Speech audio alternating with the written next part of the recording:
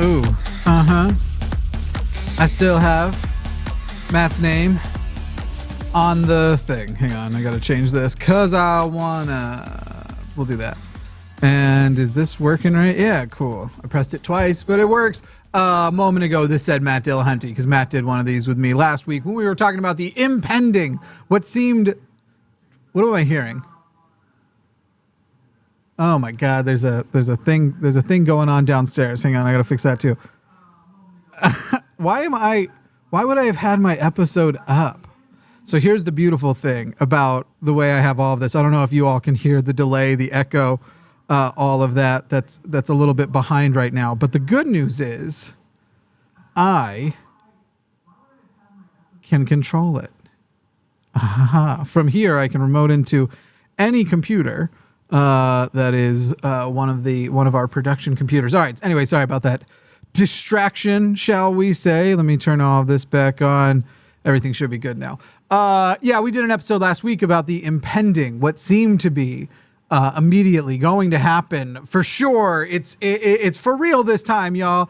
This Tuesday, Donald Trump will be arrested. Well, Tuesday came and went. No such Donald Trump arrest has happened. There are many questions as to why. It does still seem to be the case, likely, that he will be arrested maybe in the coming week. I was thinking about it, and if I am the district attorney of New York, it could have been a brilliant move. It could have been a really smart move to do that, to go, oh, everybody, there, get your pitchforks ready. We're getting ready to protest. We're getting ready. Oh, you're so mad. Oh, this is the worst thing that's ever happened. Oh, Banana Republic, all the stupid stuff they say on Twitter. And then you just go like, oh, but it ain't today. You know, it's going to reduce the number of people who show up. Right now, there's such an element of you have to do everything quickly because everything in this country has a time limit on people giving a shit. Some of them take a little bit longer, right? Like I feel like we only lost 50% of the country that initially gave a shit after the Uvalde shootings, for example. I feel like we only lost half within the first week, which is pretty high because usually it's like 3 days and you've lost 90% of your audience. In fact, the right likes to push this out for things that they dislike, but not things that they like. So it'll be like something will happen and they'll just be like, oh, look how quickly the news moved on from such and such. It's like, that's what it does that with everything. What are you talking about? The current American attention span is like 6 seconds. That's how much time you have to catch their attention. And then you get another like 2 minutes to hold it. What are you actually talking about? But anyway, it does look like to me that it is still going to happen. And if you didn't watch last week's episode, our summary was basically kind of disappointing. It's kind of disappointing that this is the thing he's going to be arrested for first.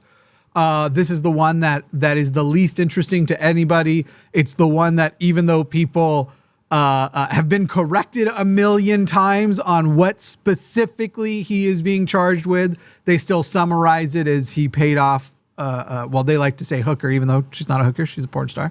They are different. They're both types of sex work, but they are technically different. Anyway, it is disappointing and hopefully there's gonna be more stuff. As far as other stuff that are on my mind, things that make me inclined to wanna, I've been interacting a lot with Mormons on about theism on Twitter. And I'm trying to make sure I'm trying to present a way in which people can call in and show me that they are as brave on air as they are on Twitter. But I'm willing to not necessarily say it has to be. It's kind of why I put a little distinction here in the comments. By the way, if you're wondering why I'm looking down, I'm like doing production stuff at the same time. So there are calls already queuing up. We'll get to calls in a second. Not one of the calls calling so far is a person trying to convert me to theism, which is the theme of today's episode. But you know, at least a couple calls are argumentative, so I guess I'll take them. I don't know if I'll be able to muster giving a shit, but we'll see what's up. I'd love to see, it doesn't have to be abrasive. As long as you come correct, as long as you come honest and you don't try to get one over. Because this is the thing. This is a very interesting thing that's happening. In fact, I was seeing it happening between, there's a person in my Twitter replies who's only replying, never replying to me, but only replying to this one person who isn't an ex-Mormon. And so the person keeps hiding behind a bunch of like bad faith arguments as though it is funny to see a way a Mormon tries to debunk an ex-Mormon versus a never Mormon, a never Mo, as they're called. It is very interesting to see the way they try to like act as though, no, where is that explicitly said? Just because it's said at the pulpit basically every Sunday, give us a citation, and then you do, and they're like, well, you're misinterpreting it. You got one person on there right now arguing that feelings does not play a significant part in faith building in the Mormon church, that it is not that they don't tell you to hearken unto feelings, when literally they do. Literally, they tell you, look, the confirmation it's called the Holy Ghost, and the Holy Ghost comes in a few different ways. Some people call it a still small voice, but it's not a literal voice. It's not like something you hear, but it's something you feel. Sometimes it's a burning in the bosom. It's all these terms, and all of them are feeling, and yeah, it's just very, very silly. Anyway, I don't know. I'll jump into some of these calls. Probably just take the ones that are currently on, but I would love to talk to a theist. That is a space theist, not an, well, no one calls it a theist. I'm an atheist. Why not? Why doesn't anybody pronounce it that way? But in the meantime, we'll see if I can muster some interest in these other arguments, even though that's not necessarily where my mind is. So speaking of calls where my mind isn't, we'll start with Nick in Ohio, a person who called in during the biblical slavery episode to make it about veganism and received a hearty roasting from me, and apparently wants to call back and relitigate that, unless you're referring to a different vegan argument that you wanted to relitigate. I called in, I think, like to the last, I guess, because I wanted it was just you. Oh, okay. Anyway, yeah, I guess I guess my position was like still and continues to be until I get anything that would counter it seriously. That basically non-veganism is just a position that is basically special pleading. Great. So no new points? Well, I mean, it's just like that's an unfalsifiable assertion. Mm-hmm. And so you seem to have a problem with that when theists make unfalsifiable assertions, but I guess you don't have a problem with that yourself? No, I just don't have a desire to relitigate it because I think that you've already had this handed to you a couple of times. So anyway, you're a vegan. You're going to stay a vegan. You think that I should be a vegan, and if I don't have the right to make a claim to what? I guess that unfalsifiable assertions need backing up. Tight. All right, cool. Thanks for the call. I just don't care. All right. Sorry, Nick. Maybe another day. Okay. I'll tell you. Look, man, I get it. I just don't care. Maybe a day will come where I'm like, all right, all you vegan callers who want to pile on, let's do the vegan day. But boy, I just can't bring myself to it. I just can't. But cool. Good luck, man. Don't pretend to be better than a theist in that regard, then. Yeah. That's what I'm saying. I'll just pretend. You're trying. I get it. You're trying to provoke it into a longer conversation but it's just not going to happen. All right. See you, Nick. All right. I just don't care. I just don't care. I've already engaged the topic. The points when we took it longer last time weren't great. The stuff about biblical slavery sort of showed to me the character of a person who's just like, I can make anything about this. Everything. Literally everything. I don't believe that Nick yet comes from a place of being able to consider he's wrong. But by the way, I don't want to not. So the funny thing is, when you talk about two opposing positions, because one is sort of in a philosophically weaker spot in a way, they mistake that for, therefore, my ideology you must adopt entirely. Because I don't think he should stop being vegan, right? I have no goal to make him stop being vegan. I still hold sort of the position I stole from Matt. I think it's morally virtuous to be vegan. That's sweet and everything. I think that it's arbitrary, a lot of the lines that you draw, and that a lot of people, I'm certain I could go through anybody's life with a fine-tooth comb and figure out ways in which their dietary choices may be great, but they're actually ignoring a lot of other things they could make changes to. But at the end of the day, I just don't give a fuck. Just don't keep being a vegan.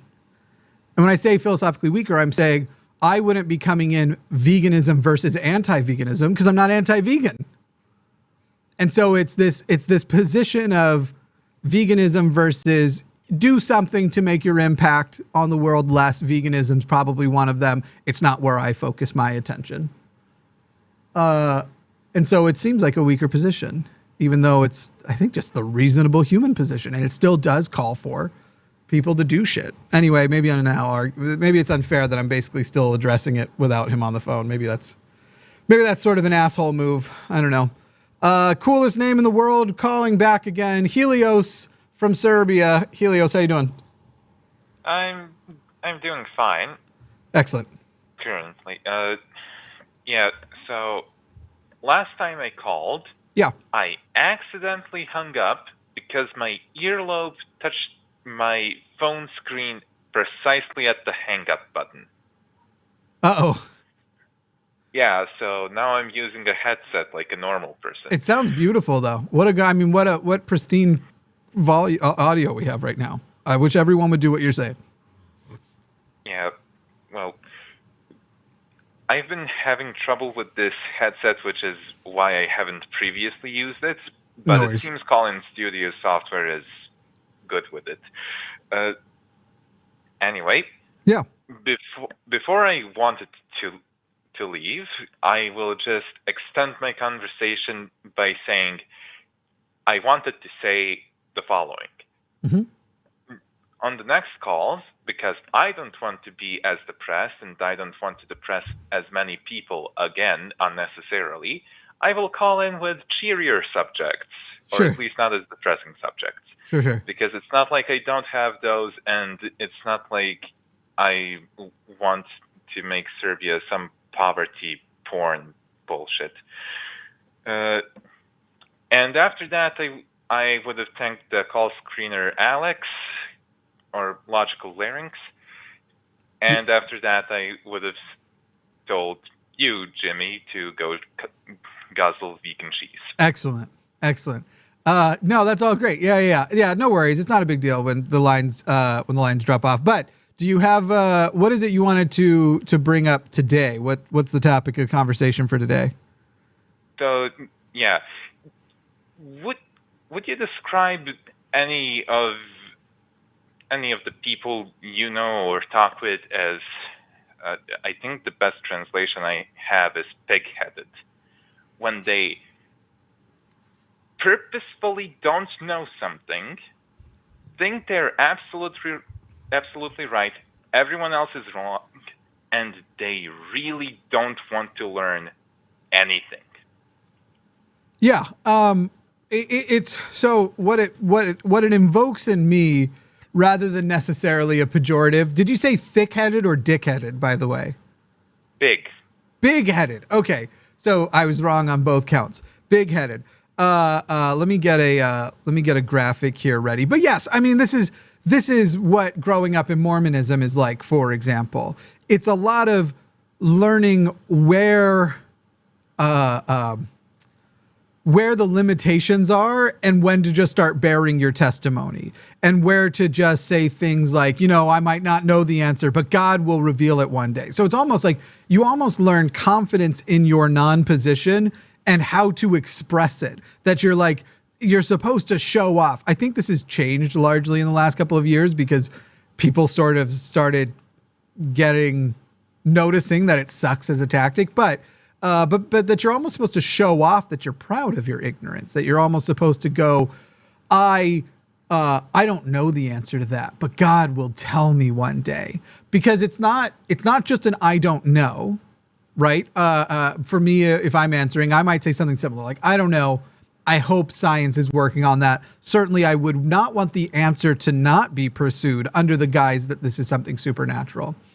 Right, exactly.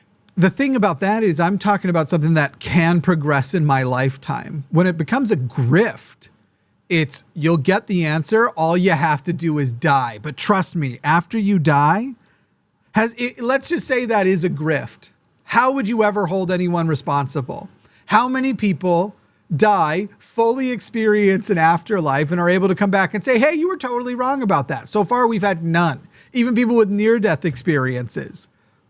They're not coming back and they're not coming back and going, well, here's what my pastor got wrong or whatever else, because there's, I think, some element of recognizing like, nah, I just had some sort of deeper type of dream than you could probably have normally in your life without drugs. But anyway, what it really reminds me of more than anything is this, and I'll just put this on the screen to look at.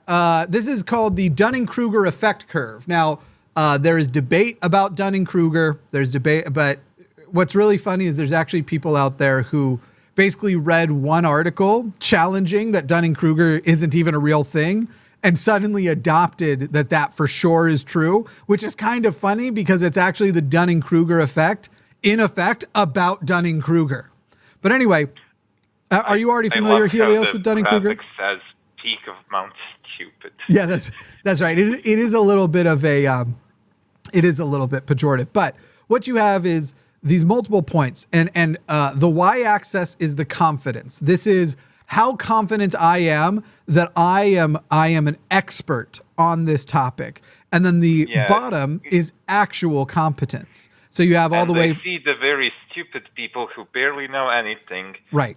Are as confident, if not more, than the guru is what it says at the bottom. You've got know nothing on one side and guru all the way to the other side. And it's a very interesting graph because it's not just something that I feel like rings true because we've seen other people who do it. I like it because I recognize parts of my past where I realize I did it. In fact, prior to an education on evolution, I this would have been years before YouTube, but any education on evolution, I'm sure I got to a point where I just knew like some of the keynotes, some of the like basic things, and my confidence shot up. And then you start to get challenges and stuff. And if you're honest and you actually allow those challenges to come in, the confidence starts to come down and you sort of recognize it. Dunning-Kruger, the beautiful thing about Dunning-Kruger isn't that we're just saying there's a bunch of people at the end of Mount Stupid. We're actually saying that's a stop, right? If your x-axis there, the bottom one, isn't just a competence, but a establishment of time, how much time has gone on since you've been introduced to that topic. Peak of Mount Stupid, you could almost say, is a natural place for a person to end up. And I actually find it beautiful that the whole concept is you actually will one day, if you pursue it, deserve to call yourself competent, and you will deserve the confidence level if you only pursue the competence. Because I feel like a lot of people only use Dunning-Kruger to look at like, oh, look at where all these idiots are. But I like to look at it as look at where all these idiots are, but look at where they have the potential to go. And so if you just have, again here, if you're arguing with people on Twitter and they're at the peak of Mount Stupid, which I feel like is where I am with a lot of people who I'm arguing with on Twitter, the peak of Mount Stupid comes before the valley of despair and then the slope of enlightenment and the plateau of sustainability. There is the potential that the peak of Mount Stupid is just to stop along their journey, which is why I think those conversations are worth pursuing to some degree for even the individuals having the arguments, not for their current self, but the potential of their future self. Now, whether or not I will be a significant part of what enlightens them as they go on their journey of enlightenment, that's obviously debatable. But I don't know. I find the dick-headedness or the thick-headedness or the big-headedness that you're describing as something that still gives me hope because I've recognized where it was prior to any expertise for me on anything. Not to suggest that maybe I am an expert on anything, but if I am, I recognize my own place on those in that journey. And can have a lot of hope that there will be people who I'm interacting with now at the peak of Mount Stupid who will one day get on the slope of enlightenment. Yeah, I want to add, I have been at the peak of Mount Stupid at least 3 times in subjects and didn't know it until I confronted my knowledge, or lack thereof. Yeah. And now I know better than to be confident in anything. Yeah. Anything whatsoever. Yeah. Yeah. It's funny because I actually think the only flaw that I see with the graph, but maybe this is Dunning-Kruger myself, the plateau of sustainability matches the confidence level of the person at the peak of Mount Stupid. And yet I would suggest that most people who become guru level of anything never reach the same height of confidence that the people at the top of Mount Stupid are. I would say that there's actually a level of a humility of, not only am I aware of what I know, I'm aware of how much I don't know at this point. And that, that's the only thing I would say is slightly flawed with this. Yeah. Well, I agree wholeheartedly with that. I want to add, I had the humility and reason and want to learn more. And then I recognized what I didn't know, how I shouldn't behave, and I wanted to help other people learn more, so they wouldn't feel the shame or whatever bad thing I felt. It's being embarrassed of how little I know. The problem is they really, really, really don't want to learn anything whatsoever. Like the profession, the leader in one of the corporations is an educated, highly educated. I think she finished the equivalent of a college or university here. I can't remember her qualifications. I don't know if it's a master's or whatever. Since I know her personally and what she does, I've asked her when she was possibly grieving. I wanted to help her get through the situation easier, and I didn't know how to talk to her. So I asked, "Do you believe in a God or something similar?" She said, "Yeah, I guess so." "Do you think evolution is accurate?" And she said, "Well, it's only a theory." And that's where I kind of lost it, because I know she wouldn't have accepted me saying, "So is gravity, what's your point?" Yeah. Yeah, I mean, it's a hard situation, because if a person's dealing with grief, that's not really the time to have those discussions, in my opinion. You just kind of let go. You don't let them make... I reflected upon it. I realized it was the wrong way to go about it. It's just that I wanted to help. I didn't know how to talk to them since I don't know them very well. But it terrifies me that the person overseeing the filtration and purity of the city's water supply thinks evolution is a quote-unquote theory, as if it's any inane guess you would pull out of your ass. Right. I mean, because there's a colloquial version that has taken over. Yeah. Yeah. No, I agree. Anything else before we move on? I'm really hoping to open up some lines to get some theists in here, but we'll see what happens today. No, I understand the show structure. Sure. So, one of the people that got me into computer programming, after further discussion, he has no idea what electrons are. He thinks we are living in a simulation, continuous simulation, but he explains it very weirdly. It's not even the conventional simulation theory. It's his own weird-ass offshoot, and he reveres Elon Musk like a god. Yeah, these are usually also the people that I tend to ask, if you're wrong, how would anyone show you that? How would it be possible to prove to you that you're wrong? Do you care if you're wrong is another one. Like, hey, as far as this goes, this thing that you've presented, does it matter to you whether it's right or wrong? And then if it's wrong, how would one show that? Because it tends to be, it's really funny how like people will jump to specific things as though they are coherently a part of it. So for example, I had mentioned on Twitter during a back and forth that trans identities actually are backed by science. And somebody says, okay, which chromosome is it on? Which chromosome makes you trans or not? Which is like, oh, cool. Not the argument I made. Well done with your straw man.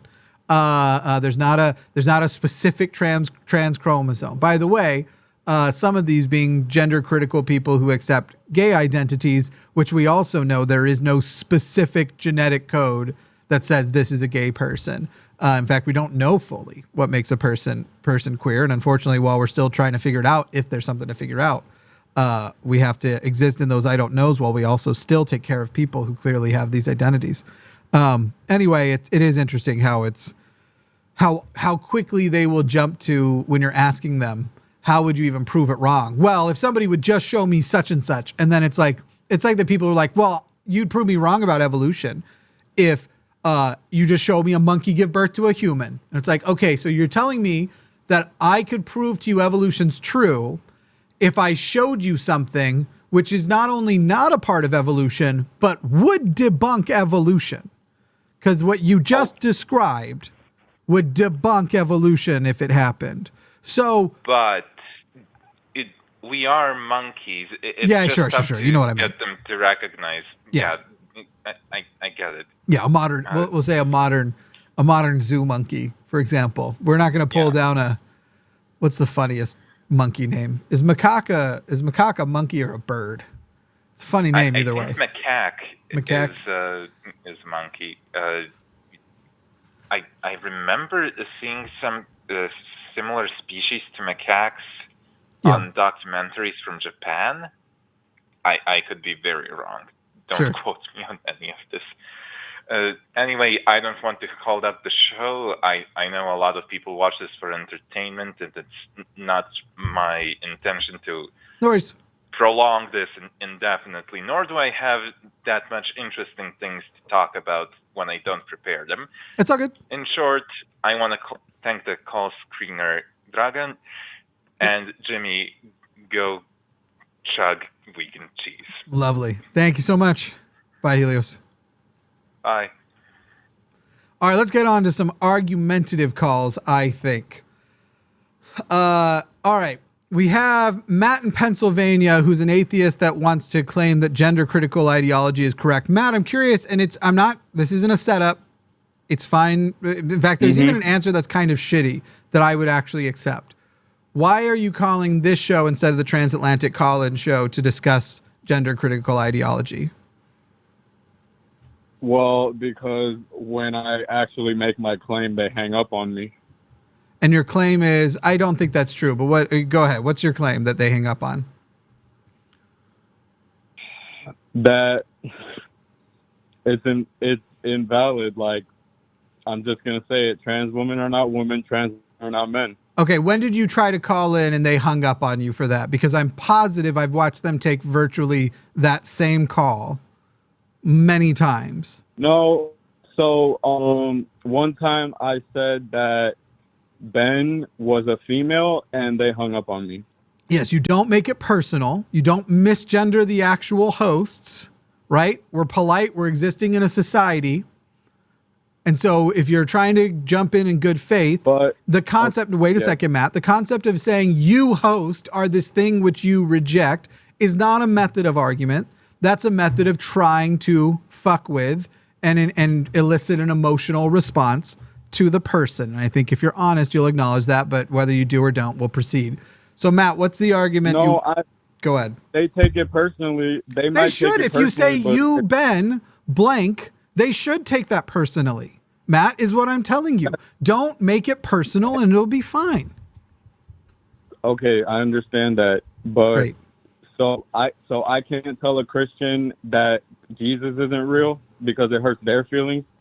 I wouldn't say to a Christian who hasn't provoked me, I'm not saying I'm incapable of this, something like, you exist in a state of delusion, or let's say that I'm talking to two people, and one of them is Bobby and the other doesn't matter, and I say, Bobby is a delusional Christian, blah, blah, blah, blah, blah. But also, we are talking about two completely different categories, something that has to do with ideology, religion, versus something that is identity, not something that you are, something that that people are largely born with. There may be some element of nature versus nurture, like with queer identities in general, but versus a choice a person makes to be a Christian. So we're also talking about two different categories. However, yes, I would tactfully, if unprovoked, not try to make it a personal attack and then pretend that I am the person who's not being taken seriously when I just was an asshole about it. Even with a Christian. Though sometimes I choose to be an asshole. You're you and I'm me. Sure. Christians are delusional. Be less of an asshole then to people personally. Saying Christians are delusional is a conversation that I think should be engaged with. If you say, Mary, you're delusional, I'm not surprised if a person takes that personally, and it puts them in a position of defensiveness where they can no longer engage at a logical position, and they're just pissed off because you've insulted them. That's the purpose of a statement being one way versus the other. Okay, I understand, but either way, whether Ben gets offended or whatever, or a Christian gets offended because I call them delusional, it's still the truth. I'm an atheist. I'm an anti-theist. I care about objective truth. I don't care about people's delusional feelings. That's what I'm trying to say. Okay, and so what is your expertise, or what do you bring to the table to defy the current medical understanding and psychology understanding?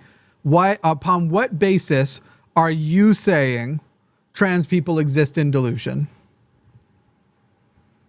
That they admit it. They say, I was born a boy or whatever. So, okay. Most people don't use that terminology, and that terminology has been largely changed to, I was assigned blank at birth. I was raised and socialized as blank. And it was through that. You can't say no, that's correct. What I just said is, I'm not telling you what is or isn't right. I'm saying your language that you said they say is largely not used anymore. If somebody still does it, it's because they're being somewhat colloquial or careless with their language. Yes, okay, but medicine has been wrong before, and I believe that it is with this particular thing. How did we find out that medicine was wrong before?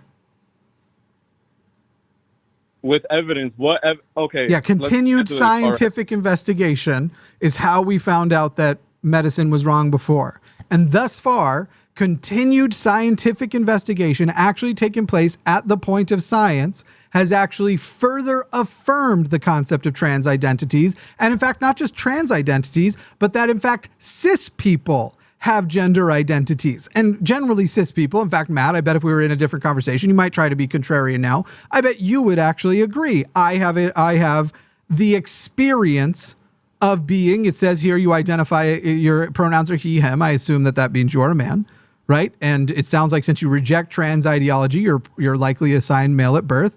No, sorry, you say reject trans ideology. I don't use the term ideology to refer to trans people. So is there anything there you want to challenge before I finish my point? Are you assigned male at birth and identify as a man, and you experience some concept of masculinity, manliness? You actually, besides being able to just look at parts of your body and go, this makes me a man, which sounds like is your methodology, you can actually say you have the experience of being a man. Is that true? No, I'm a man simply because I was observed to be a man at birth, based on my biological components. So you're saying you don't experience any identity of affirming things where you go, yes, this thing that I am doing socially, as a hobby, as an exercise, as whatever, this affirms these feelings of masculinity, of manliness. You're telling me you experience total gender apathy.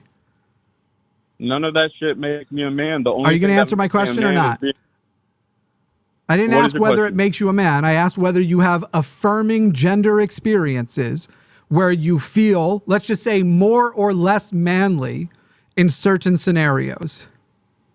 It doesn't matter how Nope. manly Answer my or question or we're not people- going to continue on. My question is, there's a reason I'm asking this question. I'm not saying this makes it true that trans people exist or not.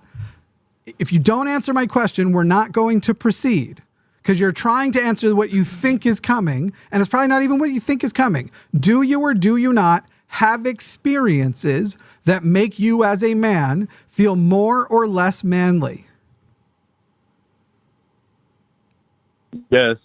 Of that course has you do. Nothing to do. Wait a That has second. nothing to do with whether I'm a man or not. Wait a second. It does have to do with the fact that your identity, your manliness can be affirmed by experience, and that your manliness, some element of it at minimum, is being experienced in your brain. And what you're describing, by the way, or what we're discussing for many people is called gender euphoria. It's the opposite of dysphoria.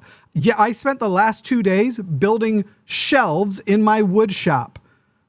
And I got sore and I got tired and I got hot and I felt like a goddamn, not just a man, but the man. It felt like an expression of my masculinity and it felt fucking great because clearly, as you've identified, there is a psychological experience that interacts with our identity at the level of sex and gender. And the fact that you can acknowledge that, but there's no correlation when you're acknowledging the core, one of the core things, because I'm not saying every trans person it's going to apply to this, but enough will, and it might even be the majority.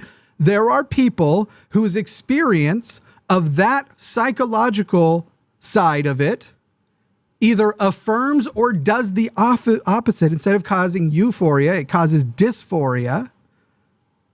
And that is where this trans thing comes from. That is where trans is coming from so many people. That which I was assigned at birth is not compatible with my psychological experience of that which I feel euphoric about and that which I feel drawn to. It's funny how you acknowledge the basis and go, but that doesn't mean trans people exist. When for what you to experience to exist almost necessitates their existence. It's kind of wild, Matt. But go ahead and rebut it. I'll give you some time to yourself and let you rebut it as you try. Right. So, wait, let me check I'm about to check the WHO definition of gender, which doesn't make sense. You're about to pull it. So you and I are having a conversation. You and I are having a conversation. Sex is real. Yes. So wait, do you have a rebuttal to anything I just said, or are you just going to say sex is real? Engage with the conversation at hand. Yeah. We're talking about sex and gender, are we not? Engage with the conversation at hand, you bad faith boob. And look, here you are, a man, but capable of simultaneously being a boob. I'm not so what?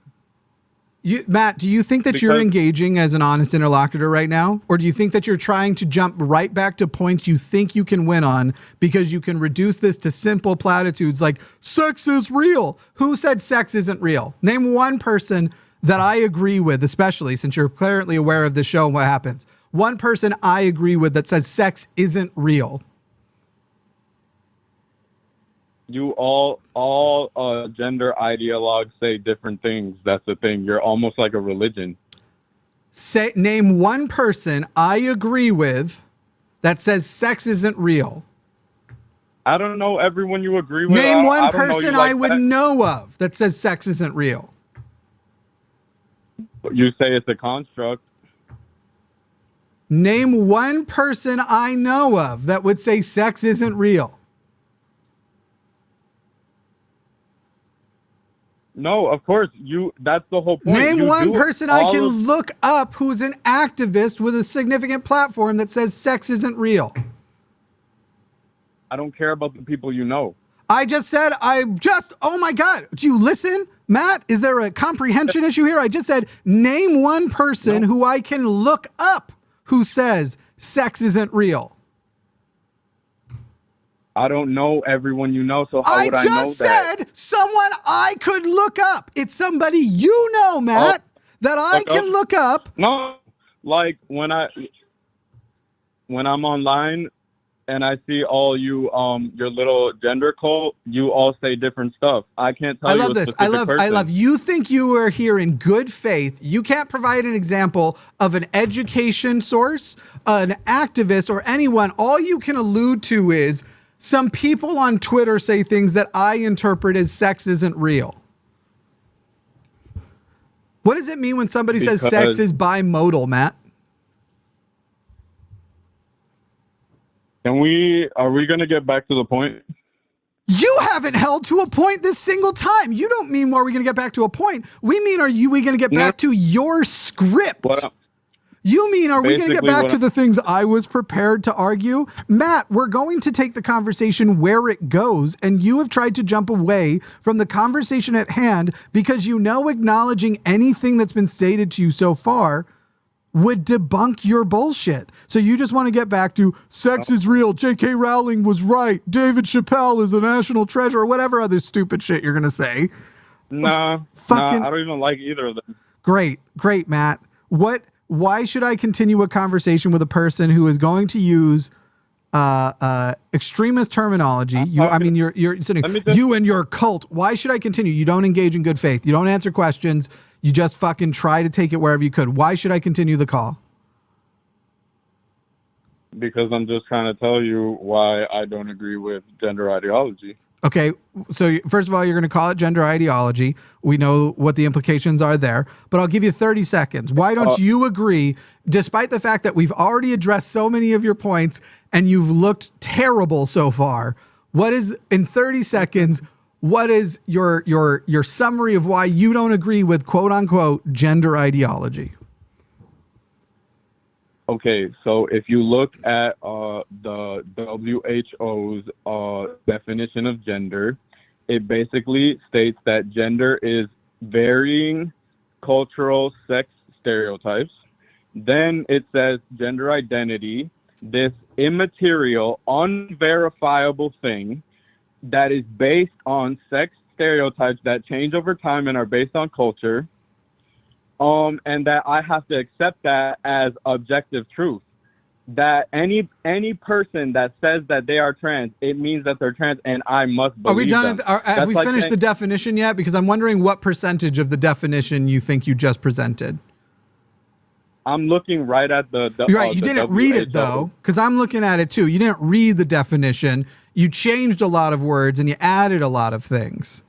Nah, okay. You want me to read it? Okay. Gender refers No, I don't want you to read it. I don't want to talk to you. Oh, no, your point's stupid. No, you don't want to read it. I don't care if we read it. Okay. It doesn't affirm your side. You said, Matt, I gave you 30 seconds to tell us why you disagree with quote unquote gender ideology, and you started with the worst type of best man's toast at a wedding. The WHO defines gender as blah blah blah blah blah blah blah, and you haven't made a point or argument that hasn't been absolutely trampled into the dust. You don't agree because it makes you feel bad. For it in some way emasculates you. That's what's really going on here, Matt. Because otherwise, just let people live their goddamn fucking lives. No. That's not it. Because like I said about religion, somebody can say that they feel God exists. Somebody can say they feel like a woman. Hey, Matt, do gay people exist? Feel like Do gay people exist? Yeah, they're people who fuck the same sex. Right. How do you verify if a person says they have never had sex with another person, but they are gay? Is their identity legitimate? Are they valid? If they tell you they're attracted, if I'm a man, Matt, if I'm a man and I say I'm attracted to that man, have I just experienced gay attraction? Okay, let me just explain to you how that's not the same thing, okay? Matt, no. You go where I go. Yes. No, because I don't care whether it's the same thing or not, because the point isn't done yet. You don't even know where I'm fucking taking it. Matt. Yeah, I do. No, you don't. Then go ahead. Do gay people who have not had sex with other people, Do they exist? Are they gay or not? I think it's obvious. Okay, great. It's obvious. How do you test for if a person is gay? By what objective means, not a person reporting that they feel that attraction, what method do you use to verify objectively, as you've just said, obvious, by the way, that a person is in fact gay? Well, I don't really know, but because the answer is you can't. There is no gene. But there is no biology right now that goes 100% of the time, or even 70% of the time, we'd still say something significant. In 70% of gay people, this gene is present, this is present, this is present. None of those things exist. But it's obvious gay people exist, right? So the complexity of human identity is a little more complicated than whether or not we can right now identify a biological factor, or do gay people not exist? Tell me, Matt, which one is it? No. Gay people, you can, since they are on camera on porn sites fucking each other. And the fact that there are people who clearly face persecution. You already addressed that non-sex having gay people exist. By the way, I can have sex with a man without being attracted to him. Anyone can. It doesn't necessarily mean a person would want to, but attraction is not inherent. So to say somebody is gay because they had sex with a man, in fact, this is a thing from the porn industry, the thing that you're citing. There are people, they used to colloquially call them gay for pay. There are porn stars who are exclusively straight in real life, but don't have hang-ups about gay sex. And so when it makes them the money, they have gay sex on camera. Not gay people. It's quite simple. I don't know that you know what that means, but go on. It's quite simple. Okay, so gay has little to nothing to do with trans, which is the okay, so you're not going to address the actual point, which is that there are things which we acknowledge are real, that at the moment, our best ability to assess is the overwhelming number of people not necessarily knowing each other. In fact, before the internet, we can go through thousands of years of history of these people existing, having some type of common experience and go, hey, we should see what best works for these people to treat them, to make them happier. We should address the fact that this common experience happens, even though there's no objective way at this moment. But when it comes to psychology and identity, that is largely what's going to be worked on by these scientists, that it will be the reports of their experience and their identity and a collection of what's common between them. Because if enough people tell you, I'm a man, and when I see men, I feel the way other people feel when they see women by their reporting, and you have the experience of being straight. I don't know, Matt, that you're straight or not. You might be queer. Whatever you are, you have the experience of what's that? I said exactly. You don't. Are you? Do you want to report? Are you straight? Are you queer? What are you? I am a homosexual. Okay, so you even exist in a space where you know that you are gay, and that there is no way to objectively prove that beyond the fact that you feel it, and enough people have reported the same feeling that it's been taken seriously by psychologists, by psychiatrists, by therapists, and has actually developed into, yes, by the way, we used to say this was a mental disease. We used to call this an ideology or an agenda. And you're sitting there going, medicine has been wrong before. But you know what else has been wrong before? Consistently fucking bigoted anti-identity culture war bullshit that have tried to keep people out of different spaces, previously on the basis of their race, on the basis of their sexual orientation, and now on the basis of their gender identity. But you want to line up with the flat earthers who say, well, science has been wrong before instead. No.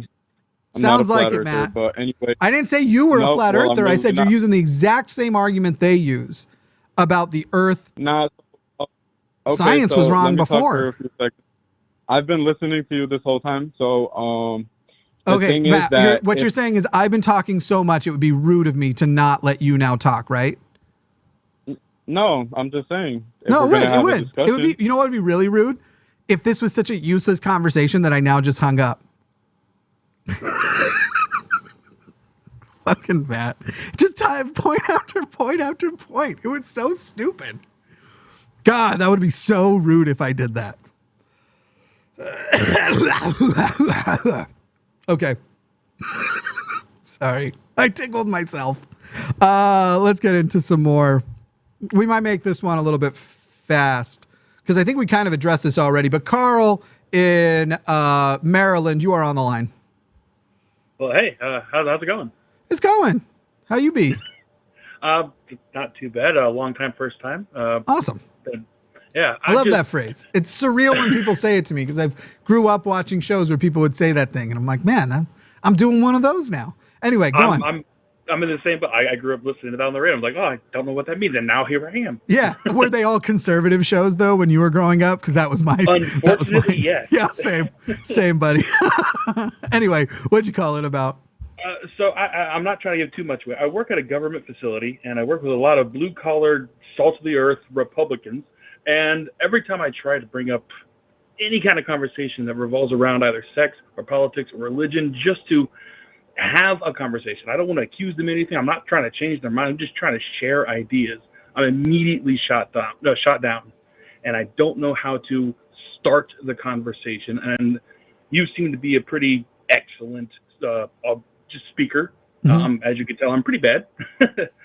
Just how do you start the conversation in order to just get them to say what they believe out loud? Yeah, that's tough, man. Because look, honestly, it sounds like, okay, online, it's hard to find people who are there to engage in good faith. Most of the time, if you are with people in person, you can find a way to get there. You can look a person in the eyes, which is hard for some of us to do. I'm not saying that as a throwaway easy, but you can look a person in the eyes and be like, look, it's me, I'm me, you're you. Let's talk about this. I want to know really. You dismiss this, I want to know really. But when you're talking about, are you talking about people that you're mostly talking to online or people that you're talking to in person? No, in person at work. Okay. And you're in America. Man, that's tough. That's even tougher because you can be right and get in trouble and get fired at work. Do you work in a space where conversations like that, there's zero risk to you if you do engage those conversations? So that's a very difficult question to answer. And the reason is I work in a predominantly ultra MAGA space.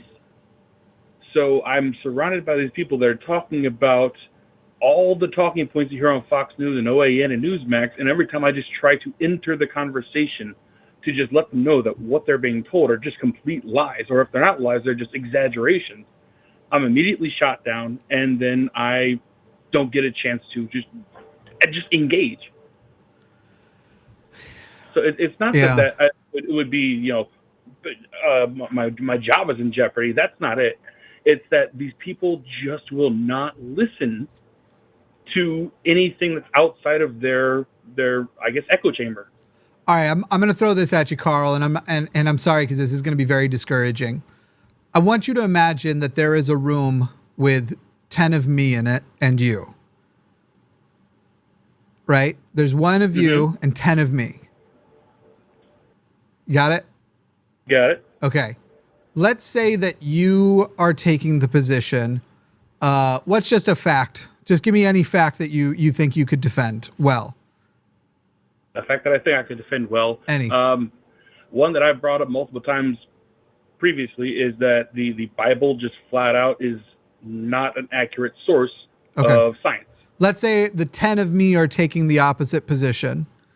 You are correct in your assertion. 10 of me are against you. You will lose. Not, you will be wrong. You will lose.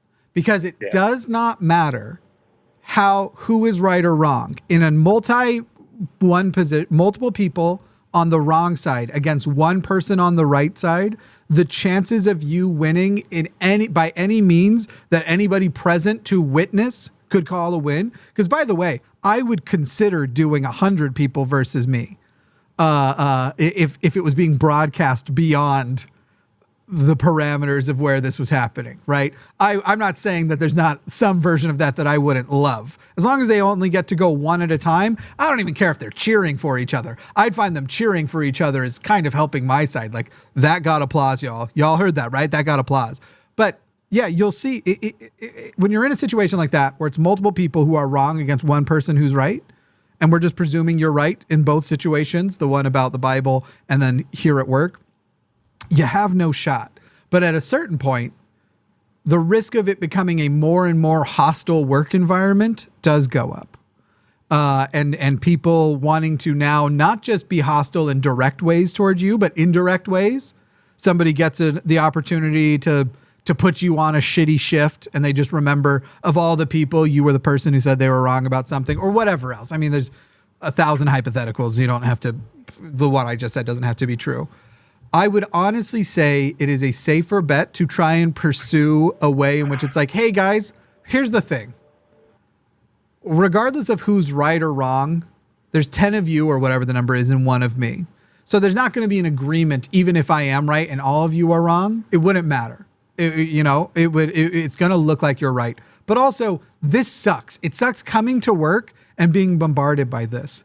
Can we talk about fish? Can we talk about fucking whatever y'all are equally into? Is this the thing it has to be about? Do I have to hate coming to work because I feel like if I speak up, I'm just going to get bombarded by not better information? Well, you maybe don't want to say it this way, but by not better information, just a lot of loud people.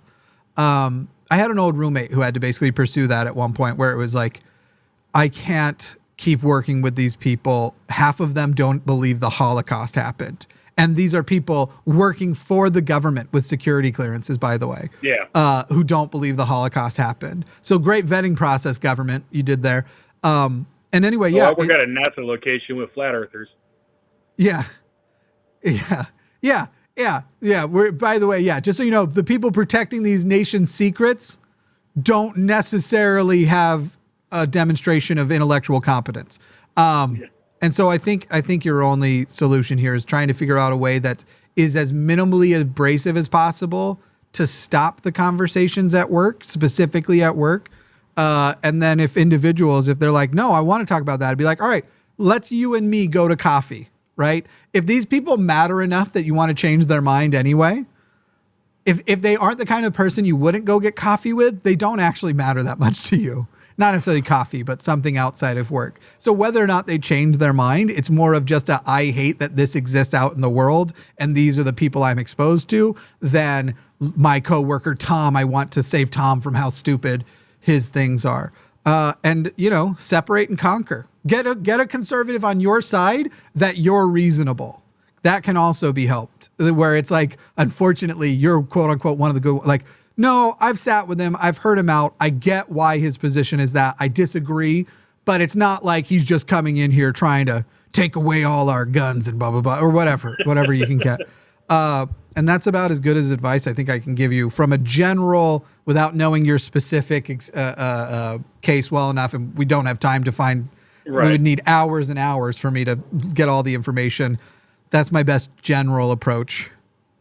Yeah, because I'm really trying to avoid just sticking my head in the sand and just letting things go on. I want to do, however small my part is, I want to do my part to at least try to move things along in the right direction. I don't know where to start. Is there anybody there you like as a person separate from their political ideology? To be fair, the majority of those guys who are spewing all this MAGA garbage, they are genuinely nice guys. They're just misinformed. Yeah. I would seriously just try and get them out of work. I think you should take the one you like the most and you get along with the most, go somewhere with them out of work, and even just say like, hey, here's the thing. I'm torn between two worlds. One, it sucks to come to work right now and hear this and feel like I just have to bite my tongue, but there's not a good way to engage with that. But two, it also sucks to hear like my position, like so-and-so, do you think I'm an unreasonable person? Do you think I would just on the basis of whatever? Or is your experience of me that I'm clearly a thinking person and I would have reasons for my stuff? And yet I'm listening to you guys repeat Tucker Carlson points as though I'm just running through life, not even competent enough to pour myself a bowl of cereal and screaming platitudes about there's 1,000 genders or whatever stupid stuff they think we're all saying. I feel like you could get, if you got one of them, not on your ideological side, but on your personal side, it would actually lead to better conversations down the road to where it's not just right now. I think if you challenge them as a group, it will resort to shouting. But I've been in situations where you have at least one person on your side and it ends up being more of a, okay, you guys all think you know what a progressive is or whatever you identify as because of the minds of Tucker Carlson. So the X number of you, let's not shout, let's not yell. You can ask me any question and I'll answer it honestly. And you make it a non-abrasive, non-confrontational thing. I mean, I'll try to bring that up. Yeah, seriously. I try and start out of work. I wouldn't do it at work. Yeah. Yeah, not at first. All right. Sorry, Well, hey, I said a ton. Did you have anything else? No, I appreciate it. And I had another question, but I'll save it for another show. No, throw it in real quick. I popped my call in, Cherry. No, if you want to throw it quick, I'll probably take it quickly. If you think it'll take a little more time to unpack, we can wait. But I'm pretty sure it'll take a long time to unpack, so I'm just going to save this one for next time. All right, tomorrow's Sunday show is an extra long episode starting at 1 p.m., and it'll be Matt and I. I may have to call in. Hell yeah. Cool. Well, thank you for taking my call, and go fuck yourself. Thanks, buddy. Bye-bye. That was a good call. That's a useful call, I think. I often am not enthused about atheist calls unless they're argumentative. Then again, the first call was an atheist argumentative call, and I just couldn't be bothered. That was a record for shortest call that didn't end with go fuck yourself, right? It was yeah. Anyway, I'm just going to keep going in order. I think, did we lose? I thought there was another argumentative call lined up here. Maybe I'm wrong. But we've got a couple theists. We've got some atheists. All right. I am going to take these ones quick. I'm just going to keep going in order that they've come in. But we've got Eugene in North Georgia. Eugene, I think I'm going to disappoint you. What's your question? It wasn't a question. It was a discussion. I just wanted to talk about it. Hello, Jimmy. Yeah. Hey, how you doing, Eugene? Well, can I address something real quick about the last conversation, though? And sure. Then if you want to let me go, you can. It's up to you. But I grew up in the South, and like 30 years been just bathed with red.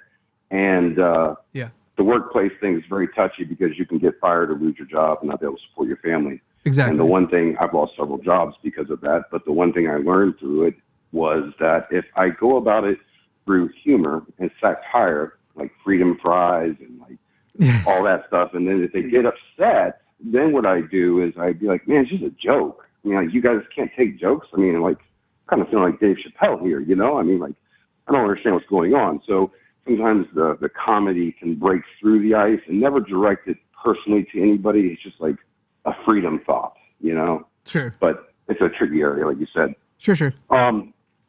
Would you like me to go on with the other thing, or you want to let me go? No, go on. Bring your topic. I know that I know your stance on guns, which I respect, and I have the same thing, but we do live in a country where guns are just like, you know, bathwater. It's just everywhere. And the one thing that drives me like up the corner is that I believe that banning guns would obviously dramatically reduce gun violence and suicide rate and all kinds of things. But in America, our rights, we can never get a ban against rights.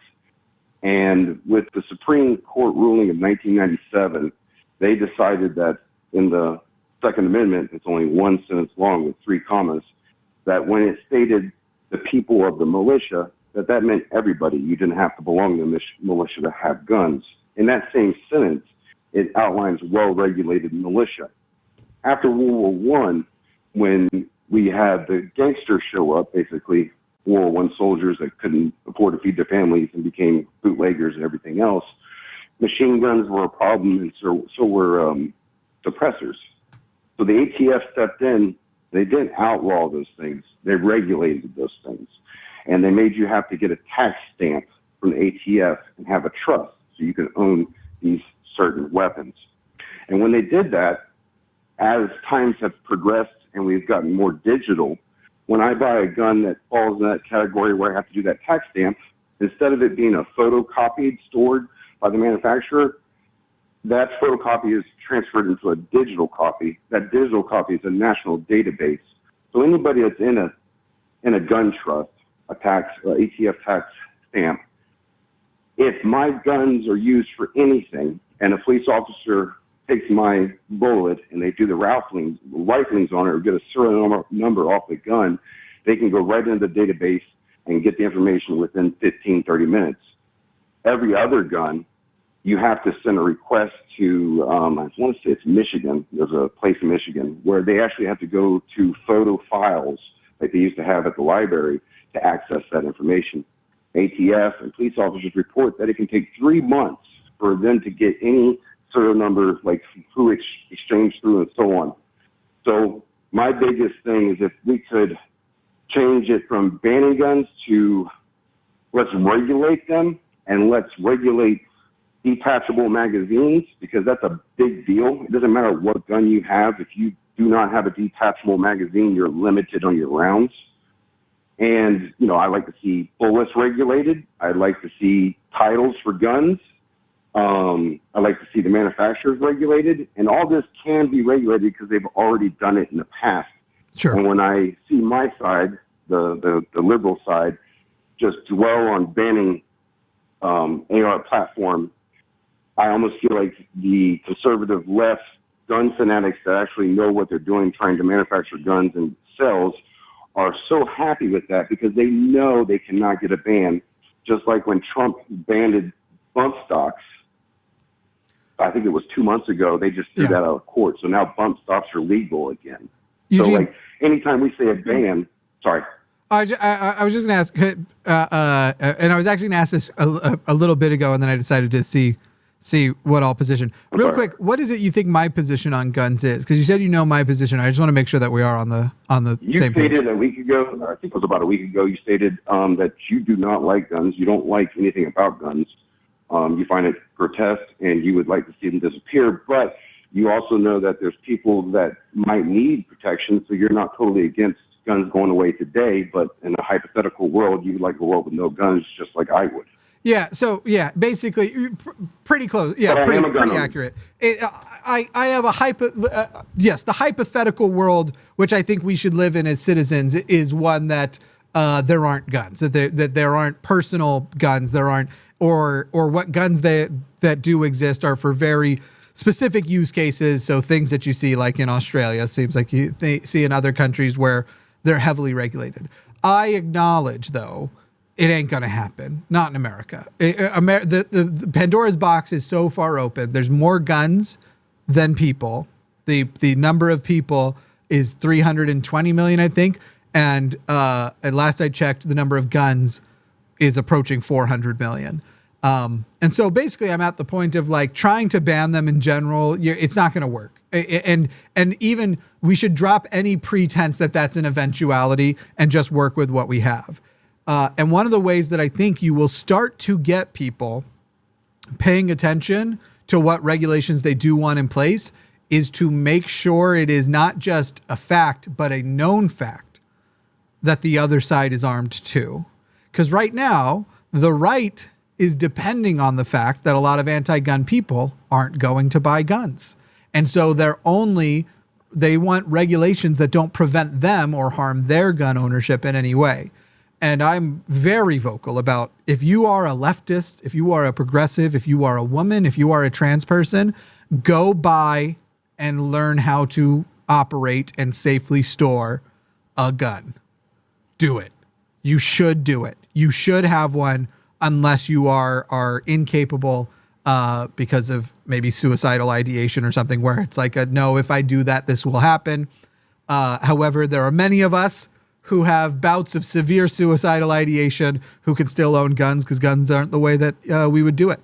And so, yeah, I am very supportive of individual gun ownership while philosophically opposed to the position, the place we basically find ourselves in. I think we live in an absolute fucking hellscape that guns on your hip in our lifetime may become necessary. It may become a thing where public gun carrying does become the default because shit's going down so fucking often, because every year it's more and more fucking often. And now it's not so much a statistically good guys with a gun or what ends bad guys with a gun. Statistically, that isn't true. And yet we may still be at a point where we're like, stop by the cops when they show up. Right. Yeah, that also happens. But yeah, you still may end up in a situation where you hope that you're one of the statistical outliers because you're just trying to shop at the fucking grocery store.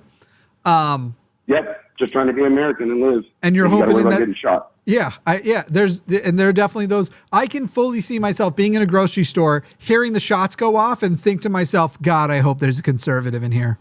I hope there's an armed fucking conservative in here ready to go. Last year. What's that? In a grocery store. I had a gun pulled on me at Christmas Eve in a grocery store last year. That's bananas. That is, that's why. Yeah, it was. It was.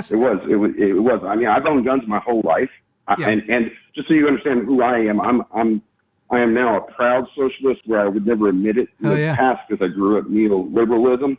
Sure. And I'm not saying I want to be communist. I mean, the ideology of socialism. I would love a democracy that's built on the ideology of socialism, but that's not the point of this conversation. No, but for me, the point of it is when I hear banning assault rifles and I look at all of the crime, the whole envelope, mass murders and mass gun violence would be reduced, but you can never get rid of the psychopath who's actually going to kill a bunch of people because he's going to do whatever it takes, like the Unabomber, and become one of the best bombers of the world that could have been, with enough time. But if you can't get guns easy, you can't just decide I'm going to wake up one morning and go and do a mass shooting. But the detached magazines, if I could just push one thing today, and that's we need to regulate detachable magazines. What year was the Unabomber caught? Do you remember? 1996. Was it, or 97? Yeah, 96. Yeah. Wouldn't it be great if these prolific serial killers, mass killers, if our last example was usually that guy from almost 30 years ago, if that was more commonly the thing, how many people did the Unabomber kill? Number. I think it was only like 5, but I can't remember for sure off the top of my head. Right. And I don't mean that like only 5. That was a wrong thing for me to say. 3 people. 3. I'm not a vegan. Killed 3 and injured 23. No. But no, I know why you said only, and I don't disagree with your use of only, because it is only 3 people now in the grand scope of things. Because it's fucked up to say that, though, man. Yeah, I get it. It's heartbreaking. But right now, it's what we're in March. Guns are, we're in March. There's 2.5 months left, I think, maybe 3 of school year. And there's a pretty high chance that multiple school shootings with a higher casualty count will happen between now and than what the Unabomber did and the end of that school year. In a fucking school, 2 kids. Yeah. And so it's kind of like, I know why you said only, because we live in a fucking gun hellscape. And unfortunately, it will get worse before it gets better. Right. Yeah. They care so much. They care so much. That's why they're doing shit about guns and not people. No brain development. Don't feed them.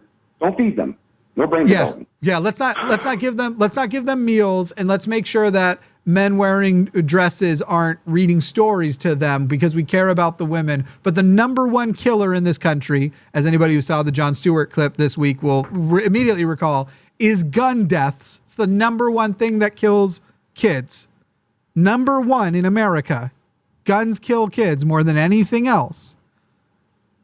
And yeah, we're definitely prioritizing the health, safety, and well-being of kids with our book bans, our drag queen story hour bans, and our discussion on, do we really have to give all kids free lunch?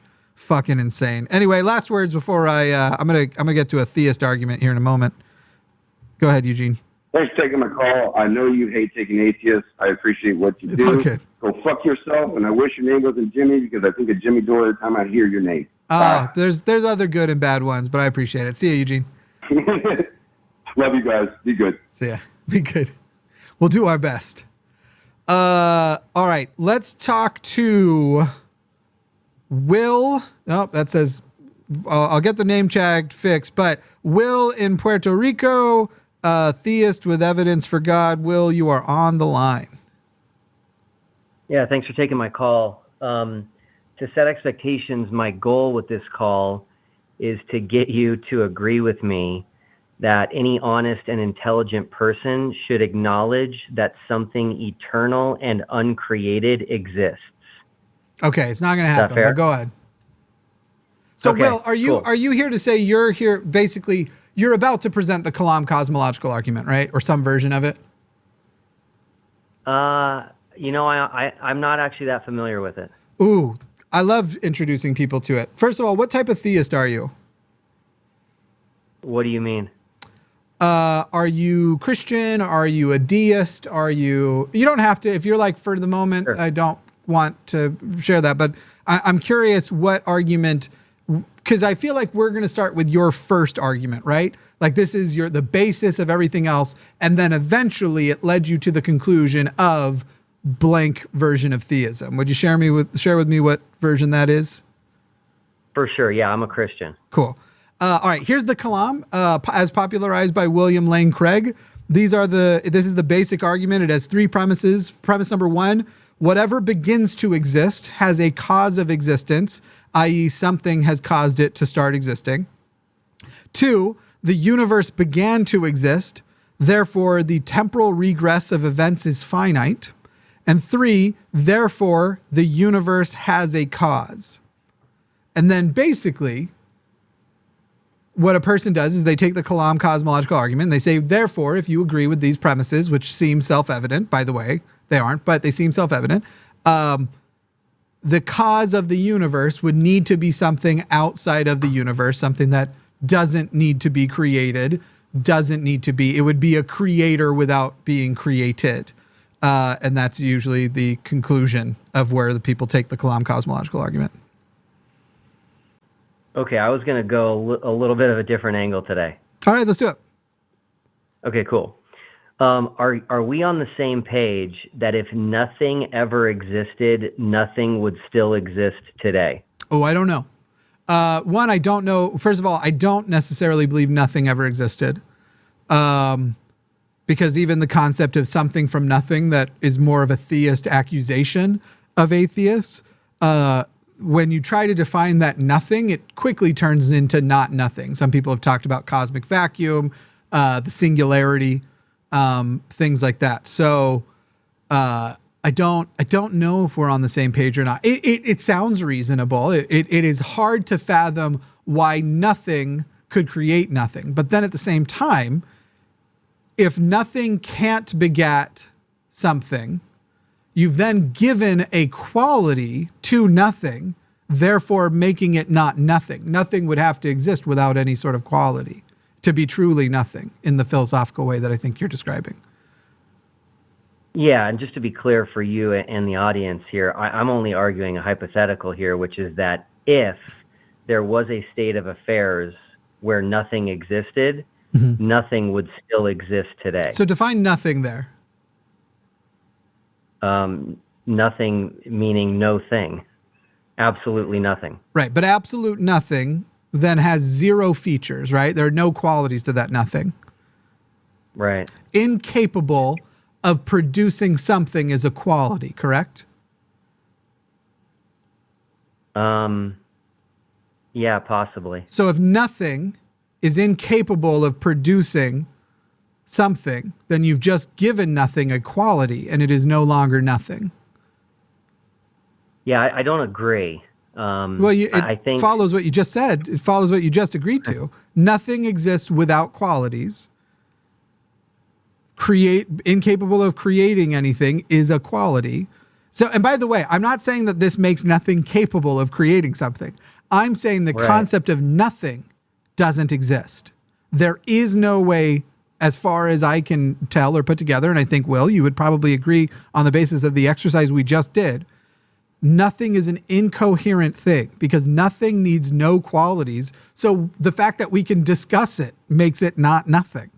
We don't have an actual concept of nothing. So I don't think I believe in the concept of nothing. This is where the first premise falls apart for me. Yeah, I think we're on the same page, actually. Cool. I'm arguing that because something exists today, there was never a state of affairs where nothing existed. Maybe. I don't know. I don't know if there was a state of, again, I couldn't, that's not a thing that I could possibly assess or take a side on. I don't necessarily, not even necessarily, I don't currently hold the position that there was once a time where nothing existed. Because I don't know that that's a coherent position. Yes. Okay. So yeah, we're tracking here. Okay. I agree with you. It sounds like our reasoning is slightly different, but yes, I agree with you. There was never a state of affairs where nothing existed, and so I'm not saying that that's my position. I'm saying I don't have a position on whether or not a state, because I don't have a coherent concept of nothing. It could be that nothing once existed. I wouldn't know how to identify or articulate that. It's impossible. Yeah, and I would argue that if there was a state of affairs where nothing existed, then nothing would still exist today because something cannot arise out of I don't know nothing. how you would make that. You just gave nothing a quality, and that's what I'm saying. Well, I'm not trying to trick you. That's a quality. You can't claim that. The moment you say nothing can or can't do something, it is no longer nothing. This is why I say there's no coherent way to describe or affirm nothing. It's not conceptually existent. Have you ever tried to mathematically prove the existence of zero? It actually doesn't exist. This is the point. Zero's not real. Zero doesn't exist. Nothing doesn't actually exist conceptually. So I get we're not far from each other, but we have a claim. You have a claim and I don't. I can't have a claim. Sure. So go ahead and proceed as I guess you liked, as you were hoping to proceed. Yeah, I definitely will. But I do think for most people, they can conceptualize the idea that if there was a state of affairs where nothing existed, that then nothing would change. Nothing and that would be their flaw. By the way, that would be a mistake that would be sort of the flaw of common sense. Many things aren't common, and certainly the very secret to the universe. Why should it be common sense?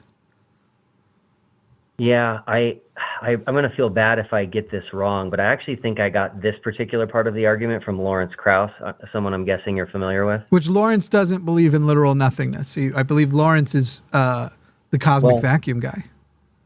Well, I haven't claimed that literal nothingness has ever existed. I'm actually arguing the opposite, which is that if it did hypothetically, then there would still be nothing today. Okay. I don't agree, but that's fine. I don't think it stops you from proceeding, right? Or does it?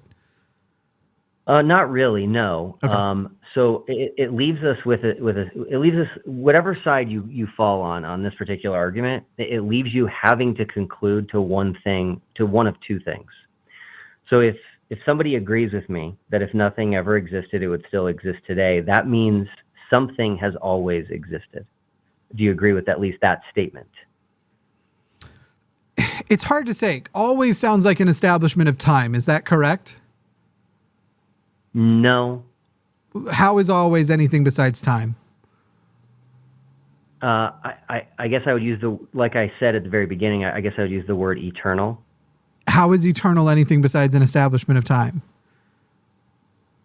Even if it's infinite time, how is it either of those things? Yeah, I do actually have some interesting opinions on the ontology of time. But it doesn't really, always and eternal are both establishments of time in some method, right?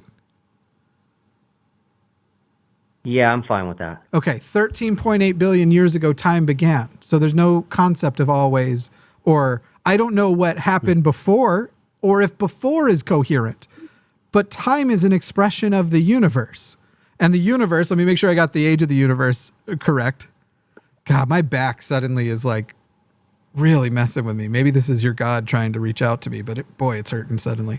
13.7 billion. I was off by 0.1 billion. I'm very, very sorry about that. My 0.1 billion variance. Time, the expression of time in the universe began 13.8 billion years ago. I disagree with that, by the way. Well, but that's okay. I don't know how to disagree with that because we can see right now and prove as a function that the universe currently functions as matter and time, right? We can see that gravity is conceptually the fact that like if we could take a rocket right now and get it close to the speed of light and just fly it for 5 years or 2.5 years one direction, 2.5 years back toward Earth, the people who get off passing 5 years of time relative to them, they've got a clock, it's seconds, they're seeing it go 5 years of time. They got off that rocket and it's either hundreds, it might be thousands of years have passed on Earth, also shows relativity of time. And by the way, we have proven that concept with micro amounts of time, not we don't yet have that rocket, but we can show that time passes differently for, say, an astronaut who's going. So time is relative. Time's an expression of the universe. Always and eternal are expressions of time. And time conceptually, as far as we know, again, I can't speak to the moment before that because I don't know if before exists. But 13.7 odd billion years ago, with a variance of 200 million years, time began. And I don't know upon what basis you disagree with that, Will. I disagree with that for a lot of reasons. Okay. Two of them would be, I believe there are aspects of reality that are uncreated, and time would be one of them. A couple others would be math and logic. I also don't think time is created in the creator style. I think time, again, it's sort of in the same way that I suspect a naturalistic explanation for the Big Bang without knowing what it is. Same thing goes for humankind and or just animals in general. I expect a naturalistic explanation for abiogenesis. It isn't why there is time may have no answer, but if it does, the answer is 13.7 billion and maybe 1 second prior years ago. Very strange, some of the arguments you're making to me, but Will, go on. I'm sorry. It is interesting at the very least.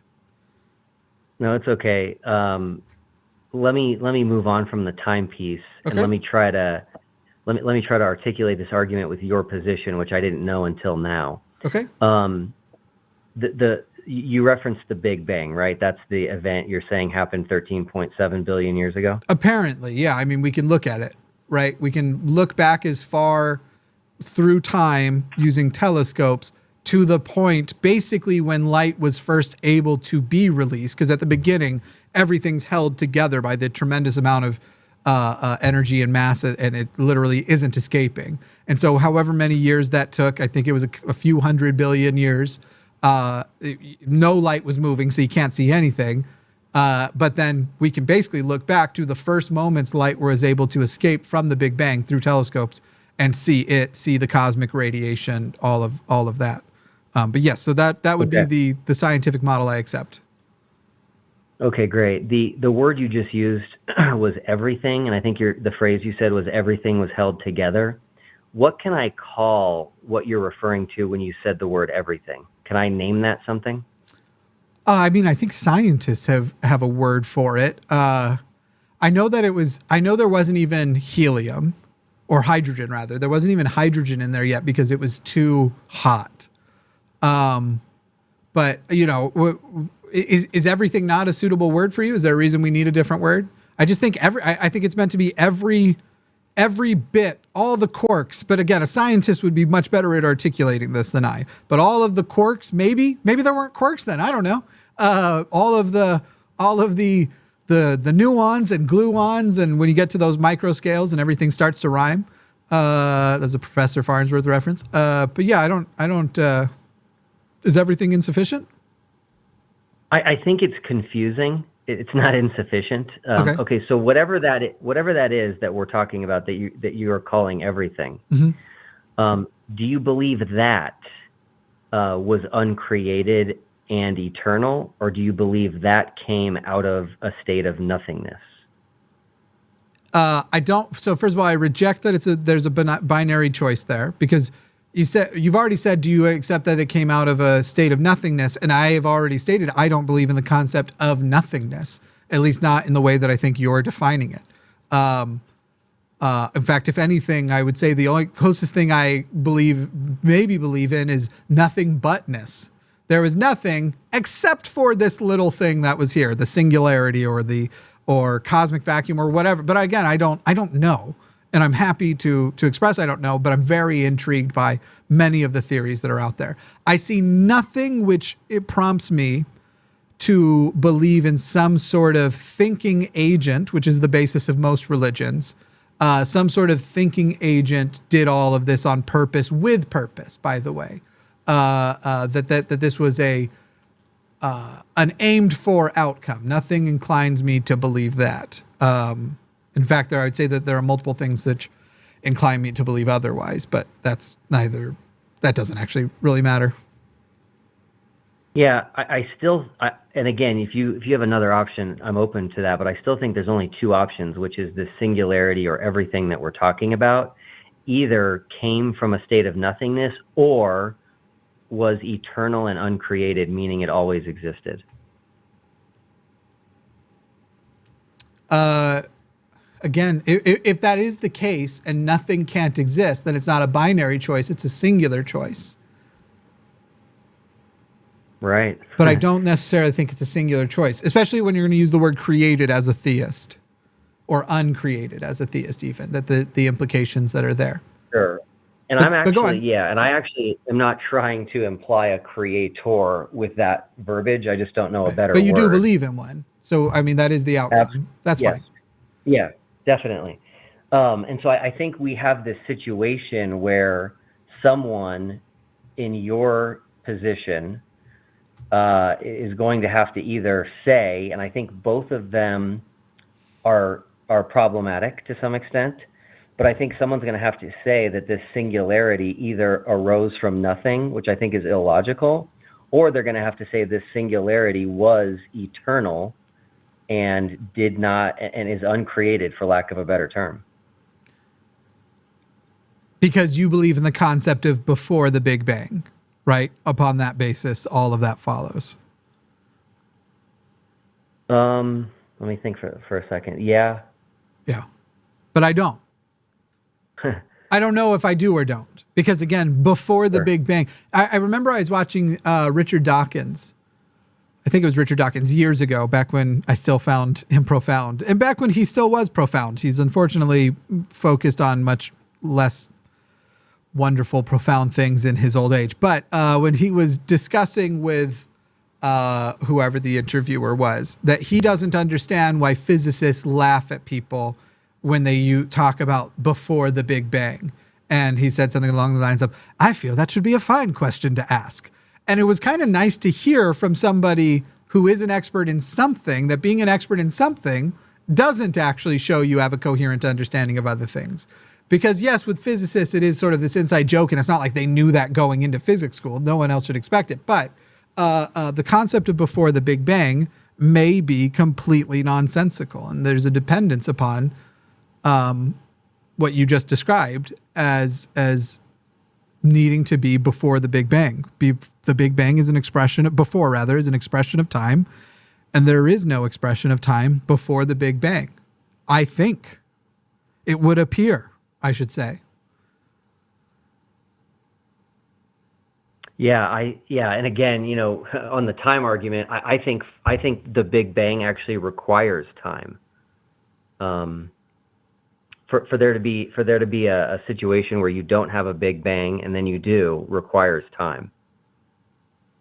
I think what you just said is true. For there to be a situation where you don't and then you do, but we don't know that that's the situation. Do you know what I'm saying? I think what's happening here, Will, is I'm living in the I don't knows, and in the what we do know isn't compatible with a lot of common sense establishments, like before the Big Bang.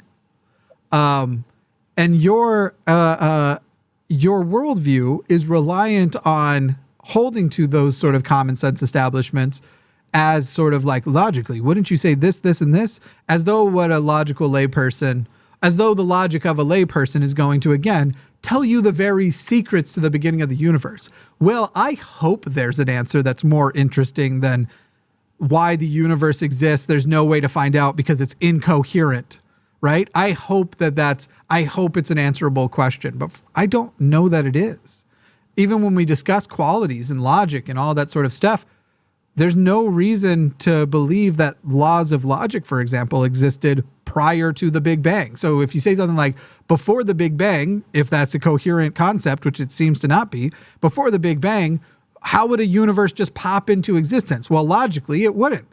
But logic and the laws of logic are a quality of our universe. So if prior to the Big Bang, the laws of logic were not needed to be lived by, colloquially using that term lived, not in its literal way, it wouldn't be restricted by that. But that doesn't feel great. That sounds like magic too. But again, it doesn't, we're talking about a concept of before the Big Bang, which is apparently entirely incoherent. Well, I hope you can appreciate something. Christians are often accused of indoctrinating their children. I think probably everyone indoctrinates their kids to some extent. But when it comes to discussing origins, such as the conversation we're having, what my wife and I have done with our kids is we present this in a way that they can understand it. And it's very simply laid out. And we first get them to understand that if nothing ever existed, then nothing would still exist today. They can comprehend that. I personally can comprehend that. And so then that leaves us with the situation of, okay, so then something has always existed. And we tell them the two main, options out there right now are that something that's always existed is either God or it's this singularity that we are referring to as everything. See, I don't agree. I don't agree that that's the reasonable approach with children, but I'm not going to tell you you're a bad parent or anything. And two, I don't agree with your propositions. Always is an establishment of time. So always means for the last 13.7 billion years, and the concept of preceding that. And I don't think that you just go with you teach your kids whatever you can comprehend. I think that people in the past who taught that weather was an expression of God's anger, that was the limitations of what they could comprehend. And it made sense to them because of certain external factors. And I think they were wrong to do then too. I think it's right to actually express, here's our limitations and understanding. Now, Will, I don't think you're a bad parent for that. I hope that maybe the conversation today would even change a single sentence in how you would present it if you were having the conversation with them now, because you haven't disagreed except for except one or two things, and it was on the basis of it sounded mostly like it feels wrong or that doesn't hit my common sense faculties. I would hope that I still think you're doing your best as a parent, which is all one can ask for. I'm not saying you're a bad parent, but I wouldn't agree that was the reasonable thing to present your kids. And, we help them logically figure out that there's either a God or no God. Because the best you can get with any of these arguments, whether it's the Kalam, whether it's some version of everything that you just said, is to deism. And the gap between deism and Christianity is filled with many falsifiable claims, which in many cases have been falsified. Yeah. I guess I would conclude with this. By the way, I define eternal as without beginning and without end. I probably should have said that. Well, the universe definitely seems to have had a beginning. I mean, it appears to have had a beginning. Correct. Yeah. What I've been trying to pinpoint here with you and what we teach our kids is that I think there's always in someone's model, and again, if they're not sure, that's fine, but in someone's model, there's always something. And you could say, well, that something came from something else. Okay, well, then that something else is still something. So I think we always go back to it's either nothing, something came out of nothing, or something came from something that was eternal. Will, something must come from something. What is that a quality of? Where does that rule exist? That's actually not what I said. I'm saying if someone's position, if they try to argue, well, this something that I am talking about came from something else and it didn't come from nothing, then I'm saying, okay, then let's talk about that something else. I want to get back to what you believe when it comes to origins. Okay. So what I believe is I have no idea if the concept of before the Big Bang is coherent, because before is an establishment of time, and time seems to have come into existence with the Big Bang. Whether that's relative to our universe or what, I don't know. But that is apparently true. Prior, if prior does exist as a concept, I don't have any way to demonstrate that this concept of something must come from something, which regardless of if you said that was what you were claiming or not, your premises are dependent on. I have no reason to believe that if prior exists, those laws, which are qualities of our universe, would exist to whatever is prior as well. Again, I don't like that. I can't rule out. What sounds so close to magical, I don't necessarily know the difference. I don't have a reason to believe it, and I don't have a reason to, and again, I do have reason to doubt it, because the concept of before being incoherent is well defended. But I don't, I guess I don't think, let's see, we've been at this for 21 minutes. I don't want to go terribly longer. I do have a few calls that I want to get through before I end the show and take some ibuprofen, because this back thing is exacerbating.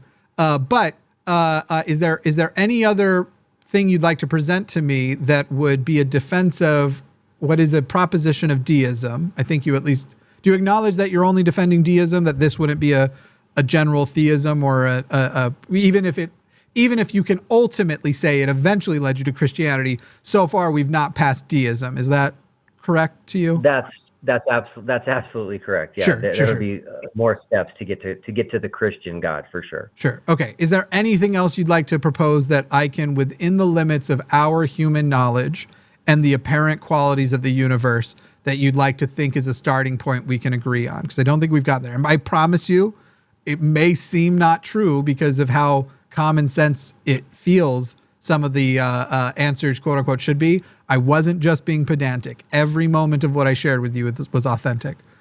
So is there anything else you want to present? No, I appreciate it. I'm grateful that you open up your line specifically for theists, and I hope it was at least fruitful for someone today. So Sure. Thank you. Will, do me a favor. You can either call back on a show where it's just me. You can call back tomorrow where it's Matt and I. You can call back on, but do call back. I'd love to hear your defenses of, if I just granted, all right, let's just say you did win the deist argument. I'm a deist now, obviously only hypothetically. I'd love to then hear, how do you get from there to Christianity? Because I actually think the gap between deism and theism is thousands of times wider than the gap from non-belief to deism. Way, way, way, way, way larger. Personally, that's how I feel. And I'd love to hear, and the reason why I'm saying do it later is because I don't think you were as prepped for that, right? It sounded like you did prepare a little bit for today's convo. I'd like to give you the opportunity to prepare for that convo as well, if you like. Okay, challenge accepted. Love it. Thank you, Will. Thanks, bye-bye. Bye.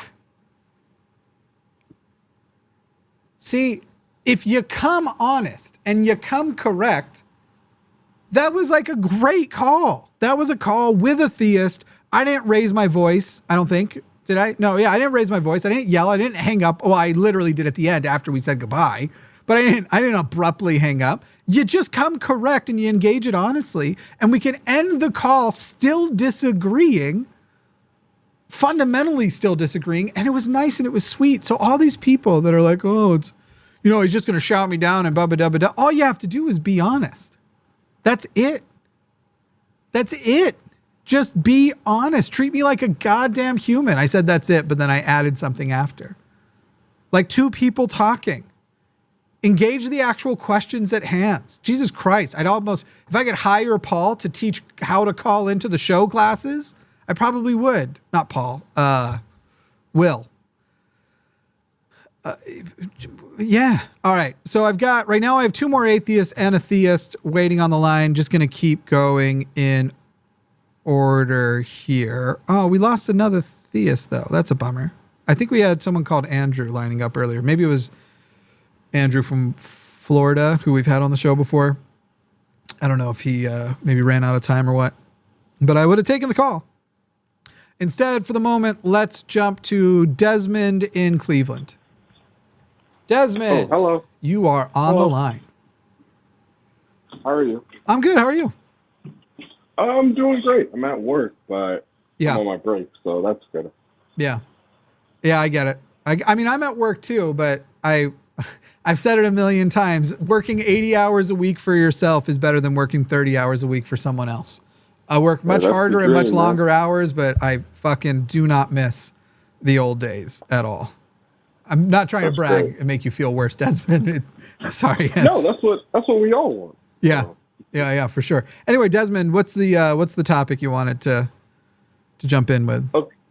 All right, so I don't know your position on this immediately, but I've been watching a lot of atheist call-in shows and a lot of arguments against Christians. I'm an atheist, just to clarify, but a lot of arguments against Christians. They'll be like, do you support slavery? And most Christians will say no, but like if one says they do support slavery, then it's basically like a own. And my position is that all slavery is not objectively immoral. All forms of it is not objectively immoral. Are we talking all human slavery is not objectively immoral? Yes. What's an example of a type of human slavery that you believe is not objectively immoral? Okay, so... Or is this an existential point that there's no objectivity into designating it as immoral? Well, it's both. I don't believe in objective morality. Okay. And I do think, like in my worldview, some forms of slavery are moral in my worldview. Okay, so let's start here. What is morality?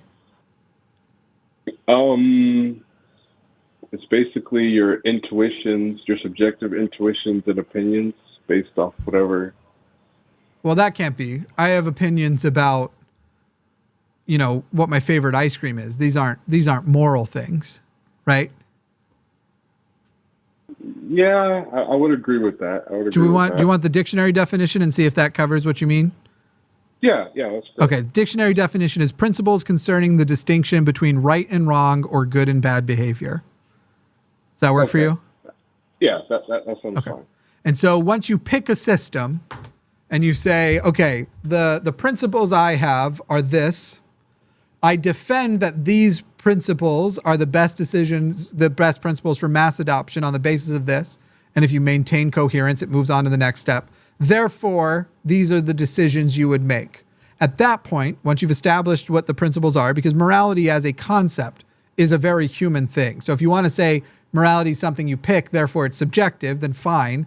But as far as you can actually defend on very logical and objective bases what morality system, what set of principles would be better for somebody, and then it would be objective whether or not a then decision or action was right or wrong, even if a person makes a mistake. So a person can say, according to my principles, it is wrong to do this, and then the consequences of not doing it or doing it end up being different than what was expected, and it turns out it would have been right or wrong to do it in the inverse. So in that way, you can say, as a secular humanist, I can use objective means to defend secular humanism against others and say, here's the benefits, here's why they're benefits. And so in that way, it's an objectively defended proposition. And I can objectively say, under that system, yes or no, this is a good or bad decision, this is right or wrong. And in those ways, the morality itself is objective. The counter from religious people is basically that objective morality would have to be something created by an outside source, dictated to humanity, and then according to that person's standard, a subject, by the way, but it's not subjective. But according to that cosmic person's standard, you either are or aren't doing what they want, which actually isn't then something that is justified as right or wrong on the basis of its merits, just on the basis of whether or not it agrees with that secondary subject. So I would actually argue that secular humanism can be defended as an objective moral source far more effectively than some sort of theistic moral system. But here I go showing people I have deep thought and don't just make dick jokes online, and I somewhat regret it. Desmond, what, according to then, are you a secular humanist? Like, what moral system, which set of principles do you think that you hold? I'm a libertarian, definitely. So, okay. That's probably it. Libertarian's more of a political position. It doesn't necessarily tell me, like, if you came across unless you're saying you're somewhat philosophically an anarchist too. If you came across, but certainly if you came across a person that was being, let's say, attacked by a chicken and you can take the chicken, are you going to let the person keep being attacked by a chicken, or does something compel you to intervene? Yeah, I definitely value human life over other animals. Okay. So what type of slavery then are you suggesting you do consider moral? Slavery for capital punishment. I think that's perfectly fine. And so what is slavery for capital punishment? It's essentially if you can become an indentured servant to the state in a prison facility instead of being put to death? I think you should be able to become an indentured servant to the people you've harmed if that harm is unpaid, like you can't pay it back. Like if you murder someone's father, I do think that you should be able to, if you want to, have that person be your indentured servant. And what is a slave then in your definition? Basically just a person or that you own, or maybe probably an animal that you own, because I would say pets are technically slaves. So right, but I thought we were focusing on humanity. So if we're saying that slavery includes animal ownership, then we're broadening the definition usually of what we're typically, and then we'd have to have an argument about whether or not animal ownership is in fact slavery or not. My dog has a much better life than I have, and yet I quote unquote own it. So it's there's certainly arguments there. We can stick to humans. That's I was just trying to be clear, but yeah, we can stick to humans. That's fine. Do you believe indentured servitude and slavery are the same thing? No, because indentured servitude usually, like, it's for a certain period of time, or I feel like a slave is just your property. It's like a car, so. And so, what rights so basically, your suggestion, Desmond, is if somebody went out and murdered my son, I should have the right, instead of having him put to death. First of all, do you believe that I should be able to choose, or the government should be able to put that person to death for murdering my son? I think you should be able to choose. So you do think death penalty should be an option there, right? Yeah. That is the craziest thing I've ever heard come out of a libertarian's mouth. And I'll tell you why, Desmond. You are asking the government to take you are telling the government, I'm comfortable with you choosing which of your citizens to kill. That is, I do not understand how a single libertarian ever, and look, I'm not saying people don't deserve to die. I somewhat think people do deserve to die. I'm saying, how can a libertarian say specifically the government should kill some of its citizens, and with these parameters? To give a government the option to kill its own citizens from a libertarian perspective. By the way, I call myself a small L libertarian socialist. I am a socialist, but as far as like, what people want to do and everything. And I'm sitting here going, you don't give the government the power to kill its citizens. You don't then give citizens the power to kill other citizens. And basically you get left with, unfortunately, even though some people deserve to die, proving who deserves to die is a difficult task. Proving a person's mental state is actually impossible so far, even though we declare this person is or isn't mentally capable. And then even with all of that, just to say the government should do this, the best result you are left with is life in prison. And unfortunately, it's one of those things where it's, even if some people deserve to die, you don't let the government kill its own citizens. That's fucking insane, in my opinion. But go on, Desmond. You can keep making your point. Oh, yeah. I agree with basically everything you said. I do think that we should have higher standards for the death penalty because, well, we should have higher standards in general for our justice system, but that's a different topic. I would never trust the government. Hey, here's our list of times you can kill your own citizens. I would never trust a government with that power. I mean, the argument can be made that governments are corrupt. I mean, I'm kind of operating off a best case scenario view. I mean, but I understand what you're saying. Mm-hmm. I'm not an anarchist. Like, I believe in government. I believe in a smaller government, but I'm not against government. So, but wait. But Desmond, is the greatest power you can give a government, or one of the greatest powers you can give a government, is or isn't it the power to kill its own citizens? I can't think of a greater power besides maybe slavery, besides something that makes you wish for death. Basically, to give a government a power greater than that would be able to give it a power that it can impose over its citizens, which makes them wish for the death thing to happen. I mean, I feel like a well-ran government could work now. The government now, probably not, because it's not the best. I think a government ran by humans can't work to the end that you're doing. But again, just on principle, we're creating a society. We're creating a government. Sorry, Desmond, I'm just hitting the same point. So let's just move on. I just can't fathom thinking a government should have the power to kill its citizens. I've never cared about this whole well, what about so-and-so? They did this and this and this. And I'm like, if they did all of that, I kind of do think they deserve to die. I don't know if that's compatible with my principles. There might be a different humanistic view that disagrees with, but do I have that impulse of going, fuck the Boston bomber? I hope he dies. And honestly, I hope it hurts at the end. Right? Like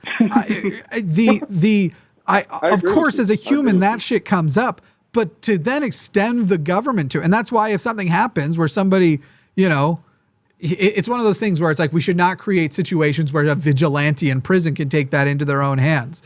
When that happens, am I sad Jeffrey Epstein died? Not even a little, but I wish he had died long enough to maybe expose some people. I feel like he died with a lot of information, but let's say he actually, wait. Just Jeffrey Epstein killed himself. Sorry. I'm giving I thought you were talking about Jeffrey Dahmer. No. Jeffrey Epstein killed himself. Or so we're told, at least. I was trying to go with an example of somebody murdered in prison, which, maybe, but, Jeffrey Dahmer, he was murdered in prison. Okay. And so at that point, I'm like, maybe don't put a lot of effort into finding who did it, but that definitely is incompatible with the actual value system and stuff. But you have to prioritize what things you take care of in what order. And Jeffrey Dahmer dying, I think, should be prioritized after recovering library book fines. Once all the library book fines have been collected, then look into the murderer of Jeffrey Dahmer, then figure that out. Back to the original point of slavery, I just don't agree. I don't think that you give the government also the power to take away the autonomy of another person, even if they did the ultimate violation of autonomy of another person by killing them. I don't. And indentured servitude is, I think, a subcategory of slavery. But what we're talking about as far as slavery is, you already said you don't think they're the same thing.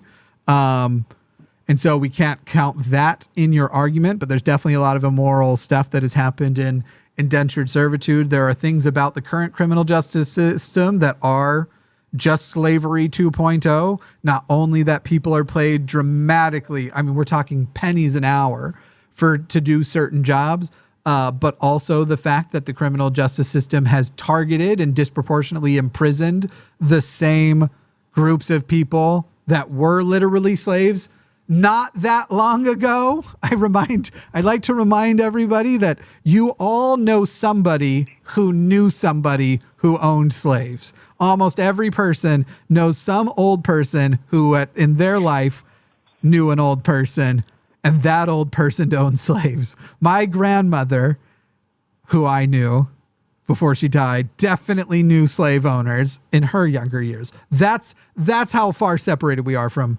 from what we typically think of with slavery and the history in this country. I can't agree with just starting here with the giving the government that power to make somebody the property of. Especially then you have to start discussing what does that entail? If somebody becomes my property because they killed my son, do I now have the right to sell and trade that property? Yes. And what rights would that person have as my property? The property. Nothing? Their property. No. So you can beat it? You can beat them? You could have right. Hey, man. You can beat your car. You can't beat your dog. You compared it to dog ownership earlier. Well, I mean, yeah, I'm not really for giving. I don't think it's any justification to give animals or pets rights. Okay, well, animal abuse is illegal. And by the way, true. even if I somehow agreed with your why do I suddenly not hear out of my left? I'm going to switch to my over-the-ear headphones. I don't think there's a way to coherently defend what you're describing, and that the system would be so ripe for abuse that you could even, if you could quantify the value of what you're doing to the person versus the value of what was done to you, you could quickly and easily, I dare say, not just a slippery slope, but a slope that was oiled and you chose to jump down it, you're going to lead to worse abuses than what put people there in the first place. Yeah, I mean, I definitely, this is like principle. I'm not going to really argue it in like practicality because it's never really been done, I think, in a moral way in like any society. Like I disavow basically all forms of slavery in the past, but I do think it's hypothetically possible to have a way where people, instead of paying debts by going to jail, you're paying debts to the actual person that you hurt. Well, So, the jail thing is just already a messed up thing because sometimes it's often referred to as the debt to society, and I don't always agree that the debt is to society. But as far as principally, are you actually repaying a debt? I don't think you are, even if. What amount of yard work could somebody do for me to make up for killing my son? These aren't actual ledgers that balance each other remotely, right?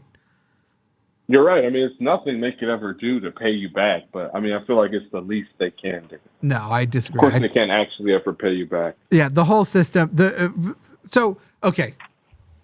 Obviously, on principle, I disagree with you. But here's another question: you're American, right? You're in Cleveland. Which American administration do you think would have managed that system non-corruptly, since its founding, George Washington to now?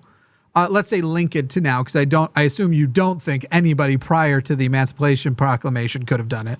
So Lincoln to now, which administration would have met that without corruption? The system that you're describing. Both of them would have corruption. All of them, you mean, right? Yeah. So even if we could come to a principled position where we described that maybe this could be, and again, I don't, but even if we could, it sounds like you're also limited by the fact that it is impossible to put an administration realistic with actual human beings in it that wouldn't have met that with corruption that would have made the system not worth it. In this country, yes. Yeah, I'm really just arguing like the morality and the principle. I am in no way arguing that it should happen in America. I think that the system you're describing is immoral without faulting you for what I think is what you're really trying to express. And what I think you're really trying to express is if somebody did something atrocious to someone else and I found out in repayment they basically kidnapped and forced that person to be their slave for the rest of their life, I would not have empathy for that person. I don't fault you for that because depending on the level of atrocity, I too wouldn't. And I would want the system to exist regardless of whether or not my empathy was compatible with my values. But if we found out that it turns out all of this time, Jim Jones has been alive and he's been in prison in the basement crocheting, dick cozies for one of the families who was murdered at his hands, or compelled to commit suicide, we should say, I would simultaneously go, we shouldn't make that legally okay, and the system should exist regardless of how I feel about it, but also fuck Jim Jones, and I don't care that happened to him, and I hope it was really unpleasant. I don't think we have to match our values to what we're capable of perfect adherence to. In fact, that would be wild to do. We should have values better than ourselves. I mean, I understand your position. I do have one more question. Would you be against indentured servitude? Yes. Why? I just put him in prison. It's too ripe for abuse. Okay. So if theoretically it was the same amount of abuse as prison, would you be okay with it? There's no point in engaging these theoreticals, because the whole point is just to get you to say, ha! See, in some way he says da-da-da-da-da-da-da. I can't imagine. So putting a person in prison is already a huge amount of a violation of autonomy, but it's justified violation of autonomy. I don't think you entertain other systems, especially where you're bringing in the people who are not just capable, but motivated to violate the person's quality of life. It sounds like work is probably asking for your attention now, so we will move on. But it's all good. All right, it was nice talking to you, man. I appreciate your show. Thanks, Desmond. All right, have a great day. Bye. Yes, Jimmy Snow. I'm not trying to be controversial here, but I'm just not pro-slavery. Sorry. Crucify me if you cancel me if you must. Let's see. Let's talk to a theist from Florida. I used to live there. But once again, my name tags are behind. Sometimes I forget to do the updates. But we are talking to Bree in Florida. Bree, you are on the line. Hey, what's up? What up? What up? How you doing? I'm good. How are you? I'm good. I'm curious. How is this your first time watching the show? Have you watched a lot of the show? Or is this new?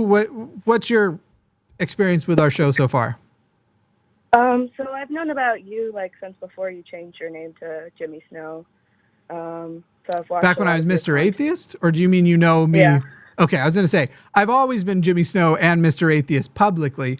My legal name is different, but it's not socially different. So Jimmy Snow is who I am in my social life as well as my personal. Nobody calls me my quote unquote legal name, and I feel no attachment to it. I thought that's what you meant. Anyway, yes, I used to also do a show called Dear Mr. Atheist as Jimmy Snow, but I get what you're saying. Yeah. Okay. And I called in to one of the people that you promoted on the line before, but I haven't talked to you before. Yeah, and the reason why I asked is that it looks like in talking to our screener, you said, I'll let you position it yourself, but you have the state, how can we say for sure that God doesn't exist if there's no incentive under capitalism to figure out that question? And I have, fundamentally, I have issues with the question. Is the question as stated what you're asking, or is there anything you want to clarify? Well, the first thing that I take issue with is when I call in, then I'm asking them, are you a theist or are you an atheist? And then I have to choose between the two of them. Mm-hmm. And you'll ask my pronouns, so I'm allowed to exist in the non-binary for that, but I'm not allowed to exist in the non-binary for theist versus atheist. Well, that's because, so look, the fact that gender is not a binary doesn't mean no binaries exist. Now, we all acknowledge that there isn't, saying you're a theist doesn't mean you're a Christian, and that there is variance within the two. But you either do or don't believe in a God, right? What's the other option? I think the other option is you're open to either answer. That's not the same. That's not open to either. I'm open to either answer. I am an atheist. I am open to either answer. Doesn't make me an atheist or a theist. I presently do not hold the belief that a God exists. Therefore, I am an atheist. I do not. You have to choose. Go ahead. So why should someone have to choose to call in?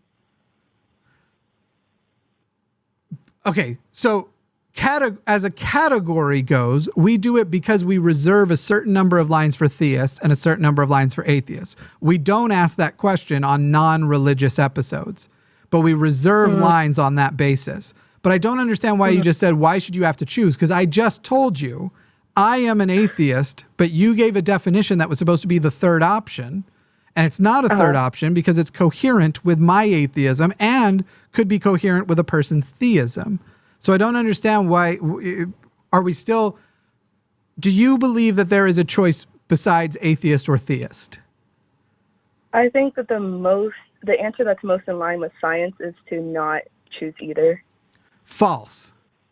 Not choosing either is not declaring whether a God exists or not is atheism. To not choose between atheist or theist is impossible. So if somebody says, is there a God? And you say, I don't believe one way or another. I don't believe there's no God, and I don't believe there is a God. You're still an atheist. If you don't hold the positive belief, no. Did you just say that's agnosticism? Yeah. No, Bree. Okay, sorry. I'm getting a little worked up. And I'm sorry. I'm going to take it down because clearly there's just a terminology issue. So I'm going to explain these terms to you, and I'm going to stop getting. You're not hostile, and I should stop acting like you're hostile. And I acknowledge that. Okay. I am an agnostic atheist. Does that coherently, does that make sense to you? I mean, it's okay for you to say that, but I think that What is the definition of atheist? I think that usually when people say or defend atheism, they're defending the fact that there is no God. No. They're not defending questioning. There's not a single person on this channel that defends the proposition except for Aron Ra. Who's that? Exactly. You don't even know him. You are describing atheism is not the proposition.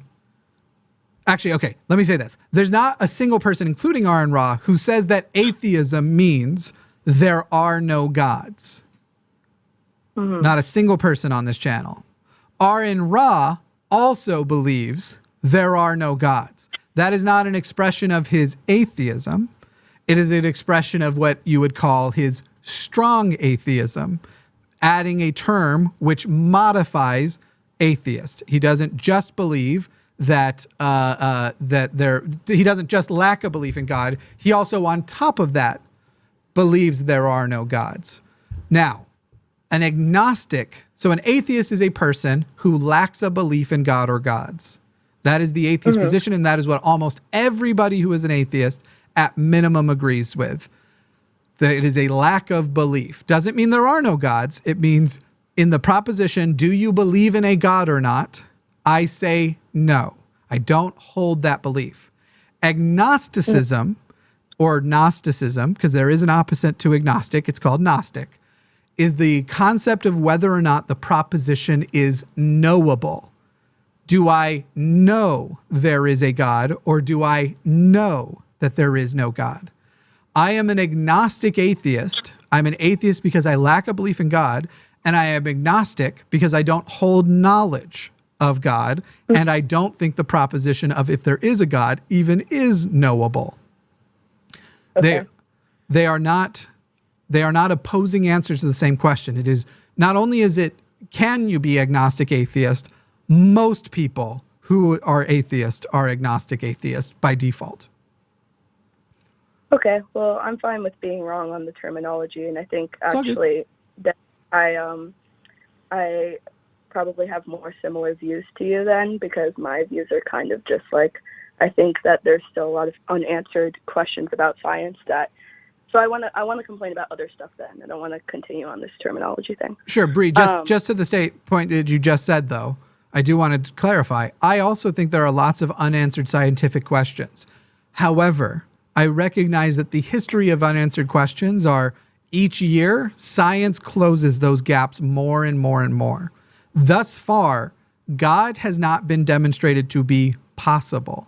So until the possibility of God is demonstrated, we shouldn't even entertain that as one of the answers for these. We should continue looking for answers as though we expect a material, natural answer. Now, the moment somebody actually demonstrates the possibility of a God, which is yet to happen, for sure, that's one of the things you list. But at the moment, if we list everything, regardless of if it's demonstrated to be possible, there's an unlimited number of things that you could put in those gaps, and God isn't the only one. Literal, like, ice cream stars with magic farts is one. Okay. I mean, I agree with you, but I agree with you in some of what you said, but some of what you said I don't agree with, in the sense that I don't think that that science right now has the correct incentive to be driving towards that answer. There isn't a profit motive to figuring out whether or not God exists. So how can what do you mean there's not a profit? What do you mean there's not a profit of figuring that out? So right now, science only should answer scientific questions. And so God would show up as an explanation. There was no profit incentive to discovering evolution. But once it was discovered, you can say people have profited since, because truth tends to be marketable. From evolution, medicine was developed. From evolution, books were written and everything else. The profit incentive, I don't know, Bree, how you can make that argument with a straight face. The religions are the most profitable, despite being called nonprofits, entities in the world. And if you can prove a God exists, suddenly everyone's going to freak out on trying to figure out which religion to give their money to. I would say there is a greater profit incentive to have corrupt scientists, quote unquote, proving God, which, by the way, we've seen them try. There is definitely a huge profit incentive. And if God as a concept was coherent, science would bring that up, would definitely bring that to bear, because at some point they would have a question that in trying to explain it, if God is the answer, they'd be left with nothing else. Well, I think what you said is kind of the issue. Is like, if the only people that are funding science to figure out this answer are corrupt. I didn't say the only. But I did say that there is a huge profit incentive for corrupt people. I don't. Then how are you going to believe that science? What's like, that? If I want to figure out, if I wanted as a scientist to figure out whether or not ghosts exist, I would be like laughed at because they would think of me as like, ghost killers, like the shows or whatever. People wouldn't take that science seriously, even if the question has like it is like a serious question, like something worth studying. You know that we've already engaged that question, and the reason why it's laughed out is because it's already, as a phenomenon, there's a perfectly natural explanation for all of it, even if individual times we can't say for sure this time it was this versus this. So I don't understand, like, yes, and if a person comes in and says, hey, how come we've already ruled out that the Earth is 6,000 years ago? They shouldn't be taken seriously. It sounds like you're saying maybe your emotional attachment to a certain claim, that emotional attachment to it should be treated with seriousness when you want to propose it. Is that your issue? Is that you believe in ghosts and you believe you should be taken more seriously by scientists on whether or not ghosts exist? I don't believe in ghosts, but I think that it's okay to believe in ghosts. I think that it's okay to want to pursue anything, and I think that it's annoying. Pursue and believe is not the same thing.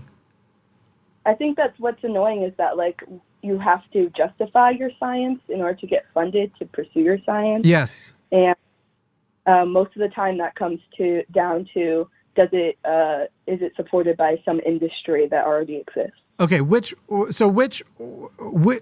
organization are you trying to get, or is it individually, funding for, and who have you been applying to, and what was your proposition that was laughed out? Or is this hypothetical? I never applied for funding. Okay, so this is a hypothetical. You believe hypothetically that if you brought a scientific proposition, not just, I want to see if ghosts are real. If you brought a scientific proposition of, I want to test this specific thing and this specific thing, I want to either affirm or rule out this thing, here is my proposal, here is the hypothesis, here is the method of observation, here is the method of testing. It is your belief on the basis of it being potentially informative on the proposition of the existence of ghosts, you would be laughed out of that serious attempt. I wouldn't be laughed out, but I probably wouldn't get any money. From what I just described, the situation I just described is what you believe is getting people rejected. Yes. I think that there's a finite amount of money, so like they choose more what's in there. Can you point me to an example of when this sort of thing has happened? Or are you just speaking existentially that you're not going to be able to get money if you believe in ghosts? Well, I can give you my reasoning for why I think it's that way. No, I don't want to hear why you think it's that way if you can't prove to me it's that way, Bree. That's what we're stuck on. It's so far, I think you are saying hypothetically, if you were to engage professionally, you would still be rejected. And I think if you were to be engaged professionally, you didn't show adherence to a prior bias. You didn't show that you were out there trying to look for the conclusion you were looking for, but actually operating as science. Because by the way, Bree, science looks to debunk itself. It works on that principle a lot harder than it works on the principle of proving it. So if you wanted to engage science with ghosts, you basically have to say, hey, here's the phenomenon that's happened. Right now, it is believed to be ghosts by this group of people, or maybe even myself. Here are the tests I would like to do to prove it isn't ghosts, and here will be the benefits of proving or disproving that, which, by the way, there would be immense ones on supernatural claims. Is that what you would be looking to do, Bree, or would you want to be given money to go prove ghosts exist? Either. Well, either isn't science. Disproving is science. Something becomes a theory because you failed to disprove it, basically. You have all of this affirming evidence, and then you have wildly tested it to disprove all of that evidence, leading to, like, the theory of evolution, for example. Mountains and mountains of evidence, mountains and mountains of peer review and experiments to try and disprove the theory of evolution, and it has succeeded to becoming a theory because it has just gotten better and better and better and can't be disproven. Yeah. It is fact. I'm not arguing like the fact that evolution is no, I know. Exists. I'm trying to explain to you how science works, because you seem to have not understood that science doesn't seek to prove. That's fine. You are you in a scientific field, Bree? I am. Which one? Do you mind? I am a mathematician. Okay. The most underfunded group in academia. Okay. And so ghosts specifically aren't something that you are seeking funding for as a mathematician? No. Okay. Is there something you are seeking funding for that you're expecting to be laughed out of if you seek grant money for it? No, I'm not at the point of where I need to be seeking funding, because I'm still completing my education. Okay. Do you have a single example then that points to a systemic problem where people are in good faith engaging in science within the parameters of what is appropriately called science, that they are seeking grant money or funding of some type and are failing to get it because they are being laughed at and dismissed as a person who has a supernatural belief?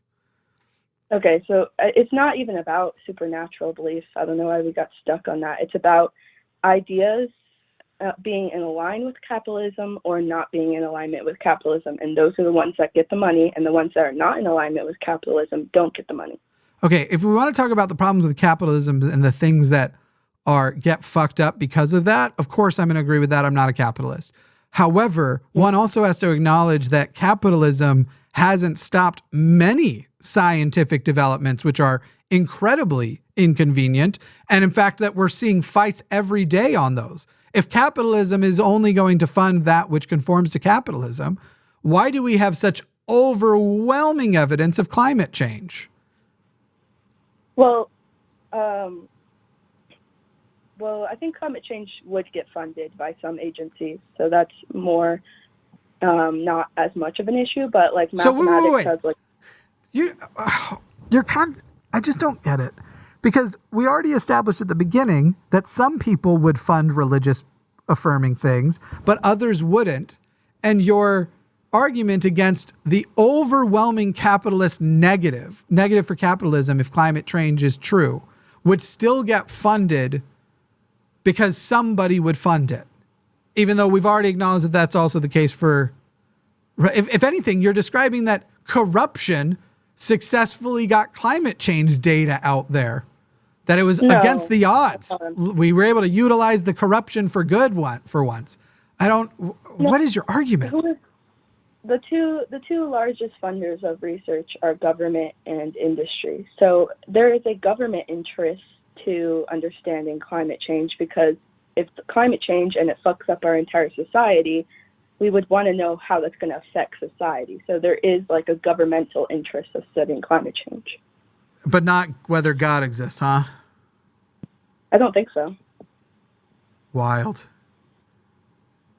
I don't know what to do with this, Bree, because it just seems like every step of the way you feel strongly about something, and I'm poking holes every time, and it doesn't seem to change a thing for you. I don't disagree. Capitalism's evil. I don't think I don't think that means we need to coddle theists who make truth claims that not only can we say haven't been scientifically shown, but there's a lot of good scientific reason to doubt them. So Christianity, for example, I don't know if Christian is the type of theist that you are, or if you only said theist because you meant agnostic atheist and didn't understand the distinction. I don't know which one. I'm Jewish. What's that? I'm Jewish. But are you religiously Jewish or ethnically Jewish? Ethnically Jewish.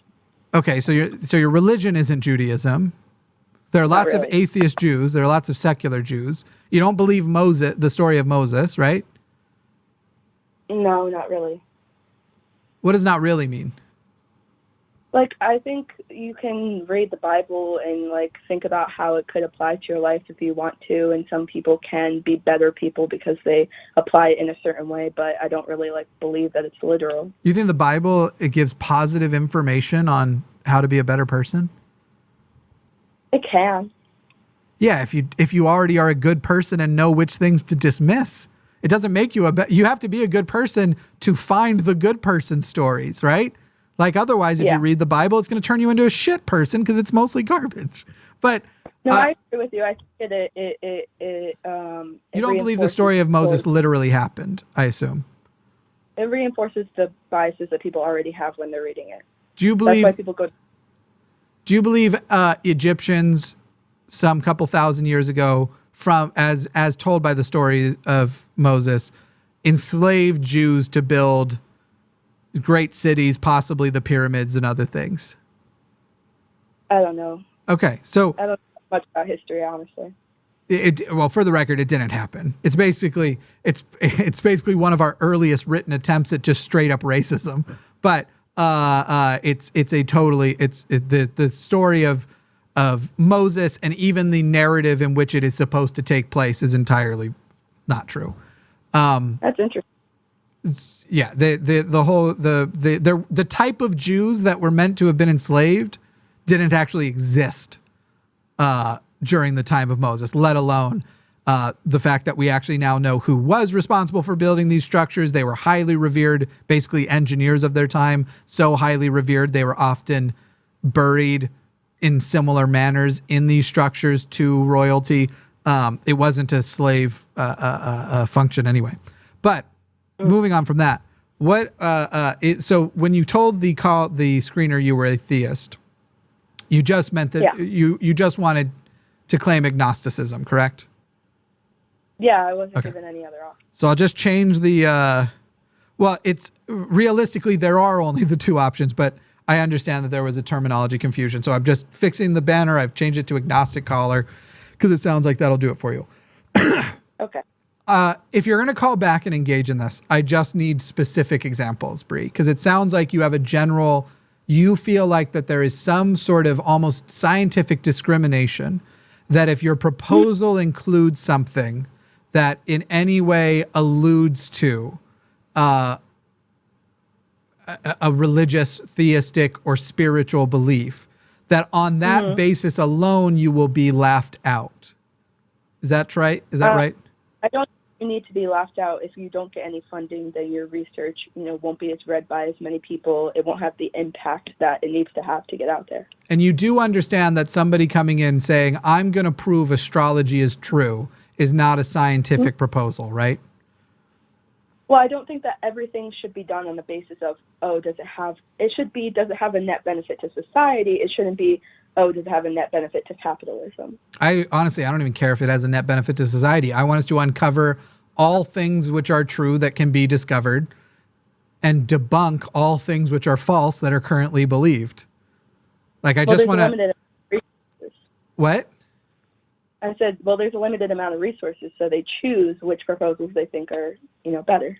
Yes, and by the way, every government has different incentives. By the way, some of what you are described is supposed to be solved even under capitalism by competition. So, for example, if there is a cure for cancer out there, one of the reasons there are a lot of people out there who are like, well, it's more financially beneficial if you don't cure cancer, but if you treat cancer for long periods of time.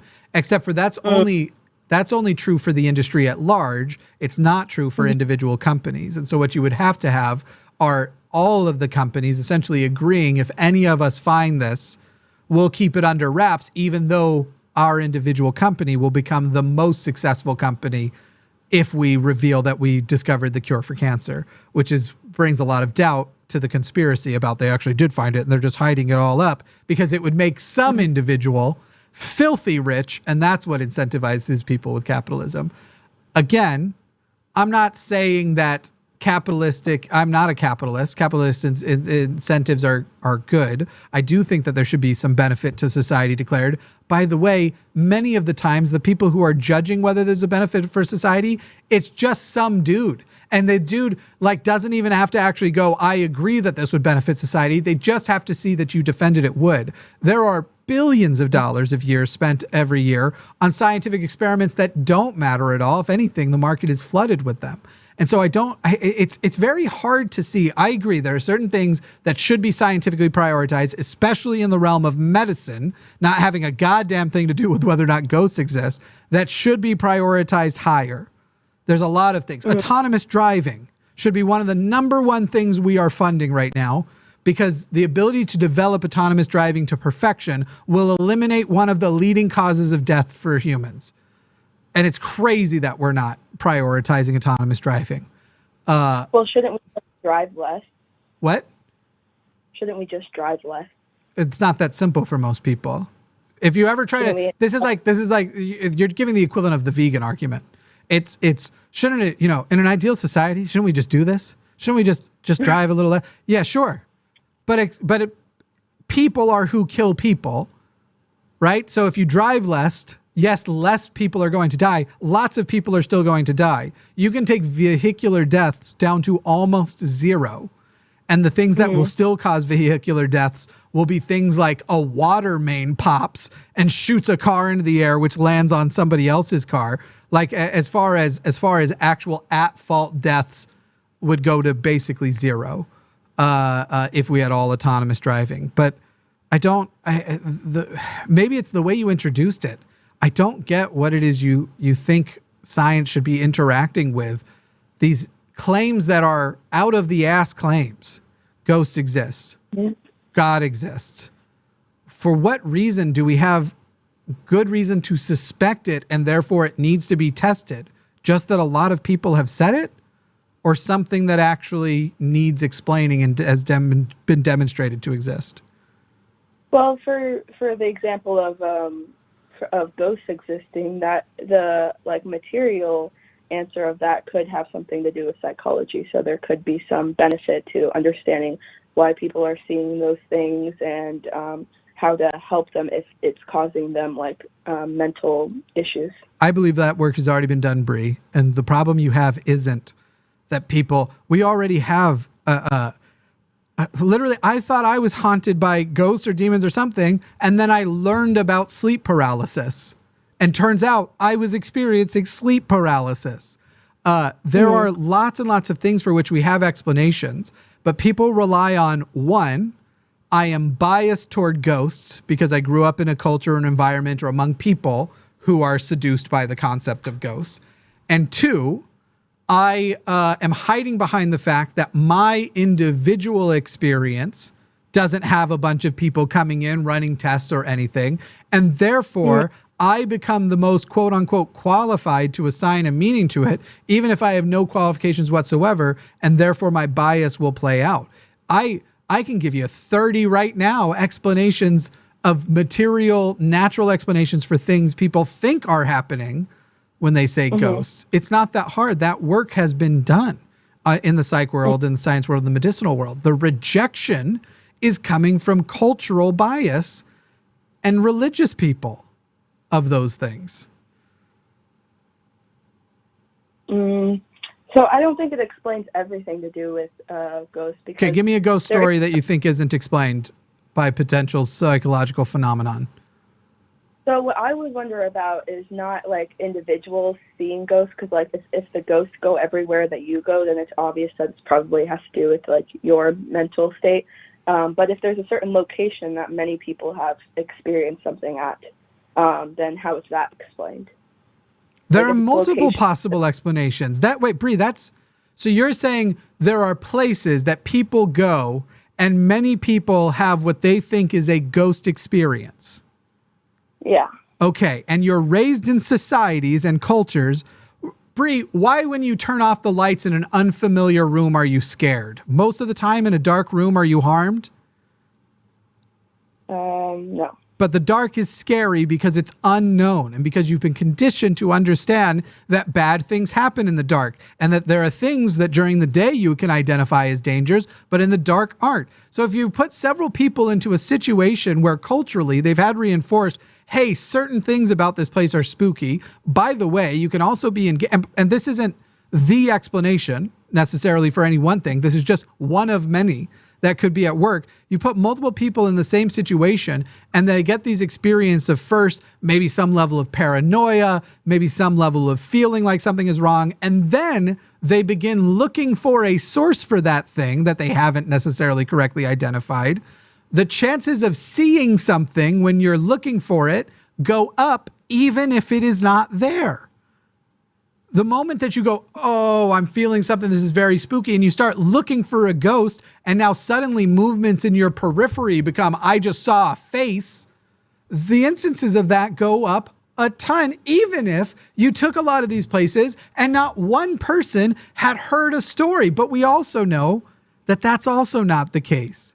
We also know that many of these haunted locations where so many people experience hauntings, the first thing they hear is from the person giving the tour or the person in the area or the brochure they were looking at before going to the place. It's widely understood. It's widely known by many people that the Atlas Theater in Cheyenne, Wyoming is haunted by a prostitute who used to work upstairs. Turns out, that's, by the way, that's a real example. Turns out never happened. Turns out the dead prostitute was a completely made up story.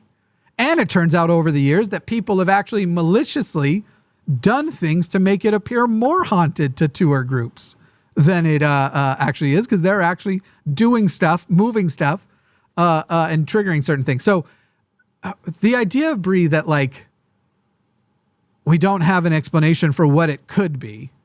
Obviously, you can't investigate every individual anecdote, but if you have lots of natural explanations and not a single supernatural explanation that's ever been shown to be true, a reasonable person goes statistically, seems most likely one of these material answers are afoot. But it doesn't have to be psychological, right? Like it could be a different material answer about the location. Can it? And yeah, because like what you said was that you like I don't know, like animals can sense like other things in the environment that humans can't. So maybe some people have the ability to like sense something. So you just explained a natural explanation. You would now need to explain it. And by the way, that kind of stuff has been funded. So literally going, hi, my hypothesis is that at this location, people are actually experiencing a raise in the electromagnetic resonance of such and such in the area. I'd like to have funding to be able to take this equipment to that area and test whether that is true or not, and then use that more generally here's the broad scale application of if we discover that's true or not. By the way, there are senses we have that we don't even know we have. We're not limited to the 5 senses, but we do have some sort of ability to detect changes in electromagnetic fields and other things of that nature. And so you're not, I don't get still how this is originally to the ghost point. Nobody's laughed out for that type of research. I said that they were laughed out, but what I mean more is that it's not prioritized. Over what? Over, I don't know, like stuff that makes rich people richer. I just fundamentally, I agree that rich people specifically go out there and pay for specific stuff, but that doesn't mean they have access to every institution that does research, and that literally what we're describing are things that have been researched. And so finding another reason why people might mistake ghosts, yes, that's going to take a lower priority than discovering whether or not vaping has a similar does similar damage to your lungs as straight up cigarettes do, which, by the way, is something that should be funded more by objective organizations, because right now it isn't objective organizations that we're getting a lot of the data from. So in that regard, I would say we need to change our priorities on those individual things. But are you complaining that there's not additional reasons being researched about why a person might be having a ghost experience, and that in an ideal society, we would have prioritized that higher over some? Do you have a specific example? I don't get it, Bree. Well, in an ideal society, we wouldn't research anything just for the interest of like capitalism. We would only investigate things which have, benefit to society. So I don't think you should prioritize investigating ghosts over medical issues. I obviously think that should take precedence. But okay, so in an ideal society, rich people wouldn't exist to be able to pay them for themselves, basically pay for funding themselves of things they'd specifically like to have research. And that would include ghost stuff, by the way. If Gwyneth Paltrow wants to prove ghosts in an ideal society, the fact that she's a billionaire doesn't get that moved up. Fine.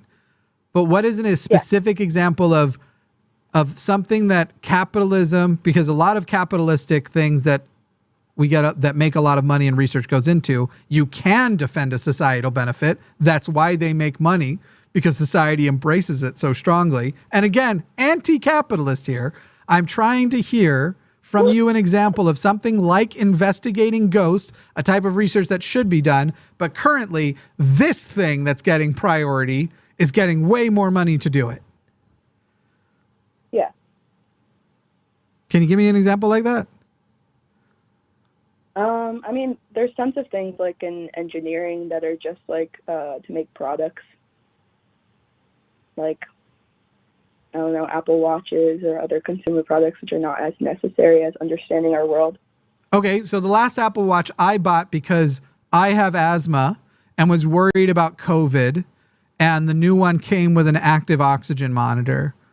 I've just defended its societal benefit. Again, not a capitalist here, but I can shut this down so quick, and so, like your example, so quick and so easy. And I can defend the benefit of the new technology in an Apple Watch way higher than we've added another possible explanation that people at an individual level will still reject for why a ghost experience happened at a location. Why does it have to come down to a ghost, though? That was your example. You said ghost things at a specific location. What example would you like me to use?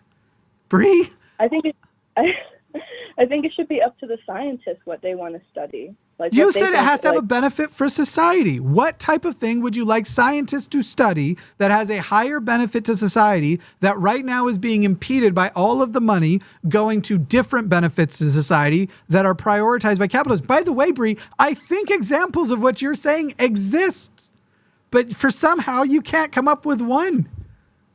Yeah, because I don't read. I'm just a mathematician, so I don't really know. So you don't actually know that the point you're making is true? No, I believe it's true. No, I don't care if you believe it's true. You just said you don't know if it's true. You believe it's true. You hate capitalism so much. By the way, I hate capitalism, but I can articulate all the reasons. You hate capitalism so much that this feels like what capitalism would be doing to you. And you might be right, but you don't know that you're right, and you can't articulate why you're right, Bree. Do you understand why I'm frustrated that this has been the longest call of the day to try and explain to people that they need to apply their skepticism, not just to that which they dislike, but that which they believe for themselves? I don't understand what the amount of time of the call has to do with anything. Oh my God, Bree. Bree, it was one part of a much larger point that you decided apparently to totally dismiss on the basis of that one phrase. We have just given a tremendous amount of time to your assertion of a truth, of a claim, that you have now 38 minutes later, if this timer is correct. That feels wrong, but maybe it's not. 38 minutes later, you have now shared that you don't actually know it's true, but you feel like it is, that you don't have the information to support it. Again, a position I don't necessarily disagree with. And I think examples do exist. Well, why do people have to have an example in order to logically come to some sort of conclusion? You need to have evidence of your claim. I don't think so. Are you a skeptic, Bree? I don't know. Do you believe things before or after there's a good reason to believe them?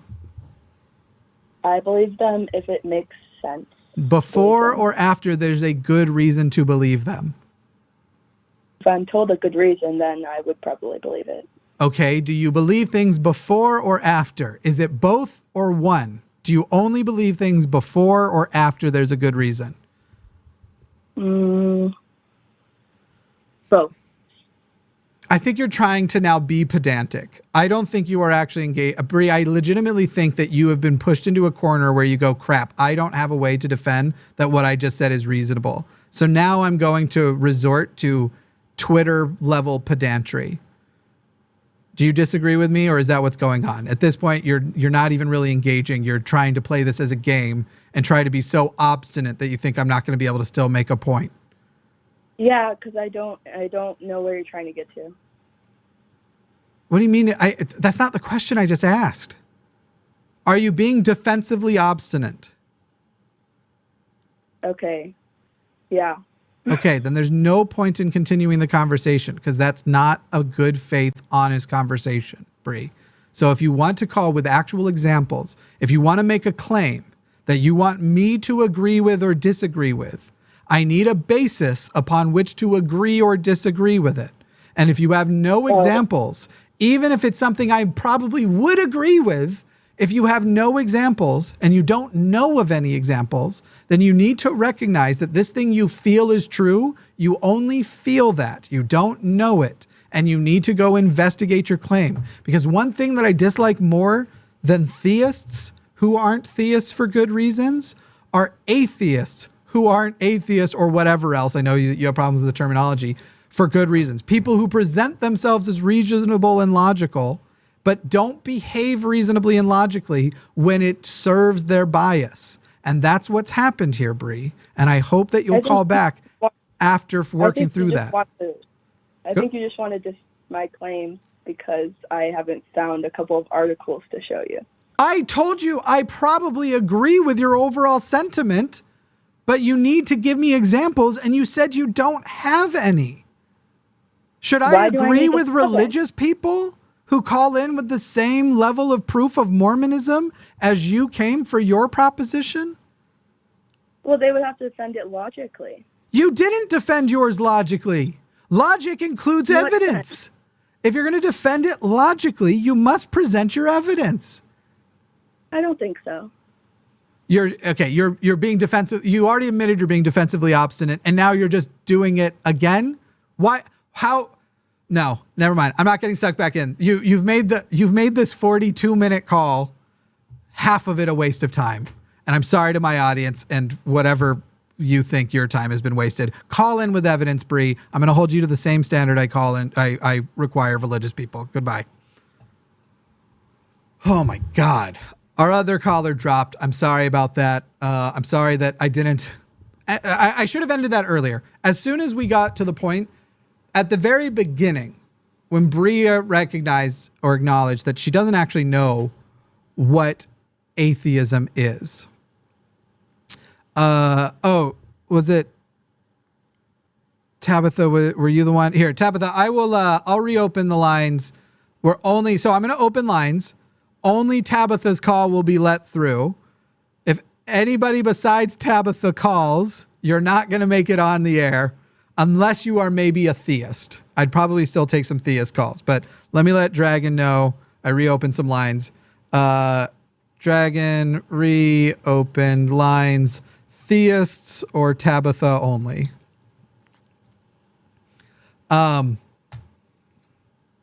That's all we're going to take. Oh, I did see Arlindo was technically on hold earlier too. I'll do this one quick while we see if Tabitha lines up. Arlindo in the UK. I saw you were one of the calls earlier too that we lost. Did the call get lost, or was that last call so long and ill productive that there was no point? Oh, Arlindo, I decided to make an exception and then Arlindo dropped. All right. Well, let's see if Arlindo reconnects here. Okay, I think so. Okay, hang on. Let's try that again. Arlindo, how you doing? Arlindo, can you hear me? Arlindo? I don't hear you if you're speaking, Arlindo. Does anybody hear Arlindo? Is this a me problem? All right. Well, I don't know what's going on, Arlindo, but I can't hear you, I'm afraid. All right, we'll take a second. It looks like the screener is currently talking to Tabitha. And so we'll get Tabitha on here in a moment. But honestly, I do blame myself a little bit. And so if I owe people an apology, of course, one of the funny things that happens is when you owe no one an apology, but you apologize anyway, people in the comments will be like, you know, it's fine that he apologized, but that doesn't get me my blah, blah, blah, blah, blah, blah. Like it suddenly becomes a problem to people that weren't even thinking about it in the terms of a problem. But if I'm being honest with myself, I would have asked, I've already forgotten the name, Bree. I would have asked Bree, okay, now that we've established you didn't really know what atheism was, why don't you go reformulate the whole basis of your argument here and make sure you come with evidence. I feel I know enough and have done this enough over the years that I could have anticipated that the call would need reformatting from the onset. If as a mathematician, I didn't ask what level, she's still unaware that, that atheism and agnostic aren't opposing positions. Also, it's very strange when you get a person calling in who's wanting to defend something scientifically, who also thinks that because gender doesn't exist as a binary, nothing does, or something else wouldn't. Like, binaries do kind of exist, even though they often don't when you think they do. Like binary, we were talking to Nominal Naomi and how binary, electric binary, computer binary, you can actually overcharge the signal and you can flip ones to zeros that weren't instructed to flip because of overcharging. And then of course there's quantum computing, which sort of doesn't mean there isn't binary, but that our understanding of binary is fundamentally flawed. And all very, very interesting things. All right, let's see real quick. It was Tabitha trying to call in. As far as beyond this, only theists will we even potentially entertain, and I'll leave the lines open and see if I want to interrupt reading super chats, which we'll do after this. But Tabitha, you're on the line. Can you hear me? Hell yeah, I can. Thanks for making time for me. Fuck off, Jimmy. No, I'm just kidding. No, you're good. And thank you, Dragon. So I'm like, I don't know, I'm starstruck and flustered, and the only time I ever got to talk was with you and Matt, and it was one of them I gotta hurry things. So like, I have a lot of medical diagnoses, and a lot are like medicatable, but I have BPD, borderline personality disorder. So I've like, a really big thing of it has been, I have a hard time finding hobbies. Like when I was younger, I would just I grew up in front of a TV. My parents and family are all drug addicts. So then, of course, I became a drug addict and all that, and I've been sober from meth for over 2 years. But I always just believed in God just because it was the thing to do.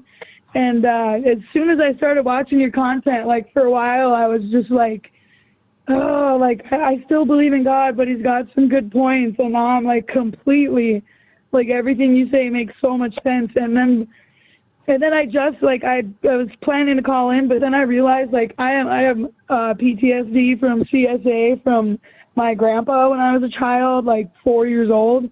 And he was a very, very big Christian, you know, going to church and singing and shit.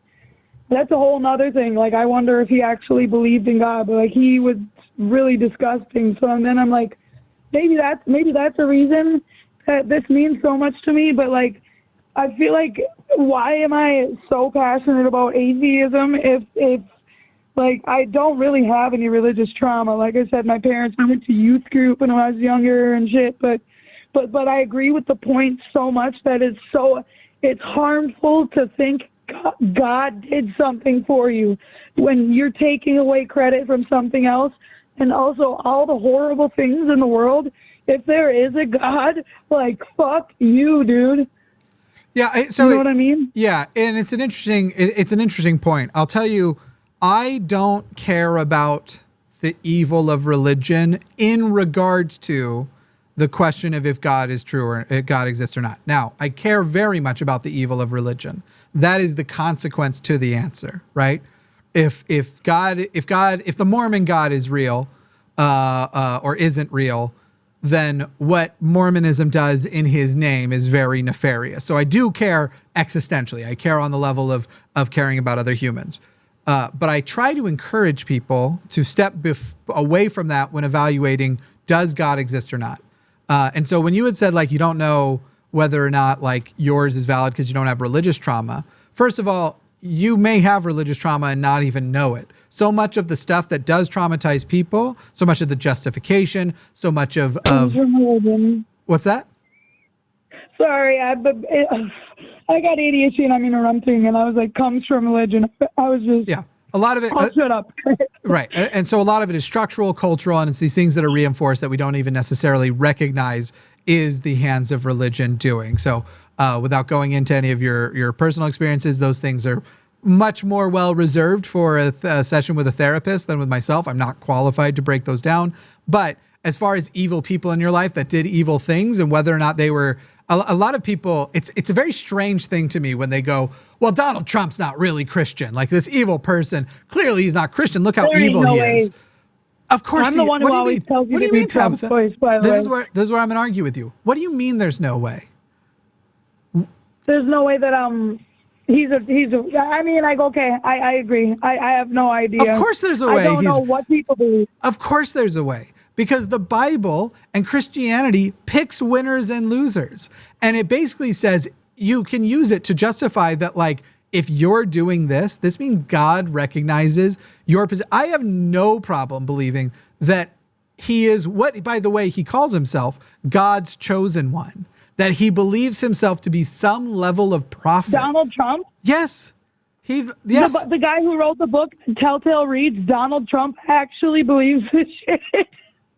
I don't know what specifics that Donald Trump believes, but for him to claim he's a Christian and comes from a Christian background, by the way, Donald Trump is whatever Fred Trump told him to be or expected of him. Donald Trump is a little daddy simp who is just still trying so fucking hard to get his daddy's approval, even though he's dead. And if his dad was a Christian, which he was, he's going to be a Christian too. It's just going to be his version. Christianity is super malleable. You can form it to whatever you want it to be, and you can then form it to create a supremacist position. And Donald Trump is not shy about thinking he is better than everybody from a very inherent level. And to be able to quickly and easily justify that with Christianity is so goddamn easy to do that it strikes me as crazy that people go, sure, Christianity justified eugenics. It justified slavery. It justified genocide. But Donald Trump, I can't wrap my head around that Donald Trump could be a Christian and like to fuck porn stars. The fuck is like, how? How can you not make that jump? What religious propaganda have you fallen for that the most evil people in the world can't be religious? The old Pope, I don't know about the current one, seems like he wouldn't have considered other policies, but the last Pope used to shuffle child molesters around so you wouldn't ever be able to extend legal consequences to them. Like, and covered up child molesters. In God, though, like, yes. You do. I think that Donald Trump believes in God, and that he thinks God is going to greet him as basically an equal when he dies. That when he dies, he's going to get to the pearly gates and be like, whoa, did someone make you wait at the gate? We've got the throne next to God for you. Yeah, VIP, baby. I have no problem believing him when he says he's a Christian and that he has morphed his Christianity into, there are people who have read him verses from the Bible, like the ones that use the word trumpet, to say this actually means you. Yeah, and that he goes, you know who's in the Bible? I am. I'm in the Bible. I'm trumpet. I love your Trump voice. I have zero trouble believing that Donald Trump. Anyway, what was the original point of the yes. Yeah, so I mean, basically you're saying, like, okay, my fucking old Grampy Wampy could have actually been a Christian. But anyways, my thing is I feel like, he also could have not been a Christian and just showed up to, put on a persona. Okay, but let me ask you this, Tabitha. If you're a man in society, I don't know what race you are. Was your grandpa a white man by chance? I'm sure. Yeah. Okay, so if you're a white man in society and you're going to do fucked up things to kids, what do you want? A system by which you sit in the shame of knowing what you did wrong, or a system where you get to forgive yourself without ever making it right? Christianity is ripe for assholes who should be ashamed of stuff, but they get to avoid shame because they get to go get forgiveness from what is essentially themselves. Yes, I did all that terrible shit to kids, but I've thought about it and I've realized I can forgive me. That's what Christianity offers. So yes, could he have been? Sure. But is it an extremely attractive system to the biggest assholes in society? Yes, and it makes sense why. It's like an excuse for them to use, but it's not my original question. My original question is, I feel weird that I'm like I hear about the atheist convention in Texas and shit, and I'm like, I kind of want to go to it sometime, and I like to talk to people. I debate people at work. That was another thing I wrote. I wrote some notes during the fucking 2-hour wait. I work 40 hours a week, hard manual labor, retreading semi-tires. So I don't mind working hard. I just also believe that we should have better benefits and stuff. And that my bosses are good people. They're just sucked into the problem too.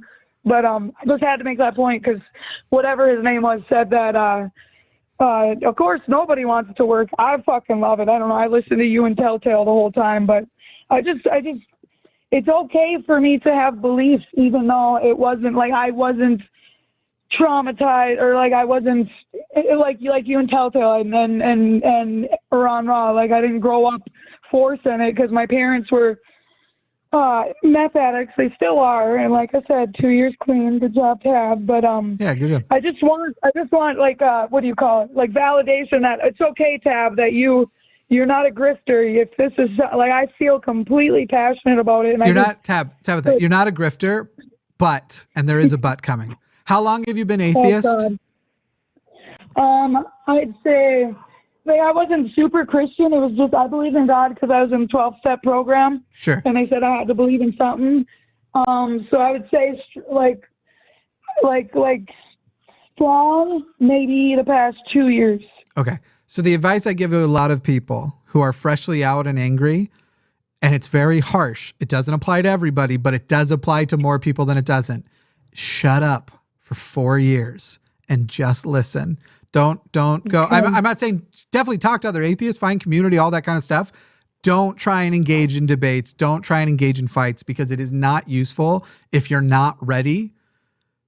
The caricature of what people believe atheists are, cringy online Facebook thread debaters. Yeah, it's bad. And I tried. And when if I do talk about it, I understand. I'll be like, I understand your point.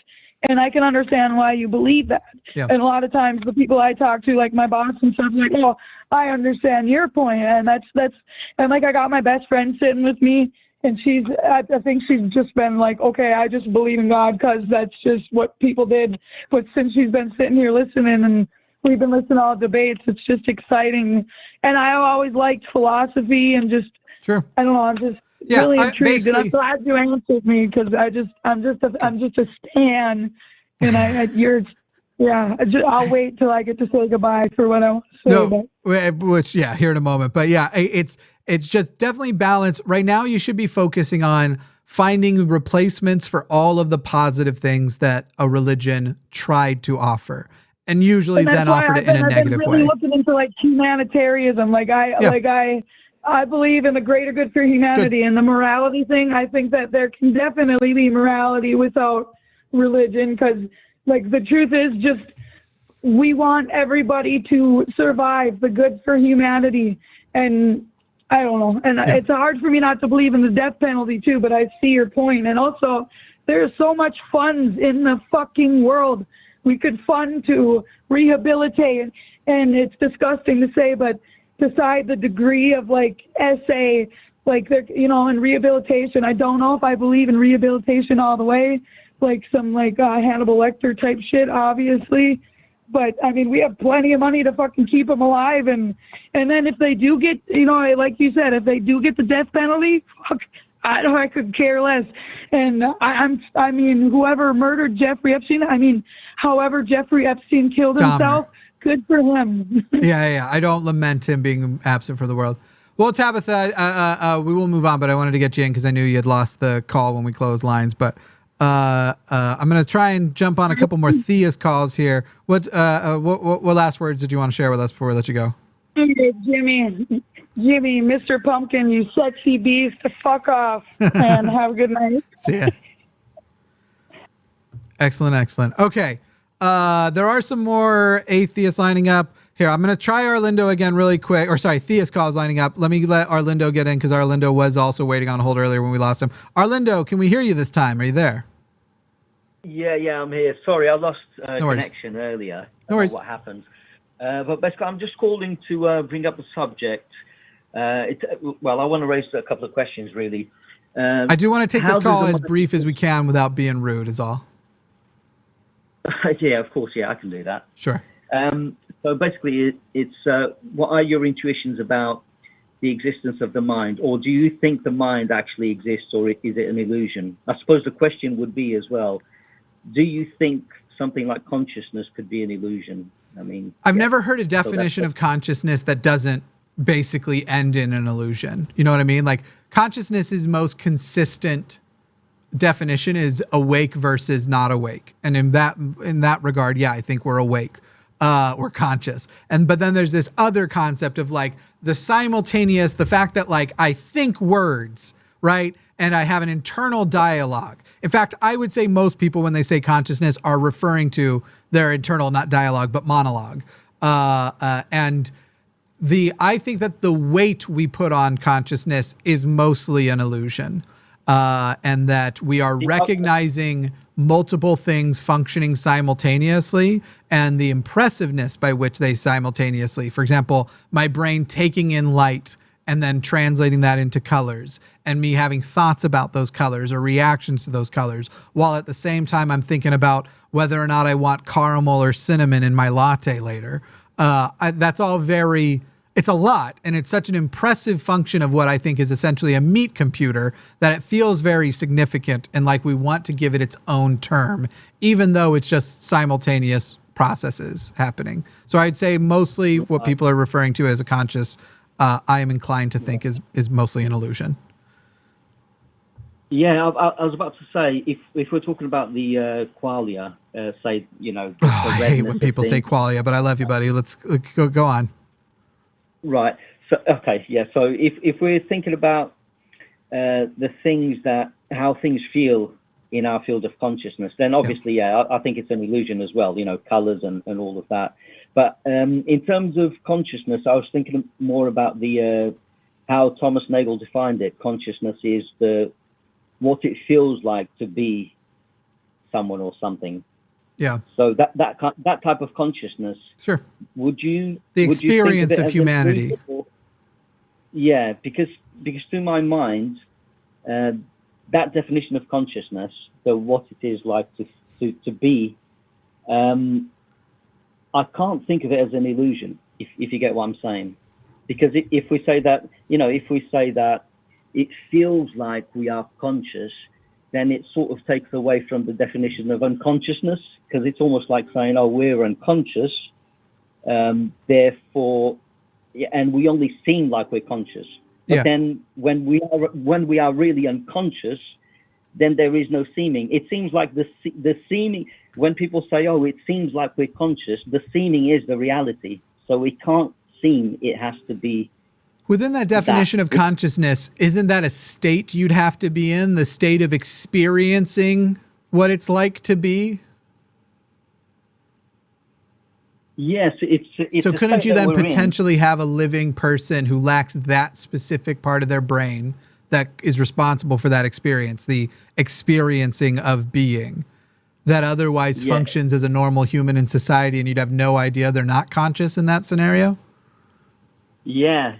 I mean, that's why I think like behavior isn't a good indication of consciousness, because someone could practically be still and be conscious, in those occasions where people are under anesthesia and the doctors have no idea that they're conscious, but they're completely still, and they're trying to scream at the doctors to tell them, look, I'm still conscious, I'm not under. Right, but you can have the opposite as well, right? So whatever part of the brain is responsible for experiencing the state of being could be shut off while the body runs otherwise. And you'd literally have living, breathing, experiencing, talking people who aren't conscious in that scenario. Or you could build a robot that has everything that is fundamental to humanity except that, and would be indistinguishable from other humans if we're talking about something like that. Zombie.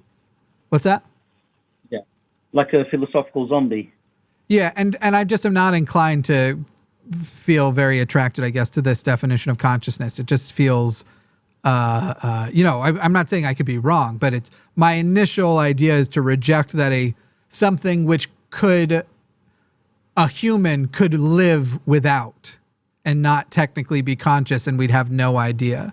Because at that point, then I don't even know if I'm conscious, but I assume whatever method of consciousness we're describing, we're meaning to include at minimum all humans. It seems beyond that, at minimum all sentient animals, creatures, potentially aliens.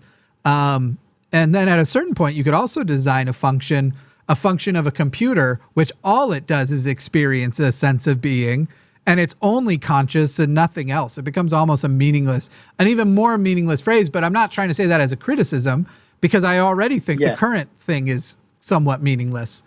The current understanding of consciousness. So I'll leave you with this, Arlindo, and it might, because it fucks me up, especially I've been getting stoned lately. It is puzzling. Yeah. This is one of the things that puzzles me. So usually if I ask a person, let's say you decide to say out loud the phrase, water is very hydrating. Usually a person if I ask, how did that phrase come out of your mouth? What happened before it did? And there's some sort of in your mind selecting of those words. Water is very hydrating, right? And so it's almost like in a time period so quick, you don't even really detect the difference. In your mind, you've said water is so hydrating, and with very little latency, almost indistinguishable, you're saying it out loud. The thing that fucks me up is, okay, how did you then in your brain select those words? You can't have, if the words that you said out loud have to be preceded by words you say in your head, what precedes the words in your head? And at first people go, well, the harder you start to think about it, the more you're going to get fucked up. And I think by the end of it, you'll recognize we don't have free will. because how could we? Yeah, that's right. It's clearly your brain is shooting neurons. It's collecting language that you've stored. It's collecting external stimuli for why would you even be talking about water is very hydrating. Like it's all of these things that are shooting things in your head. And at some point you don't choose a word. You can't choose every word, right? That's right. You can't choose water out loud by choosing it first inside, by then choosing the word water to think the word water, and before that you chose to think the word water. You can't have a never ending till infinity. You kept thinking the word water. At some point, water came into your mind without you choosing it.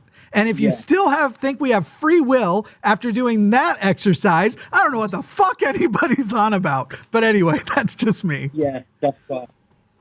That's right. That's actually analogous to when people try to explain consciousness with panpsychism.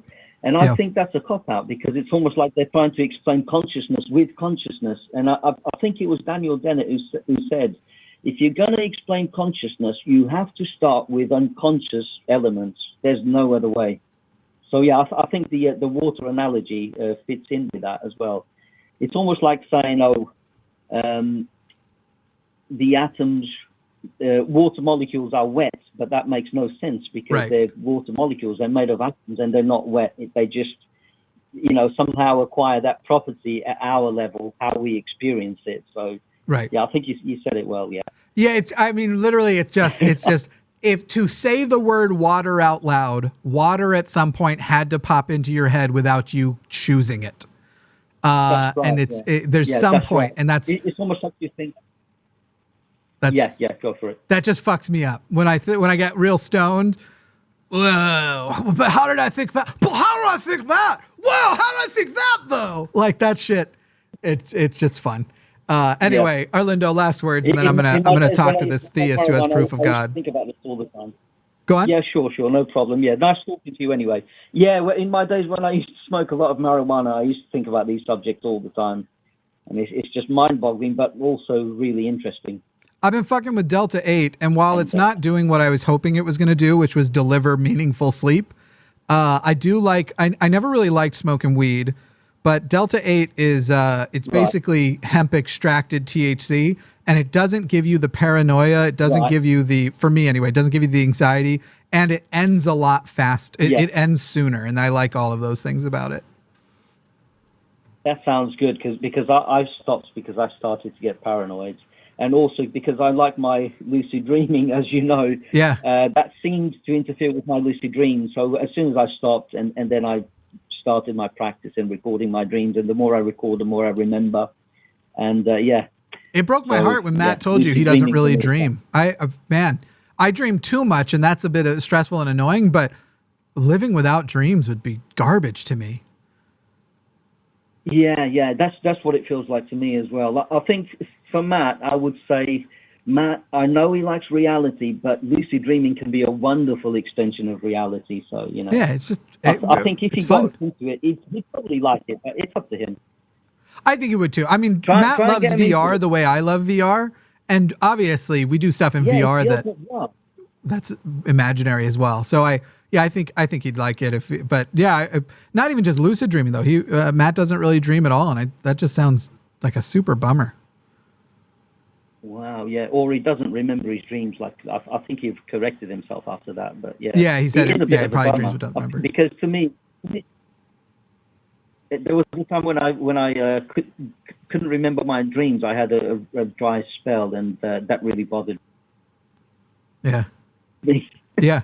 Yeah, no, and I'm an artist, so I need dreams for inspiration, especially lucid. Dude, I've written solid stand-up jokes in dreams, like woken up and been like, oh shit, that joke's actually hilarious. Not just in the dream. That was really funny. I've done that before. Yeah, right. That's it. Yeah.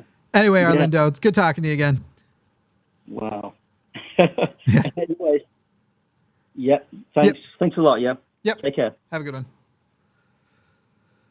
All right, I'm excited to hear this proof of God. John in San Antonio. If I have theists on the line, I'm inclined to go all night. Not really. I don't feel very well. John in San Antonio, pronouns they, them. John, you've got proof of God.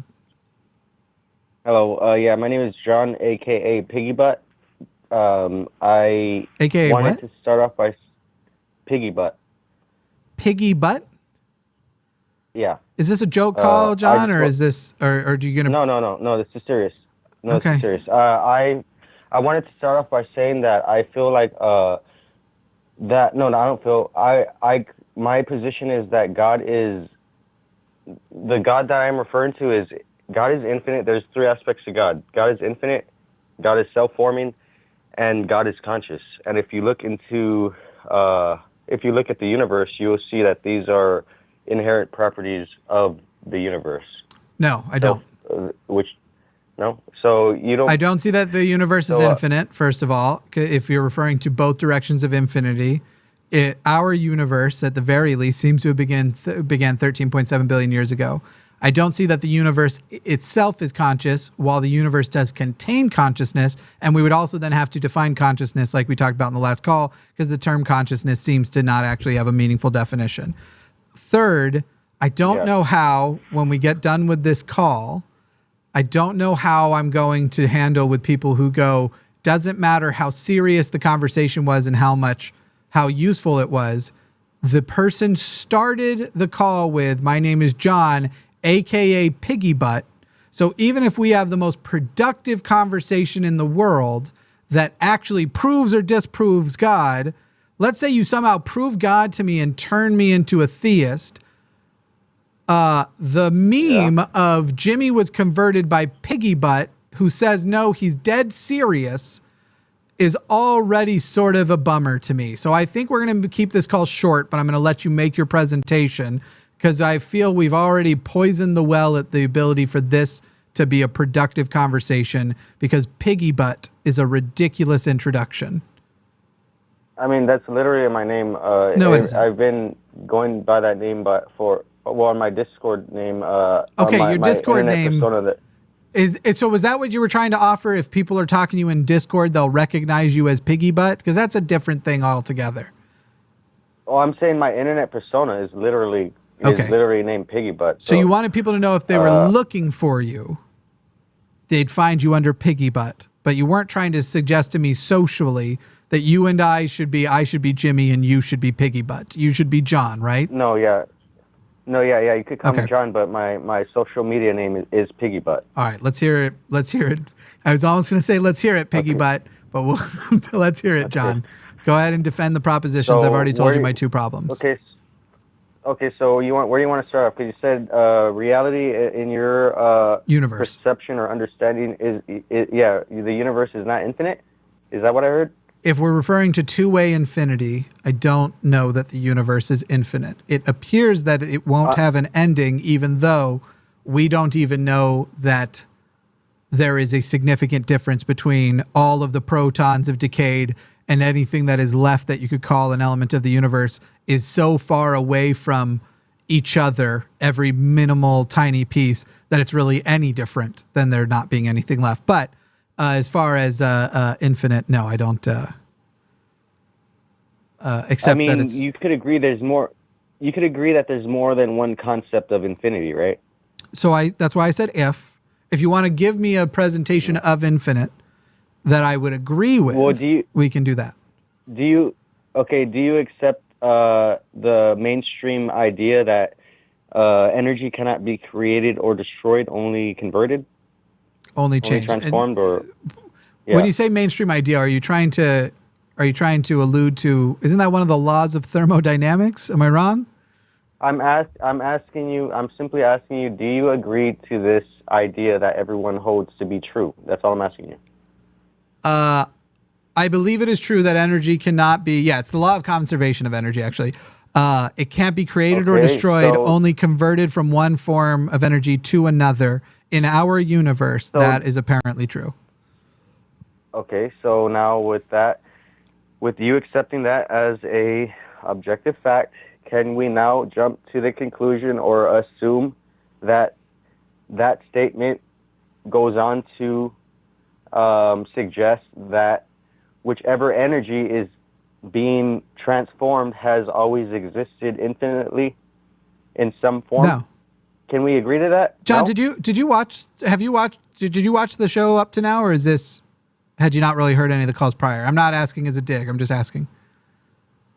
I just got here. Okay. I literally was just off work and I saw that y'all were online. I'm only asking because we basically addressed this. I acknowledge that everything from 13.7 billion years ago, give or take 1 to 200 million years, that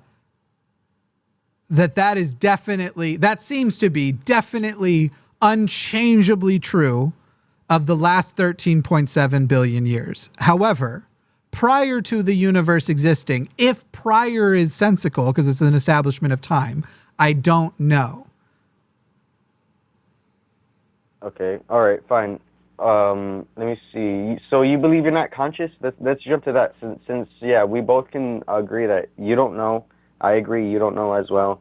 And I don't know what. I feel like even if I about the universe up until like a certain point, I want to just jump to a subject about consciousness. Like, if you think do you believe that we don't have free will, right? Like, and consciousness is just like an illusion? Is that what I heard you saying in the previous call? Consciousness appears to be an illusion, and as far as free will goes in the colloquial use of it, I don't think we meaningfully have free will. I do think we make choices, but that those choices and what the results of those choices were going to be essentially were put into action within moments, if not at the moment of the Big Bang. Predetermined suggests somebody's pulling that string. I don't think we're being controlled by anyone or any conscious mover.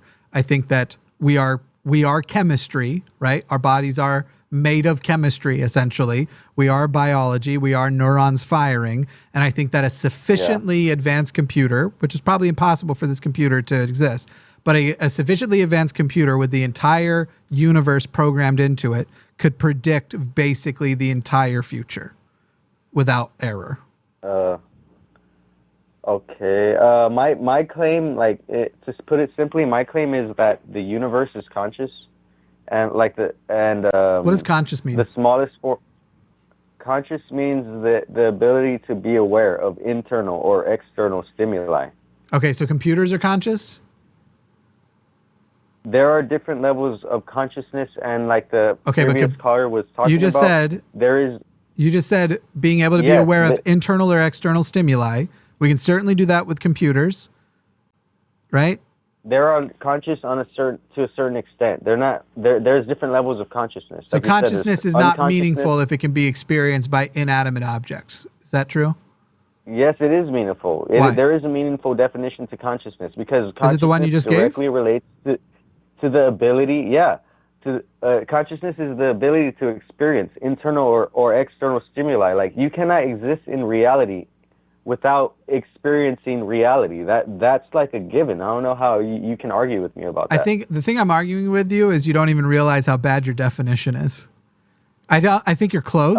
I think you're missing words. What are you talking about? Because literally you just said the ability to experience internal or external stimuli.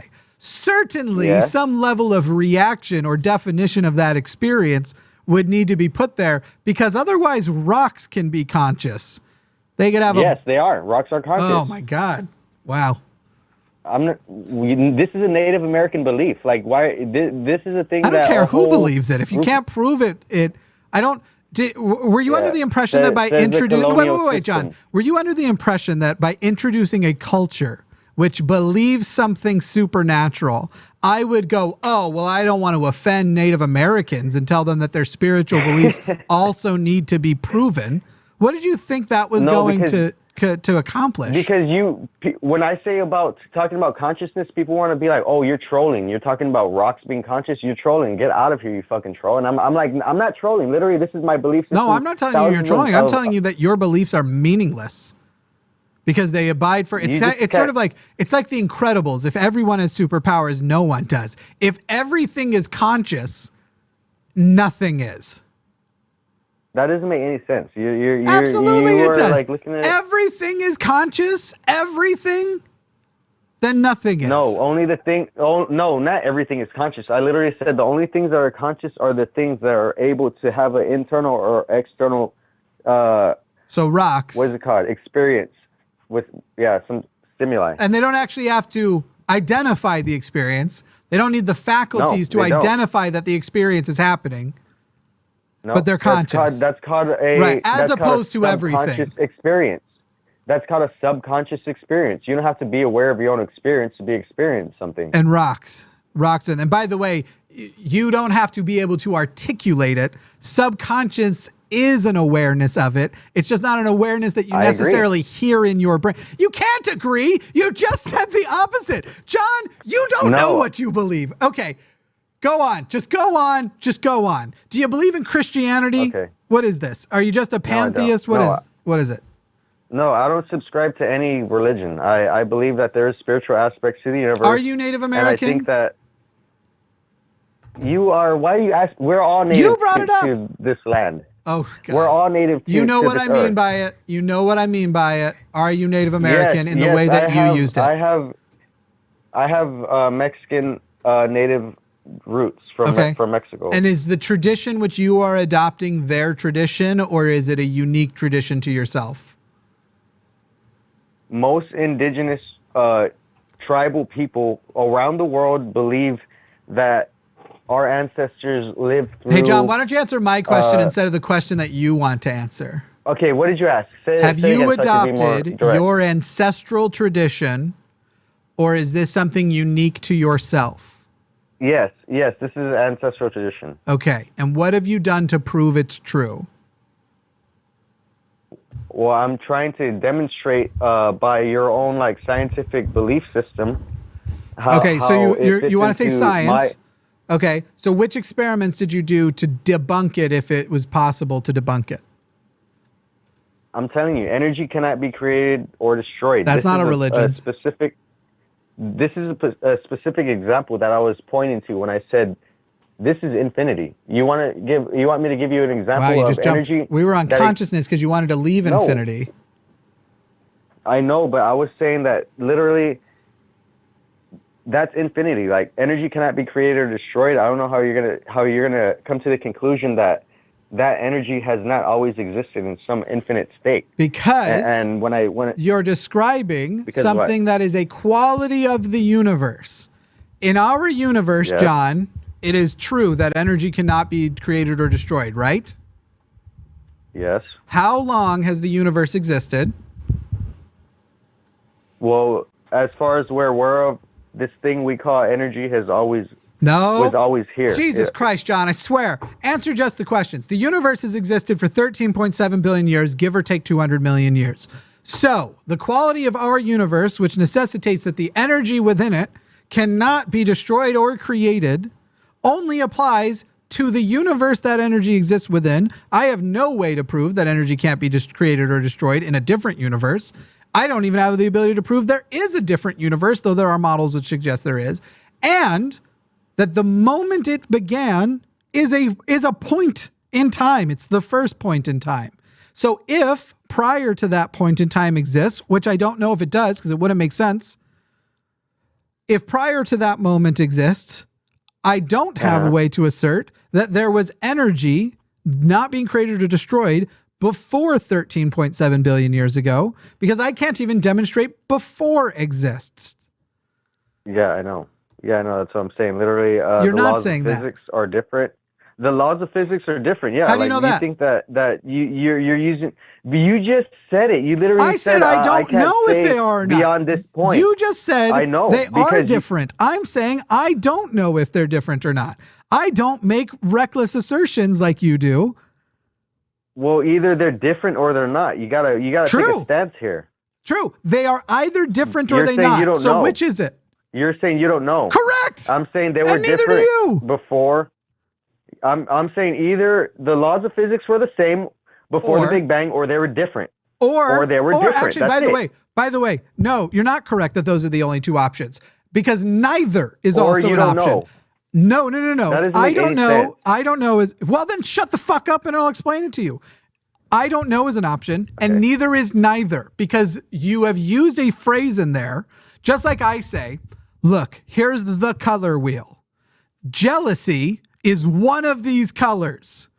Who says jealousy has a color? And you said before the Big Bang. Who said there's a before the Big Bang? There might not be an answer because the question might be gobbledygook. Just because you can say the question doesn't mean it has an answer. Just as jealousy doesn't have a color just because I say these are all the colors something can be, so jealousy must be one of them, doesn't actually mean that that's true. There may not be before the Big Bang. Your question might just be nonsense and therefore not have an answer. That's the fourth option.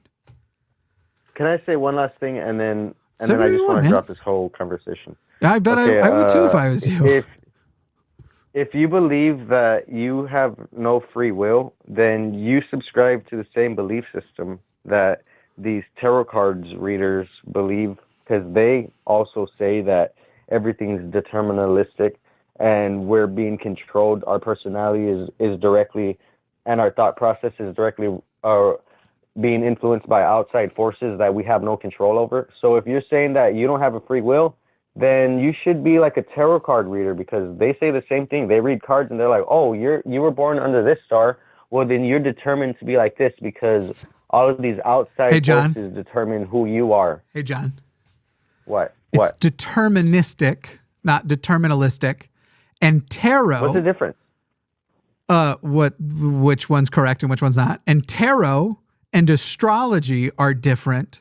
Both are wrong, because those outside forces are things that they believe can be supernaturally in some way influenced to recognize. Determinism as a universal principle is an entirely materialistic, non-supernatural concept that when I say I believe, I'm saying I'm inclined to believe. It makes the most sense. And I can do the same exercise with you I did with the last person. And I think you'll have to recognize, oh shit, it does make a lot of sense. If you like, we can. Did you think calling a person who is an atheist, a skeptic, a materialist, that you were going to be able to say your belief is the same as a supernatural belief and you would just win? What was this assertion? I feel like you said a lot of very wrong things, but at least I can understand where you got to those conclusions. And then you just ended with, I'd like to end with something as stupid as saying my name is Piggy Butt. John, I don't know what you thought you were going to do with that point when you didn't even know that there's a difference between astrology and tarot, and I don't subscribe to either of them.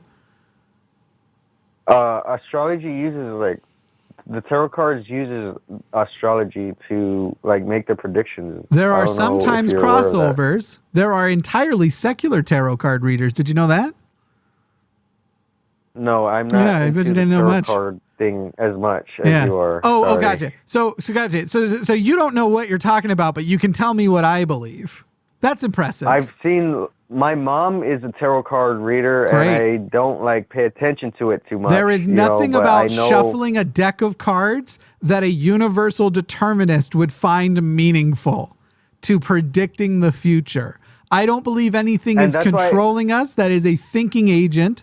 I just think that we are what we can prove we are, brains with electricity wearing meat suits, and that those brains do not defy the laws of physics to go create thoughts out of some spontaneous system that gives you any meaningful choice, because that is indefinitely defeatable if you actually take it on as a proposition. John, say any sentence, just 5 words. Say 5 words in a row. I'm going to show you how this works. If consciousness did not exist, the motor would not exist. Okay, so those aren't 5 words, but if consciousness didn't exist, the motor would not exist is the sentence you went. How did you say out loud those words? We'll just go with if consciousness does not exist. What happened before you said those words out loud? Did you think them? I think, therefore I am. Yes. Oh my God, answer my question. I didn't ask you if you are. I thought them. Okay, so you thought them. You thought those words with it, consciousness exists. If consciousness exists, you thought them. You chose them, and then you said them out loud, right? Yes. In your mind, how did you choose the words, not to say, but to think? How did you choose which words to think? I don't know where you're going with this, because this is just answer the question. Just answer the question. How did I think him? How did you choose which words to think Not the words you said out loud.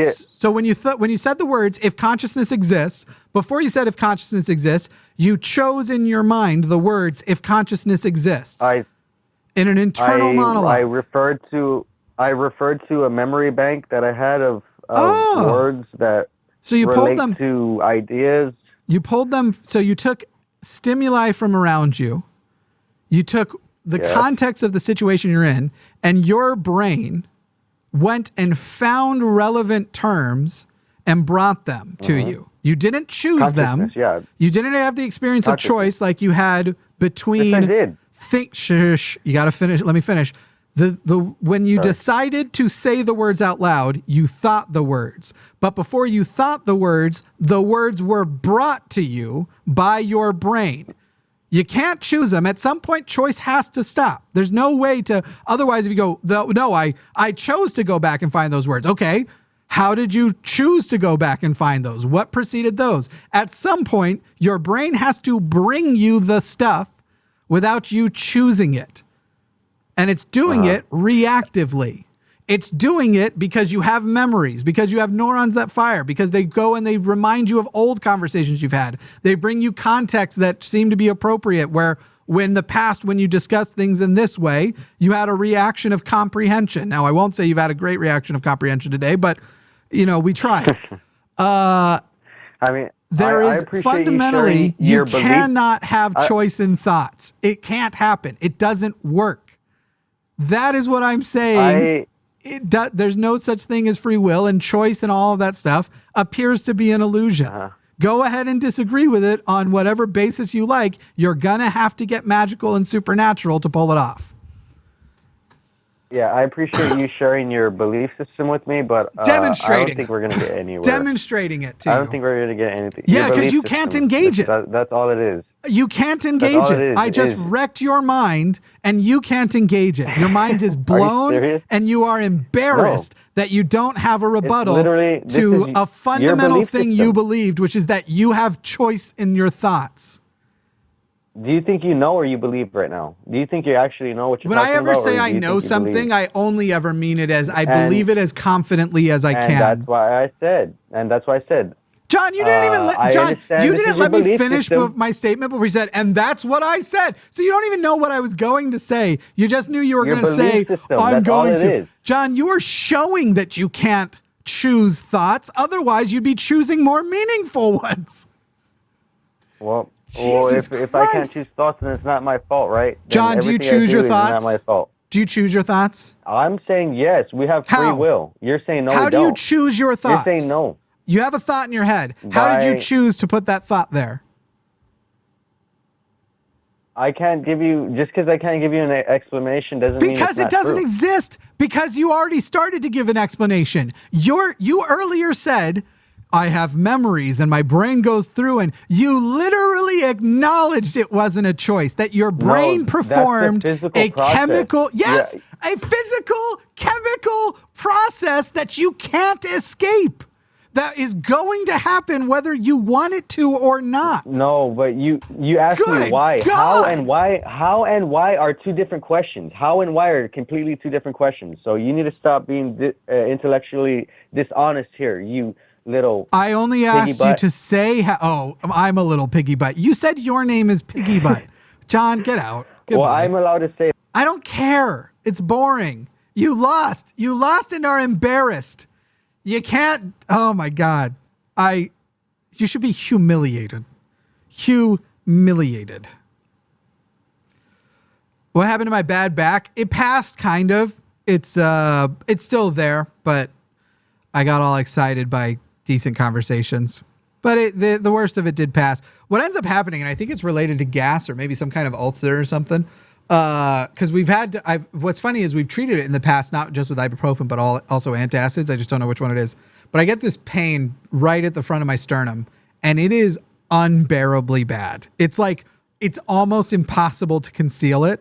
And yet sometimes I manage to conceal it, especially on air because of social expectation. But like, if I'm not doing something that people are watching me, I lay on I have a thing over here. It's over there that I literally put under my neck, this hard thing to straighten everything out. And then I put my arms over my head, and it sort of spreads your ribs away from your sternum. And that brings relief until the pain entirely subsides. But the pain does subside. And anyway, it starts at the sternum, and then it radiates to a similar point in the spine, which may also mean I have some sort of herniated disc that I got to check out, which is something that I'm not just making up like, Jimmy the hypochondriac. I definitely can be a hypochondriac, but I'm talking about things that happen in my family and medical history. Actually, I like to call myself a, what's the word I created? A hypochondriac or a hyperchondriac. I am a hypochondriac when it comes to minor illnesses that are like, this is what I mean. I have chronic illness, and this is why I call it hypochondriac. I have chronic illness. I'm very sick often. I am the level of sick that most people don't work through on most days that I work. But when you add a tiny thing to it, it's like I die. You give me a cold on top of my chronic illness, I can't. I just can't do it. But you give me a threatening illness, you give me like a deep pain where I'm like, am I bleeding internally? I'll go to the doctor tomorrow if it's still a problem. And so it's the kind of the hypo meets hyper, and then I say chondriac to designate chronic illness. If I have a tiny problem, it's life-ending. It's like, well, I can't do work today. I got a cold on top of my chronic illness. But if you give me something that feels a little bit like I might die, I put it off, and the actual point at which I go to the hospital or the doctor is well beyond when I should have gone to the doctor, which is why back in November, this is a fun little fact, I almost died from bronchitis. Bronchitis got me real, real bad, and they were not thrilled when they finally saw me in our in my medical groups. I guess it's it's kind of like an urgent care, but only for people with that insurance. Actually, I don't know. Maybe they take other people, but for sure, if it's your insurance, it's the same name on the door. And they were like, you should have been here. We're about to load you the fuck up with steroids, you almost dead boy. So that was fun. That's hyperchondria is what I'm calling it. Anyway, hyper, not hypo, hyperchondria, to mean chronic illness. But then there are other little things like I keep ignoring. So y'all look, watch, I'm going to touch this thing. Oh, I barely touched it. Looks like I've been punched in the eye already. Let's touch this side. And then somebody was telling me it's because I touch my face like this a lot, or I put it to this thing. And apparently that might be rosacea. I don't know. I don't care. Can you do anything about it? Actually, I don't know. Can you do anything about it? Maybe if you can do something about it. Is rosacea something you can meaningfully treat without something intense like steroids that can give you other problems? Because if it's not, and now look, it's already gone away, but sometimes it sticks around. Seriously, watch how fast this happens. This little red dot, I'm barely touching. I'm just making skin contact. And within moments, it looks like I've been punched in the face. I feel like this time it didn't change as much, but last time was a better example. Let me really touch it. Bloop, bloop. A tiny amount of compression. Yeah, that definitely exacerbates it. And I get a flushed face or something. And somebody one time was like, Jimmy, that's called rosacea. You can, well, I don't remember if they said you could fix it, but that's rosacea. Lots of people have it. So maybe I have rosacea. Okay. I'm going to try these fast. These are both Thea's calls, but they don't look particularly argumentative. And then I'll probably hit super chats and call it a night. But let's see. Carlos in Peru. So while I have you listed as a theist, Carlos in Peru, you're on the line. I have you listed as a theist, but it says that you actually aren't sure whether you are a theist or maybe you are an atheist. So let's just make it very quick. What is the thing that is preventing you from taking the label atheist for yourself? Okay, let's go quick. So if you ask me if I still believe in God, right? Yeah. I've been going through this kind of journey and been seeing your programs, atheist experience and all that. And that's not my program. No. Yes. Like, no, these kind of programs and your program too. These atheist programs, right? Yeah, sure. And I still believe in God. Okay. Because of a hope. And just follow me through this, because I think that sometimes theists, we get too bashed. But for example, what happens if you see a person who their mother died, and they kind of talk to their picture, and they say, "Mother, help me." Nobody would bash them, right? It would just say, "Well, we understand." I mean, he has kind of a hope. It's his connection, and that's kind of like where I am right now. I mean, I can't let go. I like my brain, understands, of course, that the God of the Bible isn't real. I'm like convinced. He's a monster. Okay, I'm a son of a pastor. Well, he's not a pastor anymore, but I'm convinced of that. But I still have that hope, and I don't know what the problem would be to have that hope, because I'm just like, okay, so I want to see my kids, right? I mean, if God doesn't exist, nothing happens. But I do still pray, and just to finish my thought, I think that atheists do kind of like the same thing, because when you guys talk about like the Big Bang, right? Okay, and we have these models, and we see the the heat, but you go to the singularity, and if I put my my tough face and I say, well, show me a singularity, nobody can show me that. You're right, and that's kind of like what you guys do, like show me a God. I can't show you a God, right? No, but to say show me a singularity is the equivalent of saying show me a monkey which gives birth to a human. In our current universe, as it is, that is impossible to show you a singularity. If a singularity, as far as we know, couldn't exist within a universe itself, because the singularity itself would defy the laws of physics of the universe it was contained within, and you can't apparently do that. So the only time I could show you a singularity is back. And by the way, the singularity isn't a specific yet defined thing. It's more of a concept of, here is what we can do. I can look through time with a telescope. They're literally visual time machines that are amazing. If you look this far back to when light was first escaping, you see this. And if you look this far back, you actually see a little of development. You come closer and closer to our time. Here's the way that all model has worked. And as best as we can tell, if you play it in reverse, you can predict what then happened in the time prior. What would have, if you can basically contain within it a model that is consistent. That model is going to be filled with, we think it could be this, we think it could be this. But there are going to be things about it that are fundamentally so close to true that you can fundamentally so likely true that it is reasonable to just behave as though they're demonstrated because all the other models follow. So for example, there were models of the Higgs boson that were true and were right and were predicted would be right. And there were people who had worked out the mass of the Higgs boson before the mass of the Higgs boson was directly observed. And then it was directly observed and confirmed. Now that said, there were also people who had other models that were then invalidated because the mass was wrong. So things like string theory got a little bit fucked up by the mass of the Higgs boson being, in fact, I think it was the string theory and the multiverse both had two different Higgs boson accounts, and it ended up falling somewhere like in the middle. I could be wrong about that. It's been years since I looked into it. So using those reasonable methods that says, if you play this video in reverse, what do you expect to see? And then what other elements can we go test? What other future elements of it? Like, okay, if we did go that far back, couldn't you then predict such and such would happen in such and such location? And you can do those tests. We do that with evolution. So we go, look, okay, fundamentally, we don't know, we haven't found the link between a human and, let's say, something fish-like, right?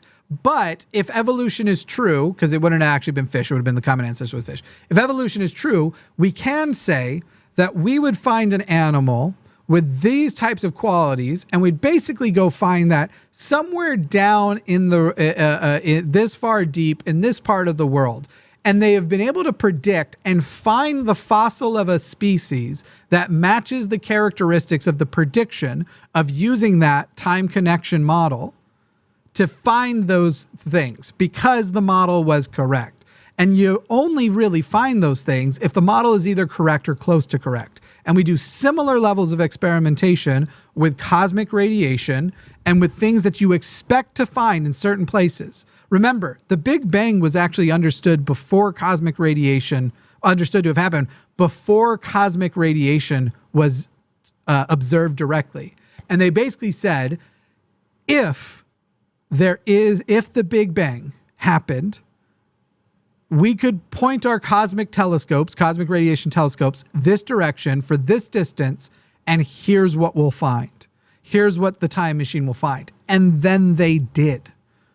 Antimatter ripples from black holes that Einstein predicted and have been a part of physics models. They were discovered like 2 years ago, actually measured, but they were predicted on the basis of the model and were consistent with the math.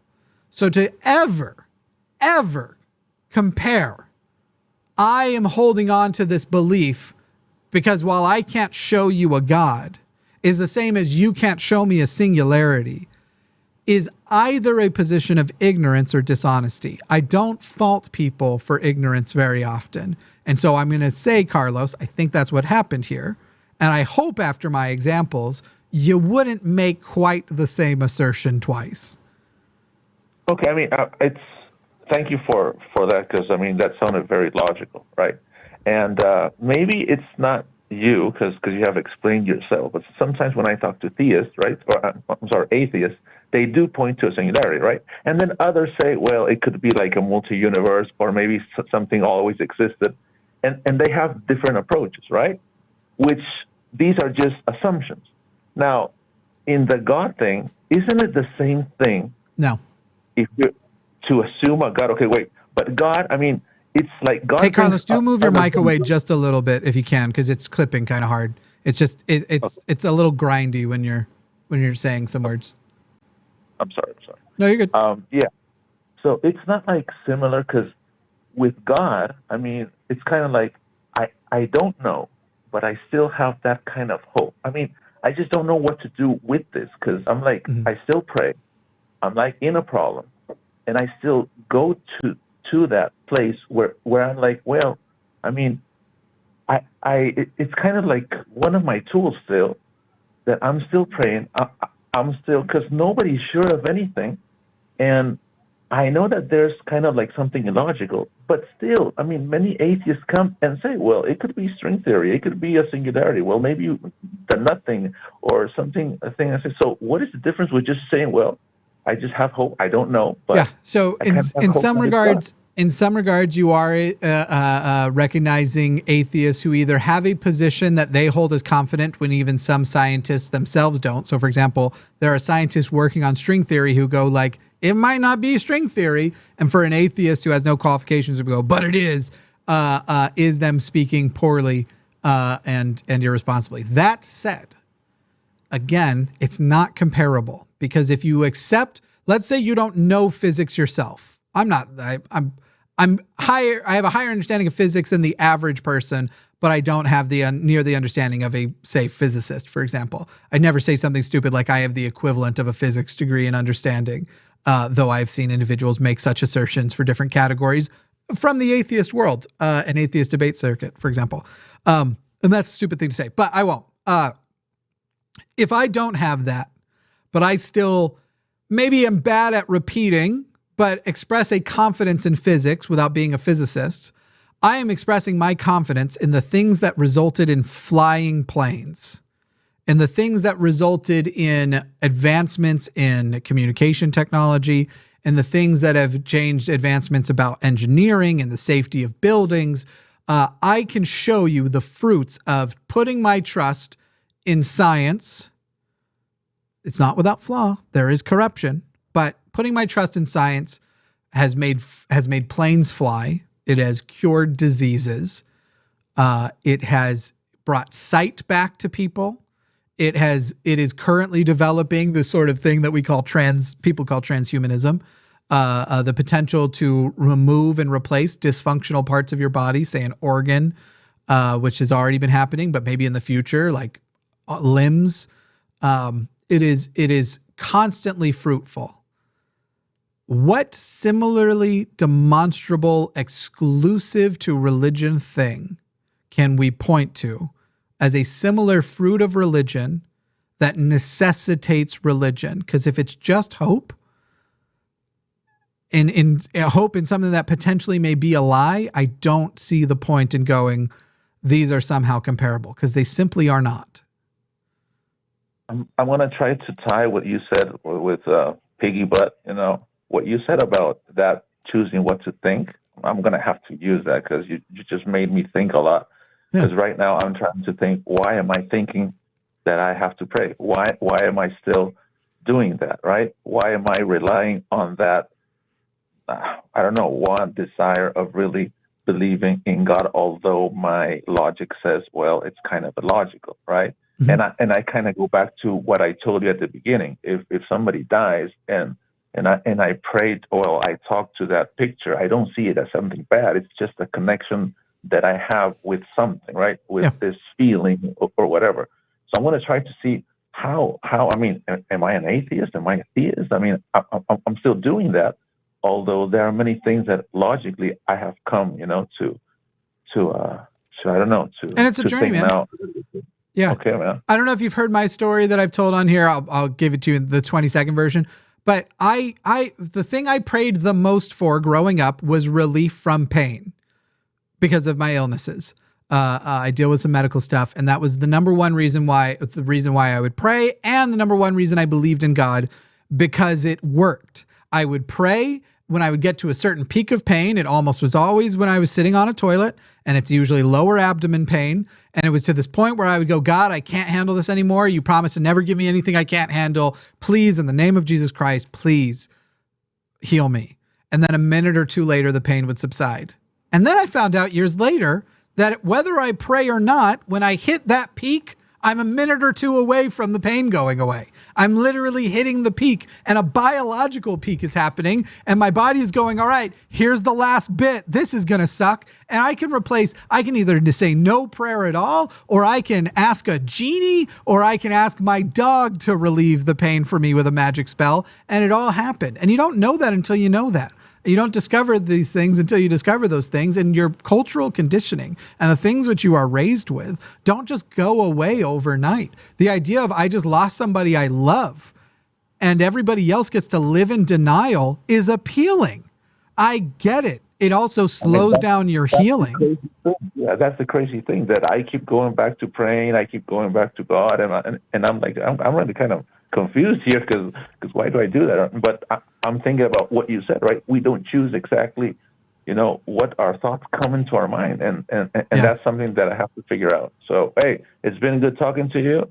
Sure. I've been hearing you for a while here from Peru, so keep it up. I'll call you probably with other topics, okay? Awesome. Sounds good. Okay, Jimmy, take care, man. Bye, Carlos. Bye-bye. I will not admit to the person in chat who said, admit it, you prayed to Piggy Butt. That's a secret just for me. That's for me and me alone. All right.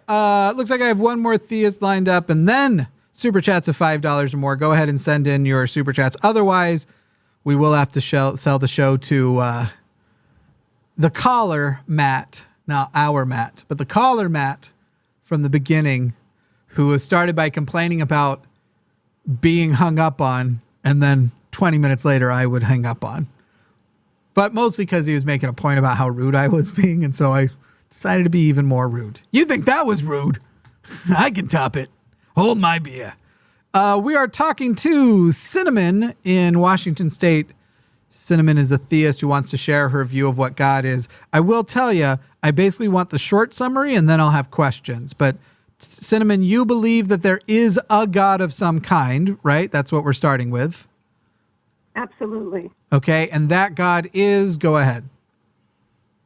Well, first of all, I want to address the title God. There are two different definitions. God, G-O-D, government of dominion, the current system we live with, or God, guide of design, our true creator, that which is to come. Where are you getting these definitions that you think are acronyms? From what I have learned of what God actually is. Okay, so your definition of God is which? We're told that we are made in God's image, and for you to follow me, you have to really expand your thinking. I don't need to. I just need your definition of God. Let's start with that. Cinnamon. If we're made in His image, Cinnamon, let's stop you know better. That. You know that I don't let people not answer my questions. Come on. What is your definition? I'm trying to answer your question, but you're refusing to allow me. If statements are not a definition. We are made in His His image. Cinnamon. So what is we the know for a cinnamon? fact that we are Cinnamon. covered You don't get to talk over me. I'll just mute you. with Cinnamon. You're muted. No one can hear you right now. I'm going to unmute you, and you're going to present your definition of God. Go. Okay, my definition of God is the person in which, whom, or which we live in or on. The universe. Person within or which we live in or on. Within whom or which we live in or on. We're made in His image. Wait a second and we before know we jump we are forward. Filled with Just colonies a second. of light. We don't have to jump Okay. forward. I just want to grasp and get my head around this. You believe that God is the person, the or a person? Does it matter? Is there a distinction? No, it doesn't matter. Okay. Either way, it works. A or the person. The universe. Well, no, you didn't say universe. You said person. And a person Okay. is a thing, right? So God is the person within which we But live. more than that, it's a biological being, not just a thing. Okay. Right. Well, biological beings are things also. I wasn't trying to be pedantic about what thing means. I wasn't saying inanimate. But sure. A biological person. God, the definition of God is a biological person which we live in or on. Yes. Okay. And you do recognize that this is a solo definition, right? That this is your definition and basically only shared by people who have your belief, that this is not a definition another God believer would agree to, correct? You have to listen to my entire definition before you can even wrap your head around what I believe. Do I need to God listen is. to your definition or exposition? Because was there more to the definition part? Exposition would be more correct. Okay, go ahead. We're taught that we're made in God's image. And this is something we've only been able to learn in the last few decades, is that we are literally covered inside and out with vast colonies of life. Now knowing that, we need to stop and think for just a moment and ask that question. Who or what do I live in or on?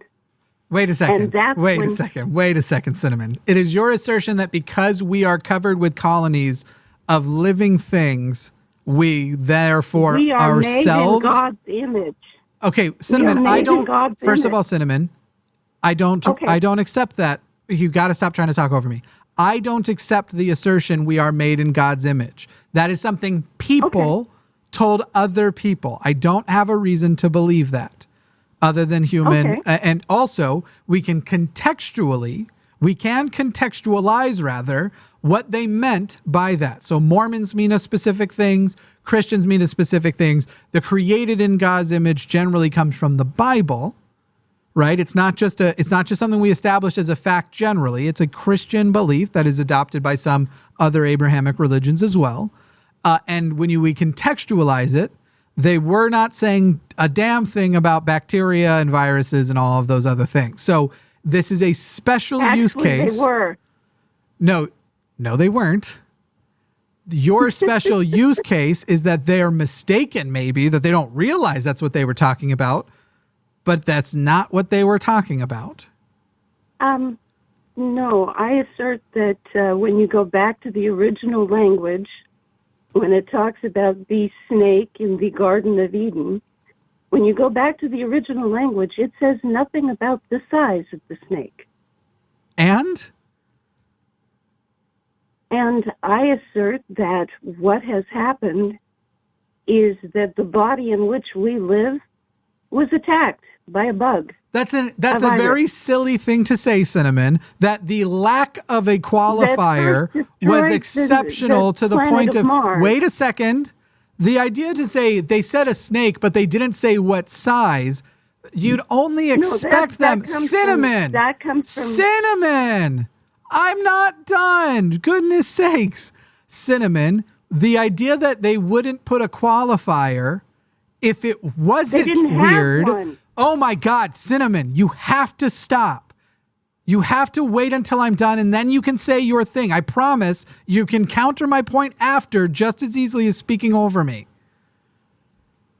It would have been A person is going to be prompted to tell you something weird about the snake's size if there is something weird about the snake's size, not if it's a snake-sized snake. You keep cutting out. What was that? You keep cutting out. Okay, well then I guess the call is purposeless. Call another day when I'm not going to cut out, I guess. Bye, Cinnamon. Because I'm not going to listen to you or you keep cutting out when you are saying things directly in response, mid-sentence, to what I've said so far. Is it possible that cutouts are happening? Sure. Does it sound like I'm cutting out if in the middle? No, you would have known that was a cutout if that's what was happening. And instead, you're responding to words including middle, like that example. So whether we're cutting out or not, the idea, oh my God. Cinnamon, cinnamon, cinnamon, call another day. And by the way, you're the first caller who has said that there was a cutting out problem. So if there was, it was on your side. You can fix it and get it better. Jesus Christ, Cinnamon. All right. Lines are still open if theists want to call in with a good connection. Because Cinnamon can't apparently do it. All you have to do is not talk over me. You can just wait. But anyway, I'm only taking theists from here forward. In the meantime, while we wait to see if some theist calls show up, we are going to do some super chats. So super chats of $5 or more. Otherwise, we do have to sell it to Matt, who is here at the beginning of the show. Not Dillahunty, but Matt from whatever place it came from. Oh, good. My special window button is not. I got to manually do this. Ugh. The amount of work they make me do at this job. Whoever's running the line should get their shit together. You know, just get your shit together. Put it in a bag. Take it down to the shit store. And get your shit together. Too young to feel this old says, beard is looking nice and full there, Jimmy. Impressive. Thanks for what you do. And go sublate yourself with something you made in your wood shop. I made shelves yesterday. They don't look very impressive because they are shop shelves. It's literally, hey, I've got scrap plywood. Let's turn these into shelves. And then also the shelves currently have huge gaps in them because I'm going to use my CNC to build specific, basically like shelf fillers. Like one of the first things I want to do is have a thing within it that can fill my butt. No, that can hold all of my butt. What am I really trying to say though? That can hold all of the different grits of sandpaper I have. I don't think you can see that very well, but those are I took 1.5, I think, sheets of plywood that I had sitting around. I can zoom in, hang on. And I made some shelves in my shop yesterday and it brought me a lot of joy to do. It made me feel good about myself, nice and creative. And then I put them on my French cleat wall next to some other stuff that I had put up there. But these are the shelves that I made yesterday. And then these bigger gaps will be then themselves filled. And like one of the things you can't necessarily see is like these shelves are two pieces where it's one shelf for the tool to sit on. And then there's a little groove that the cable can sit in. And then you put the groove in the cable itself in the smaller shelf below. So you don't have as much of a tangled mess. So anyway, those are the shelves. They're just shop shelves built out of some spare plywood that I made yesterday. All my wood shelves became a thing. This is a terrible song. I believe in yesterday's shelves. Let's see. It looks like wait, is this the same? Will somebody remind me? Hang on a second. Hang on. We already had a John call in. Is this the same John? Let's find out. I don't remember which one was John, though. I'm bad at remembering. Hey, John, did we already talk today? Is this your second time calling or is this your first?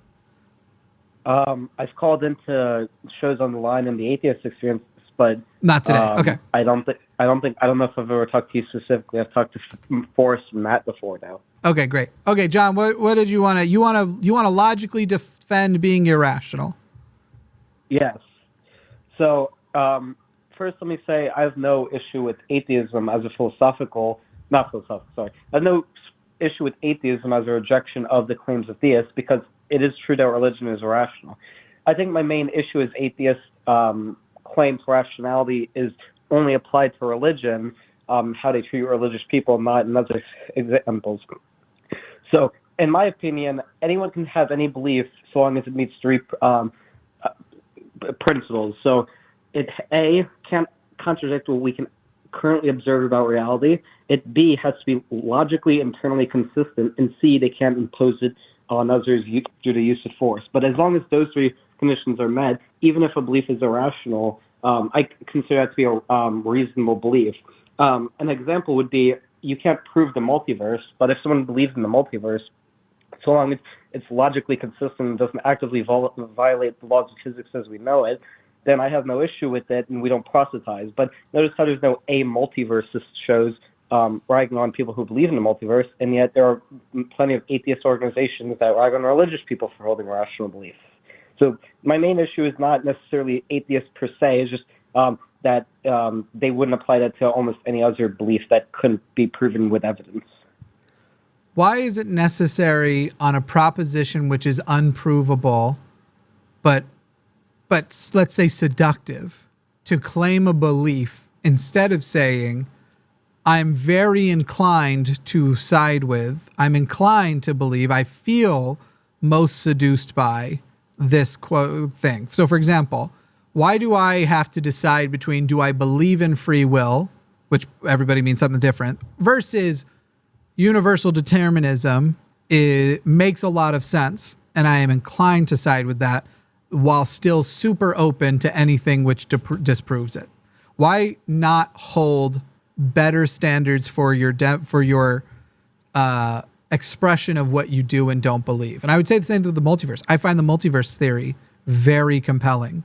It makes a lot of sense. One might argue that there are mathematical models which make it so incredibly likely that it actually is irrational to reject out. It's definitely irrational to reject outright. It may also be irrational to reject generally, but that's harder to demonstrate.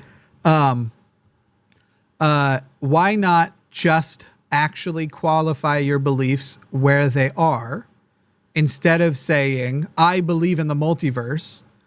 This is basically me saying, I don't disagree with the utility of what you're saying. I don't stop people from believing things. Try to stop people from believing things, especially if I don't find them as harmful. I don't put a lot of effort into it. But why not advocate for something like skepticism and say, don't say you accept something until you have a good reason to accept it?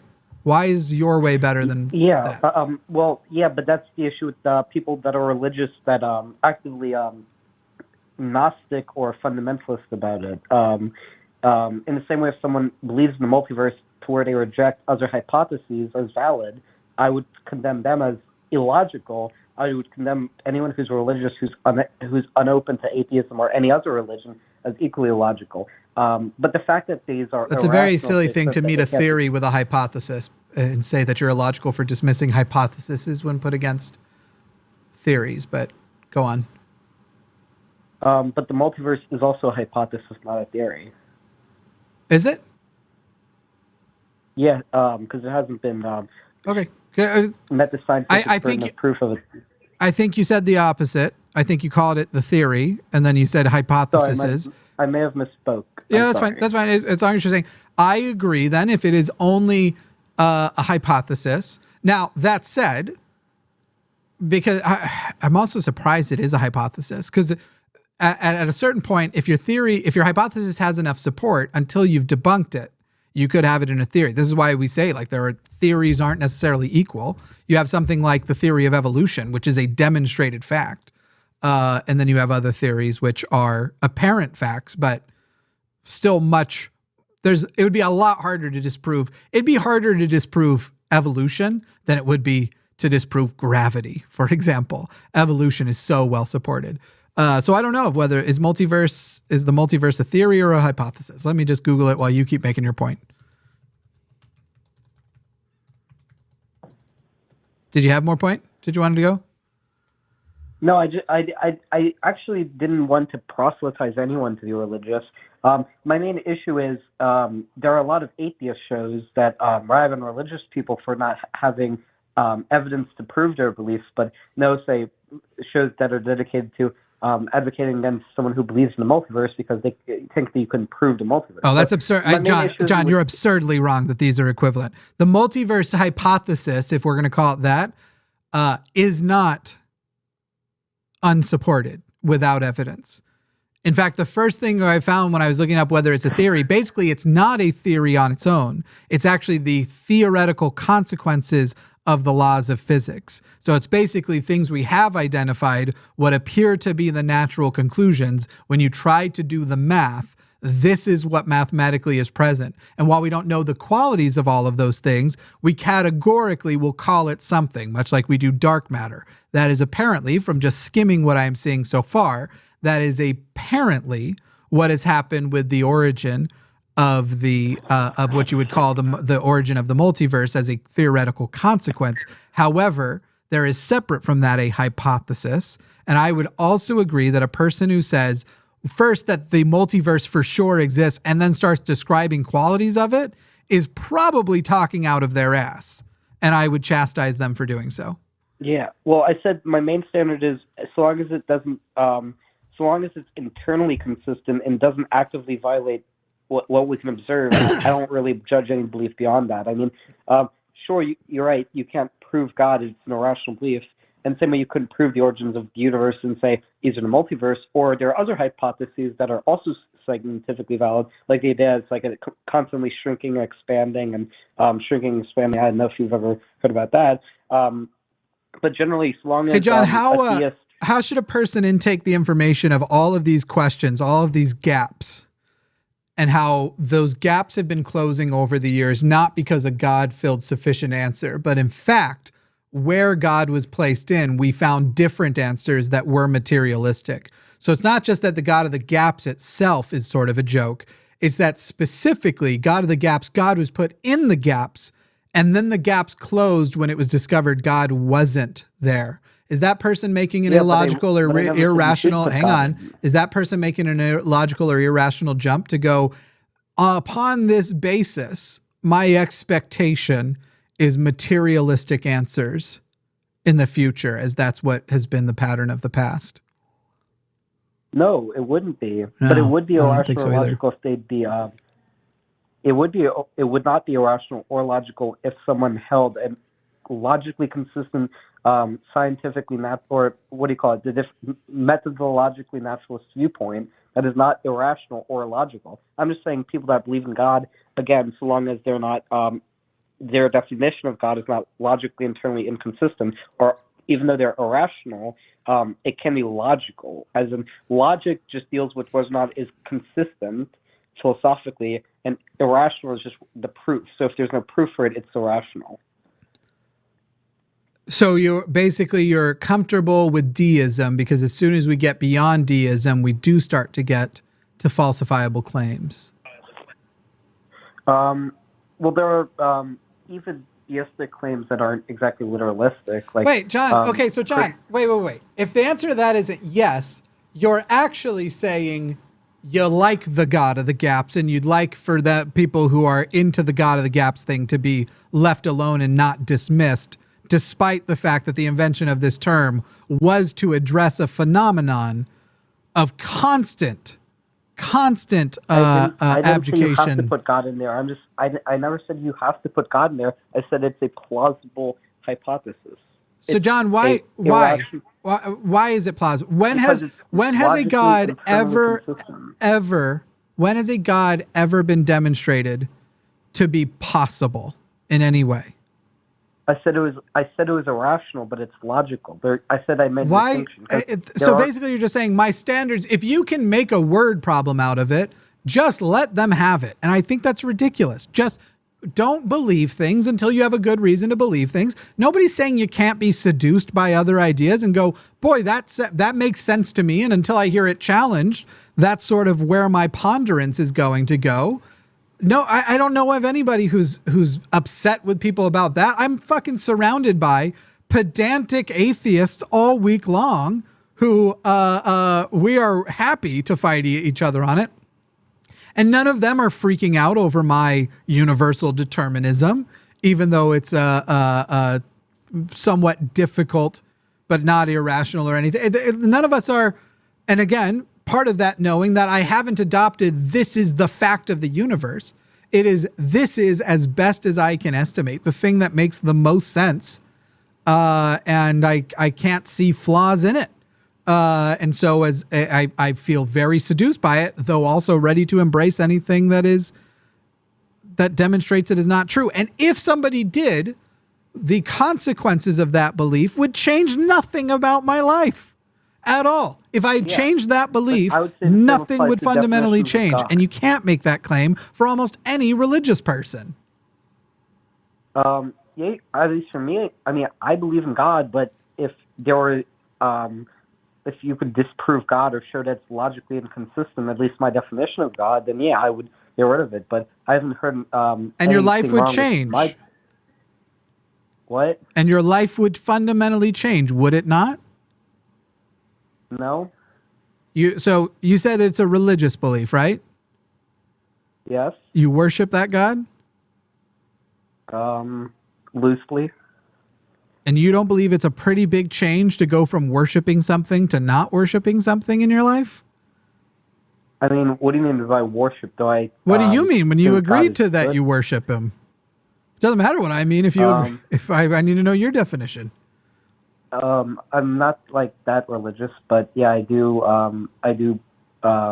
think God is good, but I don't pray to him that often, but yeah.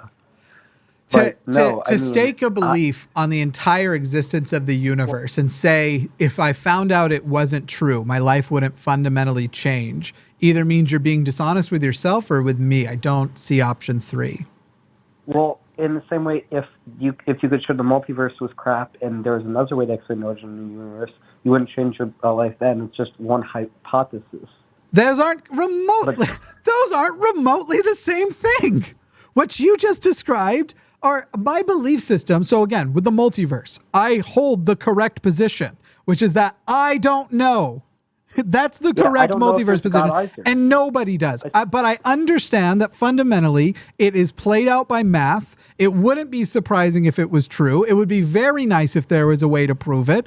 However, I don't currently hold a belief. And by the way, it doesn't change my life at all, because even if the multiverse exists, there isn't apparently any way in my lifetime, at least, that we'd be able to travel between them, that my life will be affected any different. So literally, if someone's like, hey, here's the perfect proof that the multiverse doesn't exist, and by the way, you're more on the side of it probably does than it doesn't, I would go, oh, and then the next 50 years of my life would proceed the same. I didn't know I believe in God. I believe in God, but I'm not confident in it.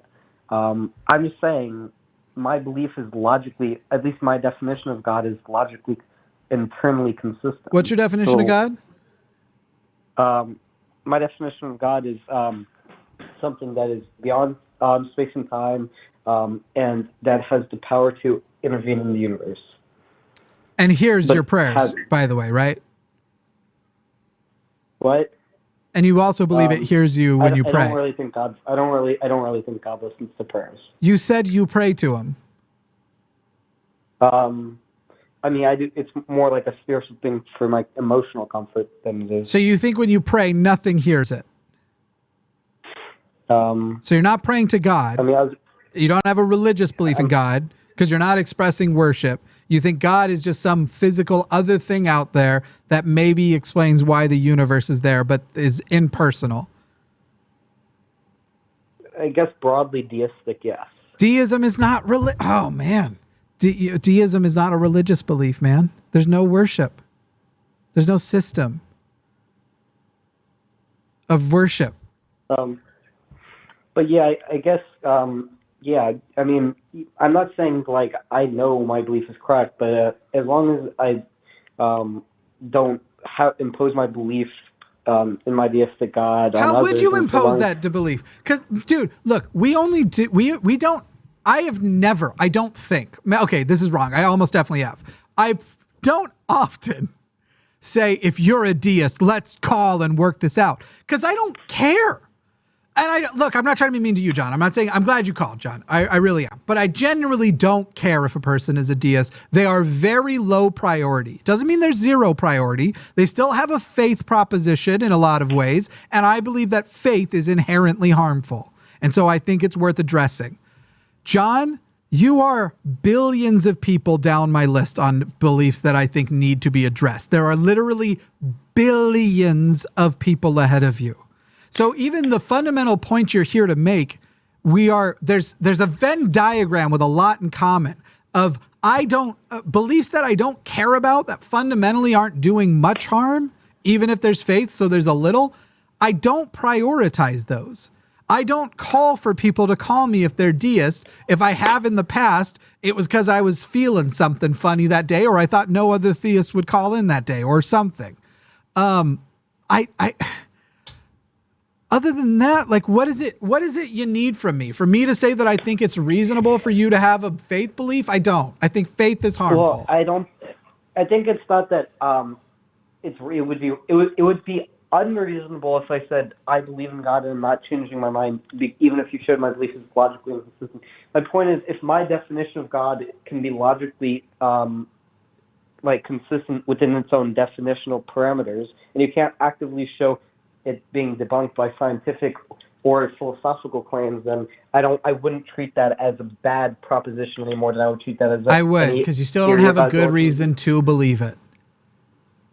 We don't have a good reason to believe in the multiverse. I don't believe in the multiverse. I've already explained to you the difference between saying I believe in the multiverse and having a skeptic's position on it.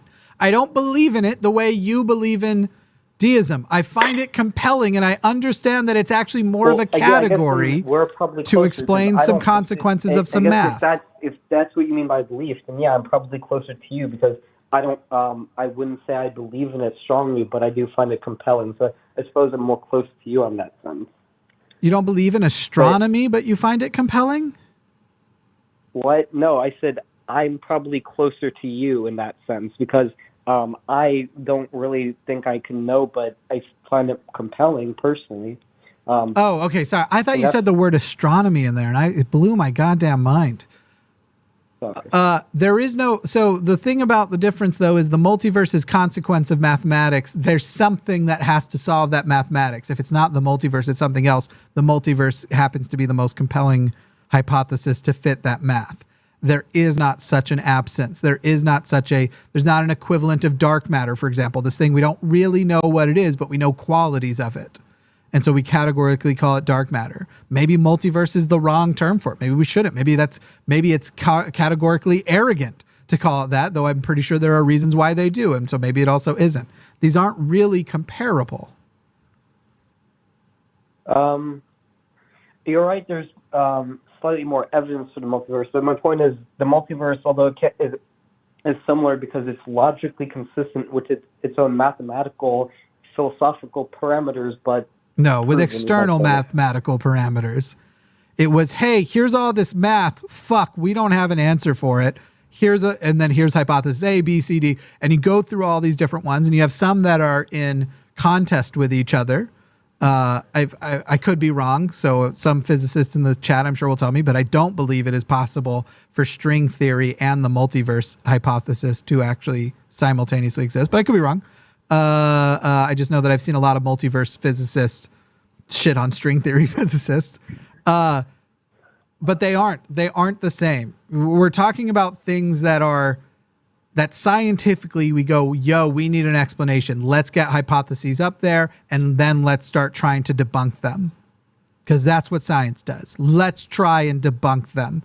And we only accept something as a model or a theory if we've been able to test it and peer review it. You can find no such thing for the proposition of deism. It's unfalsifiable in the first place.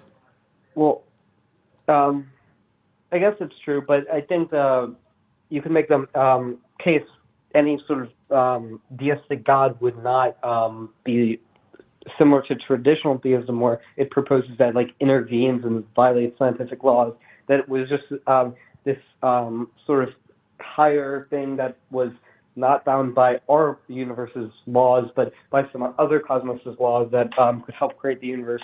How you define God in that broad deistic sense impersonal. So like, what if that God exists? How you define it, or how you can even think about it, I wouldn't know. My point is, so it's also a little bit conspicuous that generally what a person is doing when trying to invoke a deistic God is take these concepts of tremendous scientific gaps, essentially, and then see how they can contain those gaps in a materialistically satisfying way with qualities of the God of classical theism. Where it's what if I middle ground this a little bit? My God hypothesis is not the true hypothesis per se, just what I find most compelling. Yes, I find that yours actually breaches further over toward adopting some minor qualities of. You sound like you're talking about this sort of thinking agent doing thing with some amount of purpose. I mean, does God have a purpose? I don't really think so. I mean, if not he, it's whatever it is. But John, do you have anything? Do you have anything today that you can actually prove is compelling that in any way should change the way I believe, should change the way of? I'm not trying to change. I am. If you have a belief, if you know something that is true that I don't, I want to know it. Well, sorry, I wasn't trying to change your belief. I'm sorry if you got that impression. I was just trying to explain why I think that. I don't really think you should disrespect religions any more than you would unfalsifiable. And I've already shown you why that's wrong. Well, yeah, you've shown, but you still can't prove it though. In the same way you can't prove God. So you're right that there's evidence for it, but John, you can't you can't disprove so much stuff. Are you going to disrespect? Are you only going to respect things that you can disprove? Yeah, I only respect hypotheses that haven't been disproven or can't be disproven. Because if it has been disproven, then... So I've got this troll fairy. It's a half troll, half fairy. Its name is Penis Fart. It's capable of existing completely outside of any realms of logic or of physics. It's capable of creating universes, and it does it by farting universes out of its penis. And those universes all contain the quality. The thing is, that would be logically and internally inconsistent, because how can it exist in one universe? Yes, it would. Because no. It's the creator. It's the creator of that universe. It follows a different set of laws where it comes from. It's not bound by our laws. It's totally unbound. Even when it visits our universe, it can break it. But the thing about Penis Fart is that Penis Fart can actually also cover its tracks. Wherever it broke the universe by defying its laws, it can just mend it. That's actually the second function of what it shoots out of its penis. And this is logically consistent. Don't you dare disrespect it. That name Penis Fart is a religious tradition believed by millions of people all over the world, to allude to a call prior to ours. I literally... Is your argument just that a belief is not equally valid, even if it's logically consistent with... I don't care if a person basically goes, I still want to believe in a God, so I'm going to try and create unfalsifiable parameters, but I've created a logical... It's internally consistent, so don't disrespect it. Because I just made an internally disrespectful penis fart. An internally consistent penis fart. Don't you dare disrespect it, John. Do you get the point now? That is a good... Yeah. Thank you. I think the only thing is, like, I don't really know if it's a completely good faith comparison to compare something as, like, vague. How dare you? How dare you? Okay. Well, it's just, I don't know if it's like a completely apt comparison between something as ridiculous and specific as that versus something as, like, vague as something that could theoretically transcend time and space, being a belief that I'm compelled to. They're actually the exact same, because in both cases, the motivations are not good. In my case, the motivations are to make you look a bit silly, but more than that, to say penis fart, what am I up to, 9 times on YouTube? So, in the case of an individual, it is to bring comfort and often camaraderie to exist more comfortably in a world where they can't let go of their theism, and yet they see how stupid theism is. And instead of letting go of this disrespectful belief, this belief that warrants no disrespect, they're trying to make it work. The motivations are different, nefarious in both cases. There are other other motivations that are possible, but legitimately, I think that you are doing this as a method of survival and a method of social acceptance, and I barely know you. Well, do you think? Damn, I missed so. So, in your opinion, so if your standard isn't something that's internally consistent, what is your standard for when a belief is you can be compelled to it? Because, as I said, I never claimed to believe. I was only compelled to the God hypothesis. But when do you think you can say that you can be compelled to a hypothesis or a theory, even if you can't prove it? Because in the same way you can't directly prove the multiverse. When do you think that's warranted? Wait. So I was ready to answer your question, and then you added something at the end that makes it impossible. I don't think it's acceptable to accept something as true until there is good reason to warrant it.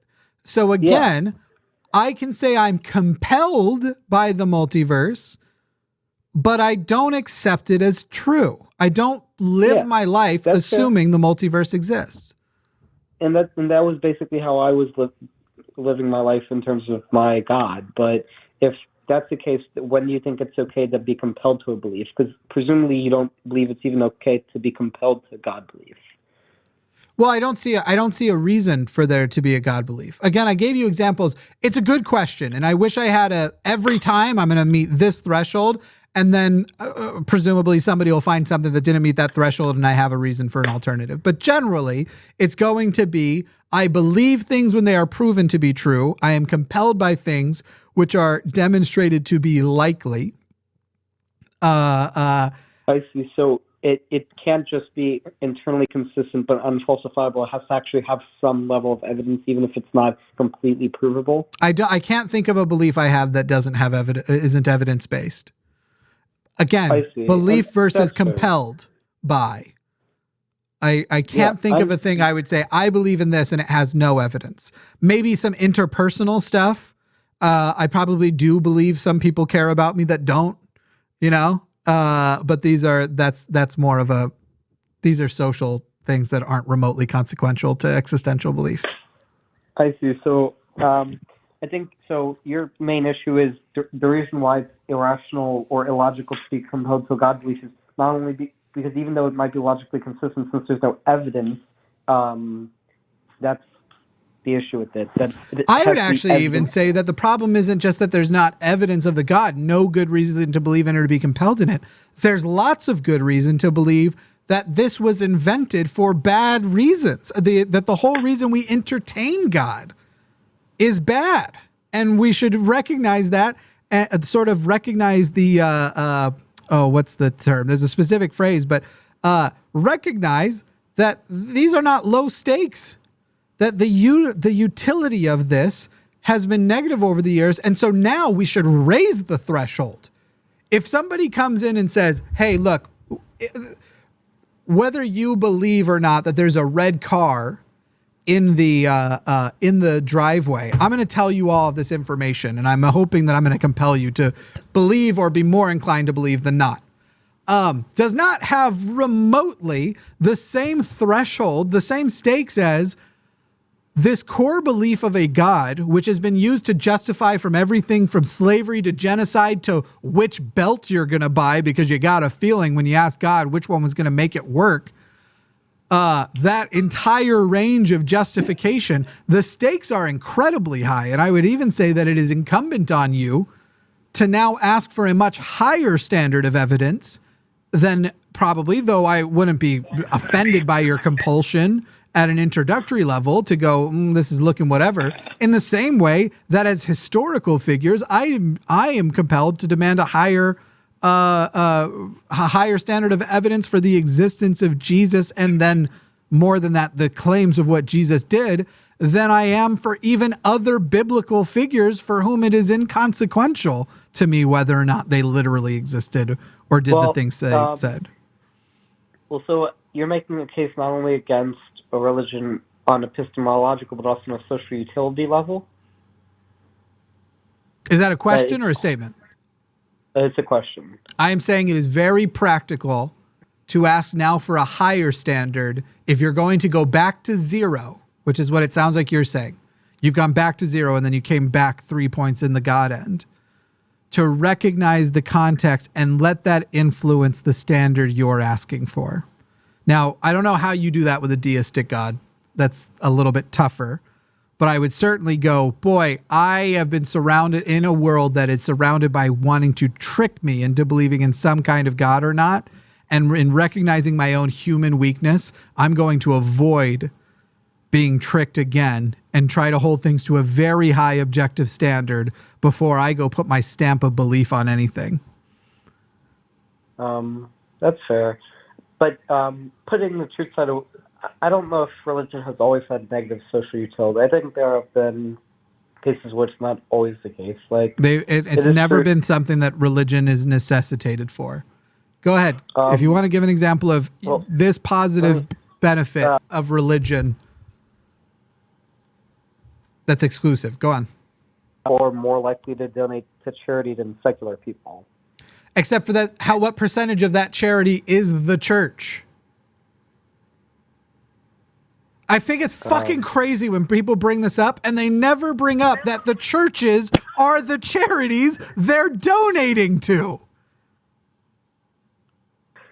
Yeah, but churches sometimes do like food Sometimes shelters. the Mormon church, it just discovered, what was the number? Was it 300 or 130? It's more than $100 billion. Was hiding $100 billion in a rainy day fund, and I think it was actually hundreds more than that, but was hiding $100 billion and then bragged about $800 million of humanitarian work they had done in that previous year. Less than 1% of not their income, just a savings account they had on the side. And Mormons are some of the highest charity contributors there are because they are mandated to give 10% of their income. I give a fuck who gives more to charity when churches are the charities. You may as well make McDonald's a charity. And now I don't go to McDonald's that often, but fucking Jesus Christ, you find that statistic remotely compelling? You mentioned like slavery, but like a lot of the not only abolitionists but also the civil rights leaders were also Christians. So it's like any harm that religion has done has also there's an equal thing that it's done good. Like many of the no, it's not balanced. And what's wild that you would suggest that is how abolitionism had to come in the form of change. Basically, you have to reject elements of the religion you believe to be a Christian abolitionist. You literally have to basically utilize something like secular humanism without identifying it to then be able to. You can't justify not being a slave owner on the Bible unless you do more work. And the more work you have to do is to defy the religious tradition, defy the contextualization, to change. And by the way, I'm glad we did. But it is not truthful that Christianity abolished its own fucking problem of slavery. Christians did when they started utilizing some sort of higher valuing of people that came from cultures around them that have nothing to do with their Christianity. It took an external force to wreck Christianity to be able to allow slavery to be ended. Well, if you're going to make the argument that Christianity supports slavery from the Old Testament, most Christians and the New Testament. We're in the New Testament. I mean, I understand the Old Testament is slavery. I've not heard New Testament slavery. Feel free to read. There's that whole slave obey your masters part. It's crazy.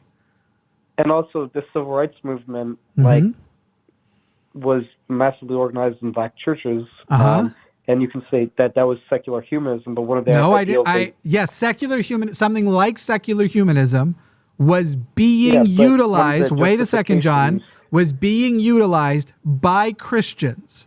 Something inside of them compelled them to not adopt Here's a very controversial statement. Fundamentalist Christians are more honestly living Christianity than progressives are. I still prefer the progressives, but the honest execution of Christianity is much more like the God hates queers like me people. That is the more honest exercise of Christianity, especially when you contextualize it, than progressive Christianity. And the thing that changed it was something external to Christian values, which forced humanity to evolve. Well, you could make the argument in the civil rights movement, the Christian doctrine that all men are equal under God, was a pretty compelling argument for the civil rights leaders, even if it could be used in a secular humanist context, just remove the God part. So like there are areas. Yes, much like the Constitution. And by the way, I don't think that it's inconsequential, the humanistic things that. Have you ever read the biography of MLK Jr.? No. You should. I probably should. It's incredible. Religious man, spoke of God, lots of secular humanism in him, lots of doubt in religion in him, and he ends up having his version of Christianity is basically influenced by, well, the Bible doesn't work, so here's my version, influenced by what is ultimately, he may not call it humanism, though he also might have, but also largely inspired by the philosophies of Gandhi and others. Have you ever read a biography of Reverend Raphael Warnock? He is the person who is now the senator from Georgia and is the current pastor of MLK's church. No, I haven't, but I probably very similar. You try and read his biography and his beliefs supporting things like queer marriage. Wait a second. Queer marriage and abortion, and you tell me he pulled that out of the Bible and that he's not having to do a level of apologetics that's clearly influenced by some sort of morality which doesn't come from Christianity, that clearly comes from some cultural reinforcement that humans have each other to look out for, and we should look to the well-being of each other above all else. Raphael Warnock is an amazing human being. He is a dog shit Christian, and that's what I love about him. Well, so I think we're going to wrap up the call a little bit, but just one final question. Do you think there's any benefit to any doctrine of any of the religions, or do you think religion has only been a negative for society?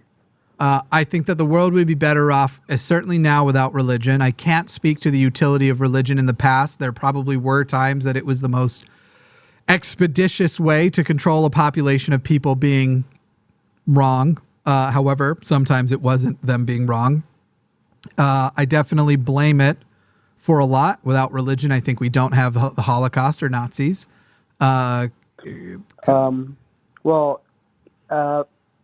Hitler specifically, was he a Christian? I mean, he was pretty public about it, but privately he did. John, let's just say Hitler was an atheist. Would that change what the movement was? He wasn't, by the way, but German pagan. Fine, let's pretend he was an atheist. What was the Nazi movement? I don't care about Hitler. Who killed? A lot of the leadership and membership were inspired by like German pagan ideas. Mostly. No. Oh my God, you're such a fucking liar, or you're ignorant, John. Yes, is there elements of paganism, much like there is in Christianity, but are there Nazi pagans out there? Sure.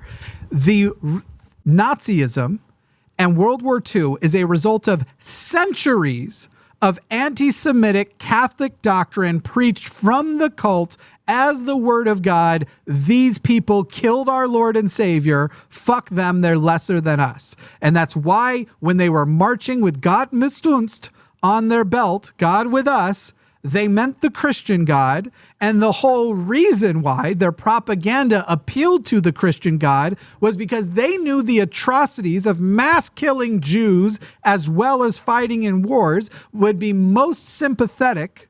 The people who would be most sympathetic to carry out those killings would be Christians. Even if every single leader, it turned out, was an atheist, they simply couldn't do it, and they weren't. But they simply would not have been able to pull it off, for lack of a better phrase, were it not for not just deep Christianity, but specifically deep Christian doctrinal bigotry at a universal level taught from the Catholic pulpit for centuries leading up to that point. And that propaganda, by the way, World War II isn't the only way that was acted on. It was acted on by in many different ways. World War II is just sort of the most significant because 6 million Jews is a lot of dead Jews, as well as millions of other categories.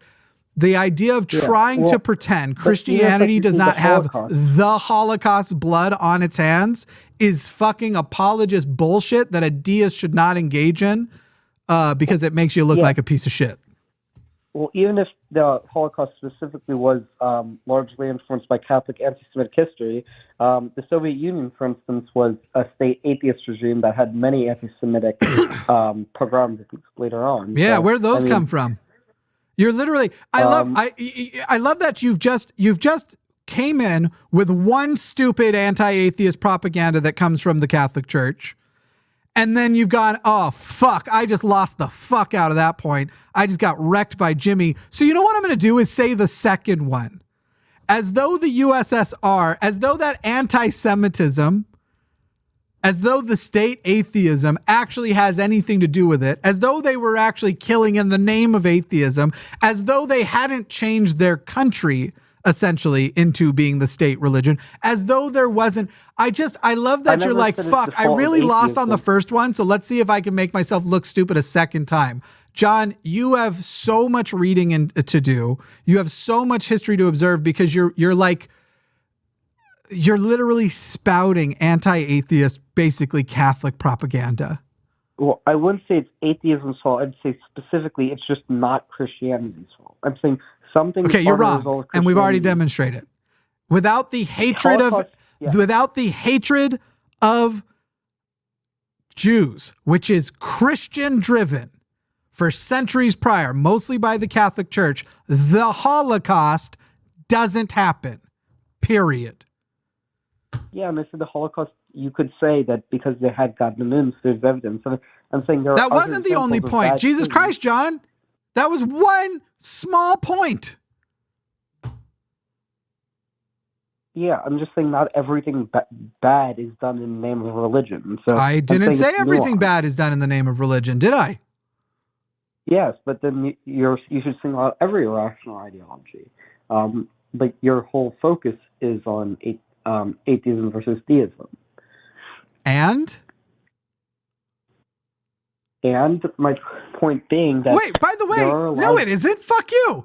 I'm simping for socialism on this channel all the goddamn time. John, do you watch the channel? Do you think atheism versus theism is the only thing I'm fucking fighting? Not only is that not true, John, I have said on multiple occasions, being an atheist is the least interesting thing about me. I regret that I came onto the scene with a moniker like Mr. Atheist because it's practically meaningless. And yet I'm now, quote unquote, famous as Mr. Atheist. When I'm recognized in public, I'm always called Mr. Atheist, almost never Jimmy when I first meet a person. And I think it's fucking stupid. So... You're right. I don't know that you've said a right thing in the last 10 minutes. Wrap it up. Just take your last words. This is another 40 minutes, and I don't know if it was worth it or not. But go, just give your last thoughts, and let's just go. You really made me reconsider my position on theism. I'll have to really think about it. And so I do thank you. I'm just saying, specifically, the social utility of religion is just a nuanced issue because the religion can inspire good and bad things. And like all philosophical systems, it just depends on the individual that interprets it.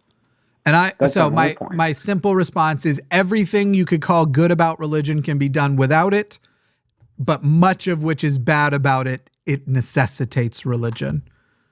All right, John? Okay. Later, dude. Yeah. That blood pressure. I feel it. I feel it in my head. I think, all right, it's 8:30. How long have I been going? Is it almost 5 hours? 4 hours and 14 minutes. All right, we're gonna end the call-in portion there. No more calls. Let's all hear the sound together. Bloop bloop. Fuck. Let's turn on some dance music. But you don't want to talk, you don't want to bother. It's too loud. Yeah, so I took another shot, let my brain do the walking.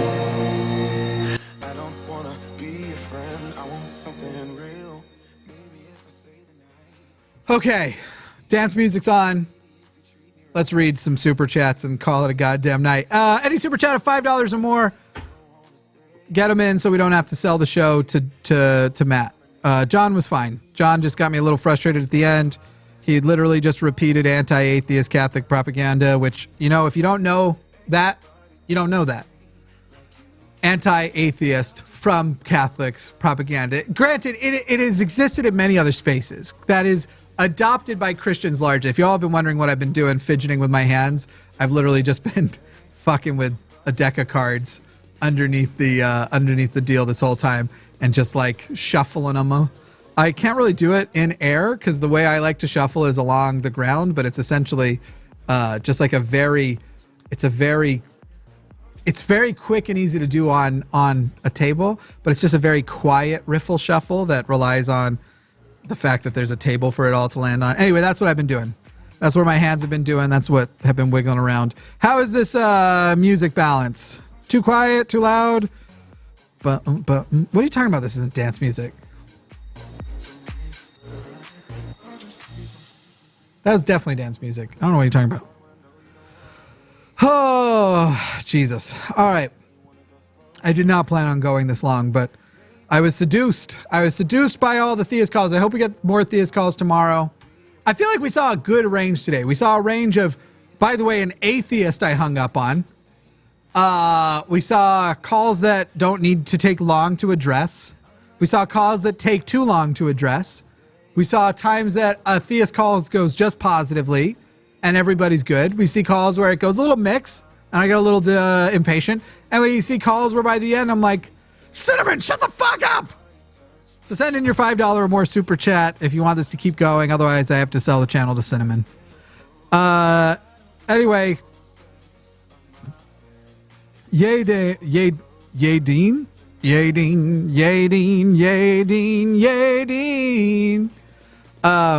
No, I can shuffle in the air, for the record. I can do lots of cool stuff in the air, for the record. The type of, so this is not the type of, oh, of course, now it's going to look like shit as I'm trying to prove I can do it. This is not the type of ripple shuffle I was talking about. The type I am talking about does require the ground, does require a surface, because, here, let me see if I can do it off the top of my computer here. It needs something to anchor on so that you can just quick go floop, and then you just quick push them into each other. I know I'm skilled with my fingers, y'all. Do that with that what you will. I know how to riffle shuffle in the air. I can't do the specific. It's a poker one, by the way. It's one that you see in poker a lot. But anyway, fucking just keep practicing. You'll be able to do it in the air one day. I don't know why that made me so mad. But I was like, I know how to do stuff in the air. I can do lots of neat stuff. Oh, I got hit by the mic. That cool thing I was doing, it got ruined. I'm going to blame my incompetence on everything else. I can do lots of cool stuff in the air. Not when I'm trying to prove it, but I can't do a specific type that requires a table. You meanie. Anyway, I'm not mad at you. I love you. Fucking asshole. Yadeen says, or Yadan, I don't know. Matt the caller is too frustrating for words. If he calls back, you should argue with him whilst keeping a mouthful of vegan cheese with. Oh, that makes me gag just wanting to think of. Just making me think of it. Ugh, excuse me.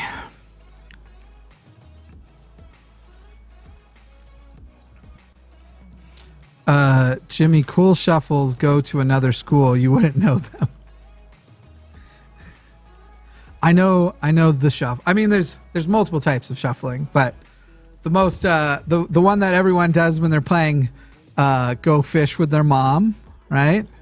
That's the overhand. Then there's the one that I first saw on Yu-Gi-Oh! This is called the Hindu shuffle. Then there's the one that everybody mistakes for meaning somebody's good at stuff.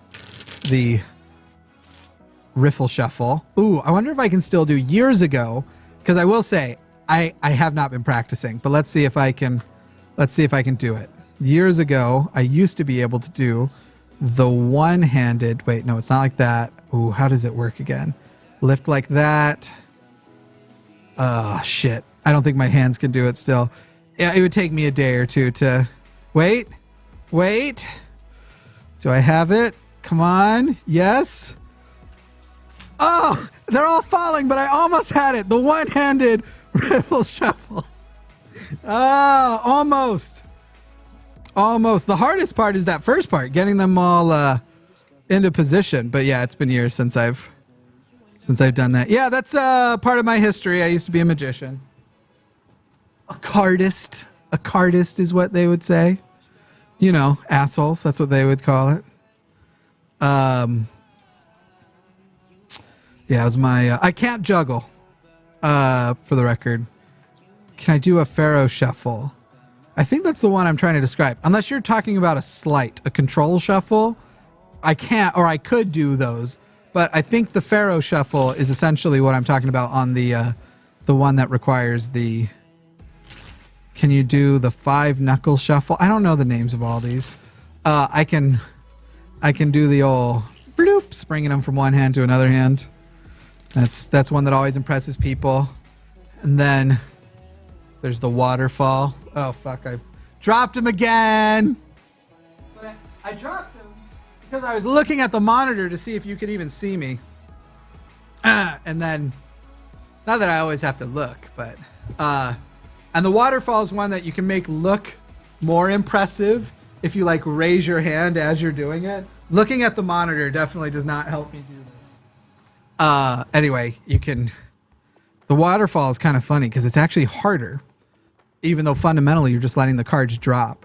But this spring, a lot of people think is hard to learn, but it's quite a bit harder to get what is essentially that down in a flow that gets taller and looks decent, which I wouldn't say it did here. Yeah, I used to be... Yes, I would not make it on Penn and Teller full S. Maybe at my peak, I might have been able to fool them with like a... Maybe. Years ago, when I was much better, I challenged Matt, but we didn't end up getting together in time where both of us were sharp. But it was going to be basically a card game where we only win points if we successfully get a slight over on somebody else. That... Basically, it would be like, ha, you didn't see I just cheated by doing this, and that gets you a point. There'd have to be some kind of camera for verification. Not that Matt would lie, but I might. Anyway, nobody cares about this. Just Jimmy's ego again. All right, on to the next. Bum bum bum bum bum. Here's some money so we don't have to sell the show to Matt, the caller. Go fuck yourself, Jimmy. # trans lives matter. Could not agree more with all the sentiments expressed. Mark Rocha says, love you, Jim Hat, and the show. # make America sublate again. That's right. Time these damn liberals start sublating where they're wanted. Force companies to pay prisoners at least minimum wage and watch the whole prison industrial complex evaporate, which is why that'll never happen again. You know, I also saw a TikTok, was it? Where somebody was like, if all the government would have to do, or all people would have to do to stop police shootings of unarmed black people is for all of them to carry life insurance. Because suddenly, the life insurance companies would start suing basically every time and make sure that a very significant investigation went into every death. And you would then suddenly have a situation in which basically that would stop. Man, I got to work on this specific one. I keep catching myself.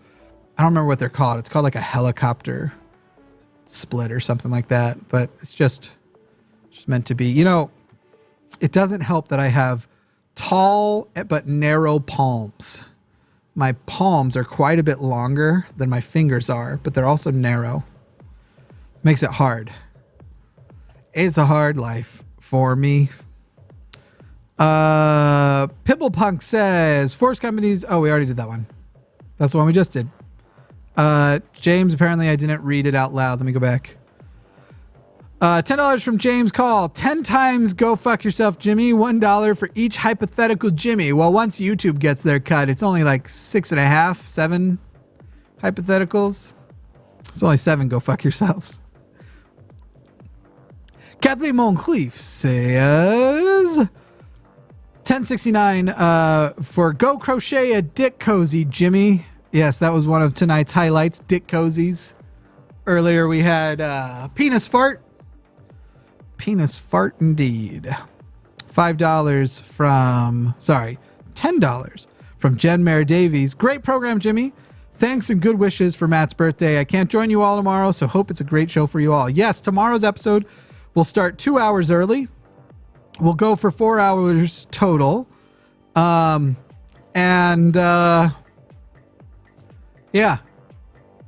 Because it's Matt's birthday next week. It's not literally tomorrow, but yeah, next week it's Matt's birthday.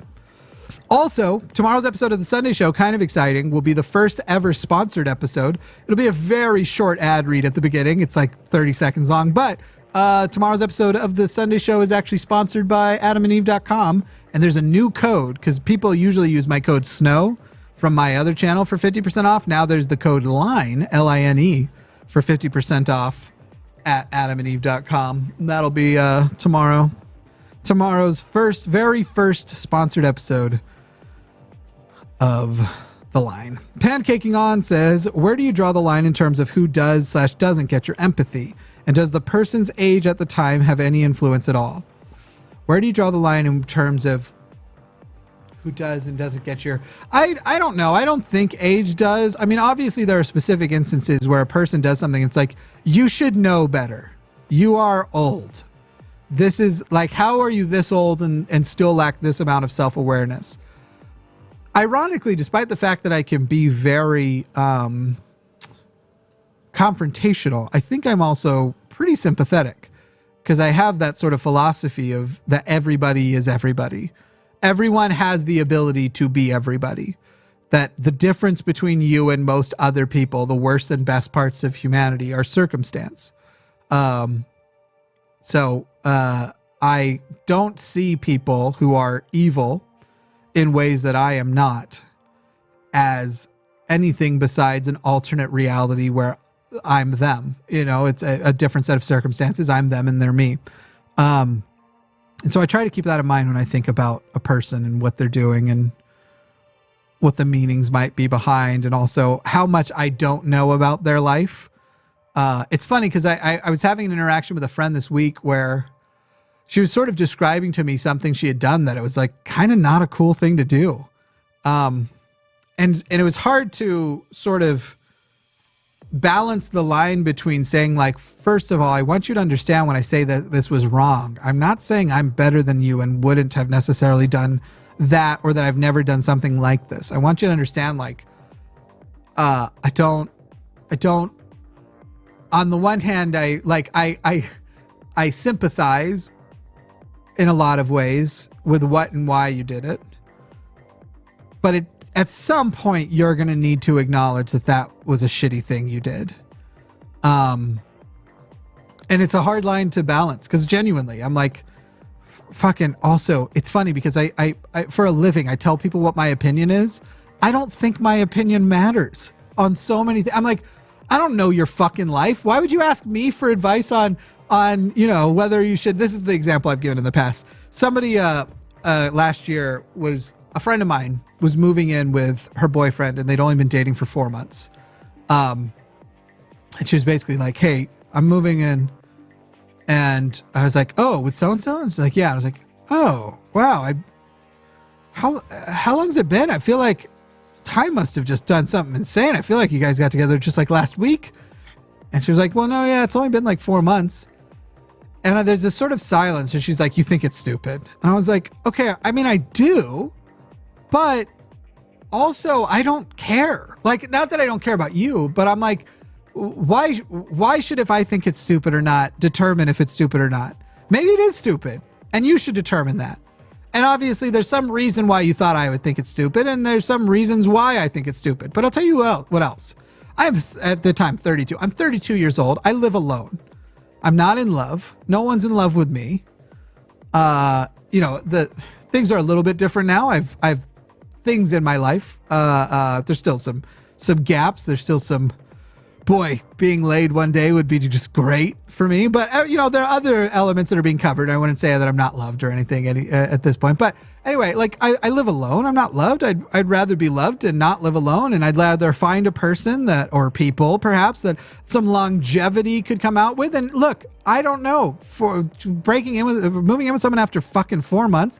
Yeah, that sounds really stupid, but a couple things. One, who can afford to live alone? And I can understand why 4 months with somebody that you think you love sounds less scary than moving in with somebody you don't really know, if those are your options. So, on the one hand, I'm not going to judge you on that basis. But two, I'm not romantically in the position I want to be in. My life doesn't look the way I want it to look. And what if the difference is it's because I don't do stupid things like move in with somebody after 4 months? Maybe it is stupid, but making stupid decisions exposes you to more possibilities of being lucky and it not being stupid. And so, maybe you learn 2 or 3 times, but by the 4th person you move in with after 4 months, you found your person for 10 years or 20 years or whatever. I don't know. I don't fucking know. It does seem like a lot of people who are in long-term relationships and happier than me also make more stupid decisions than I do when it comes to relationships. Maybe I would find the right person quicker if I'd stop avoiding making stupid decisions. So what the fuck why does it matter if I think that's stupid? And why do any of us mistake, especially for interpersonal things, the possibility for like, oh, you just told me this 3 minutes of details. I definitely know how you should live your life. And so I try to qualify when I talk to people a lot, like, look, here's what I know, but I don't know your situation. But this is a red flag that I think I see. And you need to ask yourself, red flags, because red flags don't actually mean this is a bad thing. It means it looks like it could be. This person believes for example, years ago, people would joke about how Republicans are more likely to be into boobs and Democrats into butts, right? And by the way, I'm not a Republican or a Democrat, but I am more into boobs than butts. Big boob guy over here, loving the boobs. Not necessarily big boobs when I say big boob guy. I just love boobs. They don't have to be big. The whole spectrum's great.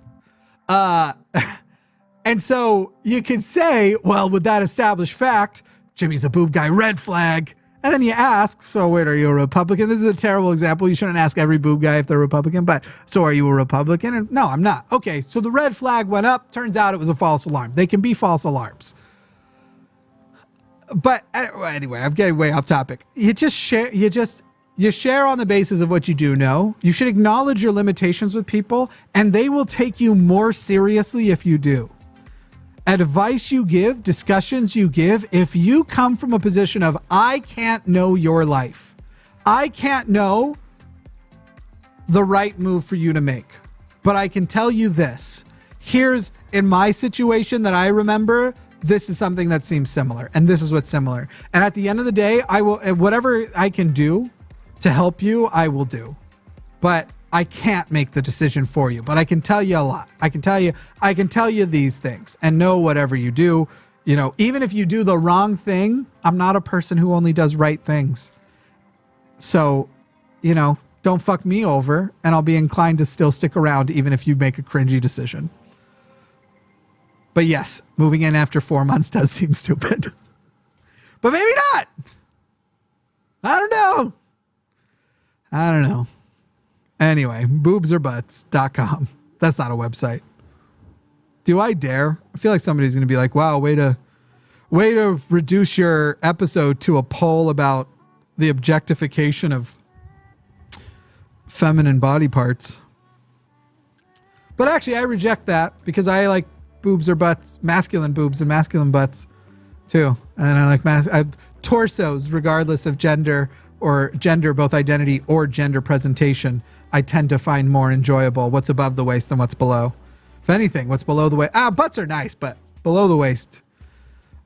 Somebody who sends a nude with genitals in it as a hello, like, on principle, if you send a nude as a hello, you're probably almost certainly not getting a high back, no matter what kind it is. But I'm much more disgusted if it's a waist down hello nude than an above the waist. At least it's kind of like, oh, dope. I don't feel violated. Now, that's me personally. I can't speak to other people. I think there are people who would feel more violated in the other way. Anyway, so boobs or butts? You can only pick one. There's the poll. I already know which one's going to win, or at least if our audience resembles society at large, I already know who's going to win. If it's a bunch of Jimmy simps who want to agree with Jimmy, then it's going to be boobs. But if it's society at large, butts right now is more popular. Oh, damn, bunch of Jimmy simps. Or maybe it's a bunch of people who are like, I'm tired of boobs being underrepresented in society. I don't get random dick pics in my DMs as often anymore, but it does still happen. And not just dick pics, random nudes and stuff. Years ago, I thought the most polite way to receive unsolicited nudes, because it makes it not entirely unsolicited. Somebody sent me a letter, and with the letter, inside the letter was another envelope.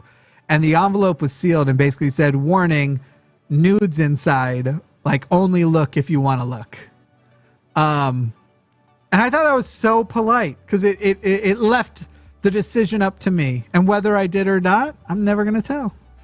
Isn't it better that it's a mystery? Don't you really want to know now? Isn't there something beautiful about not confirming it or denying it? Isn't there just something like, this will stick in your head now for a while. Like it'll pop in every now and then. But if you just had the answer, you'd never care. Anyway. Where's the none of the above? This is a binary choice. Ha ha ha. I oppress you. Pibble Punk says, forget self-driving or electric cars. We need more trains and also cities designed for pedestrians. Go fuck yourself, Jimmy. I would say I agree with the second part. There's no reason to forget self-driving or electric cars, though. In fact, if we move to a pedestrian train only society and we did forget self-driving cars, I will not leave my home. Like, I am a person who, because of medical things, has an incredible anxiety about not having a self-controlled escape and being able to leave somewhere by myself. And you wouldn't see me places if the distance between me and the comfort of my medical comfort of home is a walk in a train ride away, and I can't in some way feel a higher level of control over that outcome, I will be left out in the same way that pedestrians are currently often left out. And we need to solve both without leaving somebody out.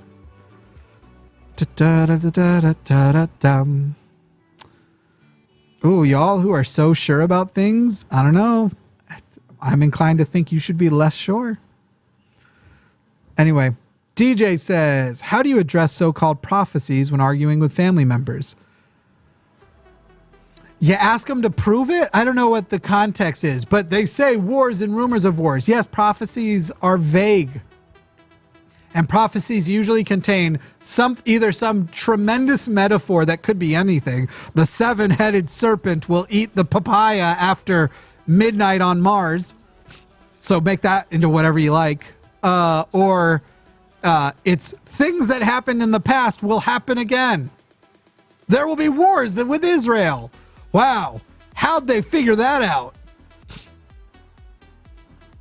And part of the point that people have made is, in some way, and by some mainstream interpretations, every prophecy that was supposed to precede the second coming of Christ has come to pass, come true multiple times. Let's get this all read again. Good. Back to punched in the eye. It was looking too much like just a little dot. Dustin Taub says, Jimmy, use this to fund ghost research, or maybe don't. I probably won't. Maybe I'll use it to buy me something to help me generate some ectoplasm. Hank says, I just imagine people showing up right now being like, the fuck is this poll? I hope that we have an accurate representation of the population at large here, because I would like to think that boobs are making their way back, that there's a reemergence of boobs. Yeah, boobs. Anyway, Hank says, theistic design arguments are naive, post hoc, and most glaringly data-free. Anyways, as we say in Oz, Garn get fucked. Garn get fucked. Pibblepunk says, evil people love religion. It's a great way to convince the public to vote against their best interests. Fucking true. Bryn PooKC, Bree made me think of the Dunning-Kruger chart you showed at the beginning. Go fuck yourself, Jimmy. You know what's very interesting about this Dunning-Kruger chart? Forgive me if you already saw my tweet about this, but I feel that this chart resembles very accurately what liking me looks like. So if you just take this line and you change the y-axis, the vertical, to how much you like Jimmy, and you turn the competence, the green one down there, into how long you've known Jimmy, it's pretty accurate for most of my friends. You start out by like, you meet me somewhere and I'm in social performance and I'm funny and charismatic and you're like, man, this guy's fun and I'm laughing a lot. We're having a good time. And then you start to get to know me and you realize that like, I'm pretty predictable, maybe a little bit arrogant. I can be dismissive, and it falls way off. You hit the peak of liking me early on, and then it falls way off. And then you get to the valley of like, I don't know that I care to be around Jimmy ever again. The valley of despair, also called. But then there's a slope of actually, once I adjust to Jimmy, I actually kind of do like being around Jimmy. And then there's also the slope of like, and he's pretty great to have in a pinch. Like he's resourceful if I'm in trouble. And if somebody's being shitty to me, he's like pretty good. He's pretty good at handling shitbirds. And then at some point I actually help somebody solve some problems, or I actually do go fight some shitbirds. And that's when we get to the plateau of this is better than being kicked in the nuts. Being friends with Jimmy is better than a kick to the anatomies. I feel like the Jimmy's friendship effect curve is what we're looking at. I don't know. Seems right. Seems accurate to me.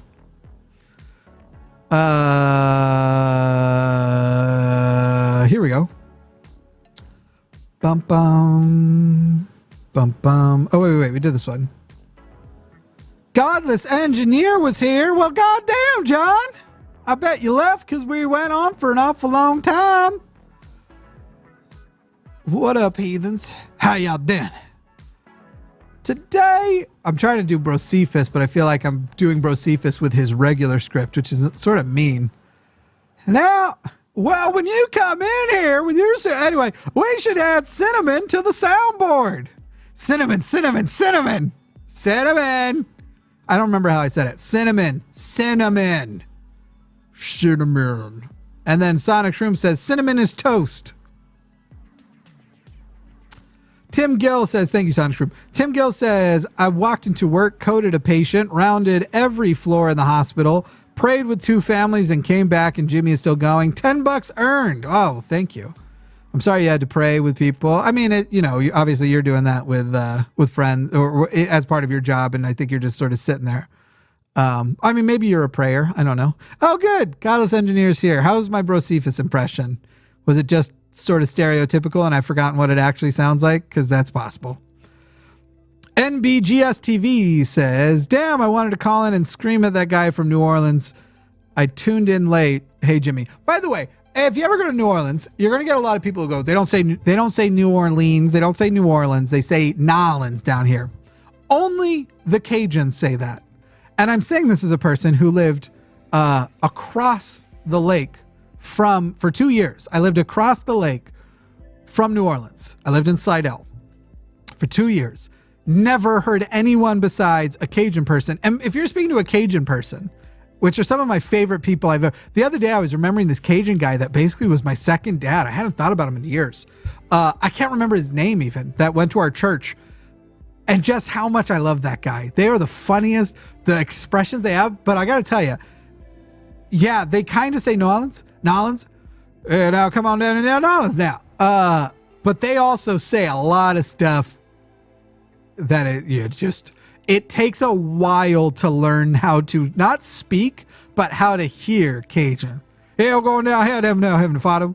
We're going to thank you for this day now. Thank you for our family and all the great blessings that you bring on by. And we're going to say, I love, it's just, I always loved, that was my impression of the guy I was talking about doing the prayer for the church. Yeah, now, dear Heavenly Father, okay, we thank you for that now, and the sunlight, you know, we got that rain, good rain, good, thank you for that, good rain, bless you now. And yeah, there's most people just say New Orleans. There definitely isn't anyone. Welcome to New Orleans. No one's saying that, but New Orleans. Maybe New Orleans, but not Nolans. Unless you're sounding like a nice Cajun man.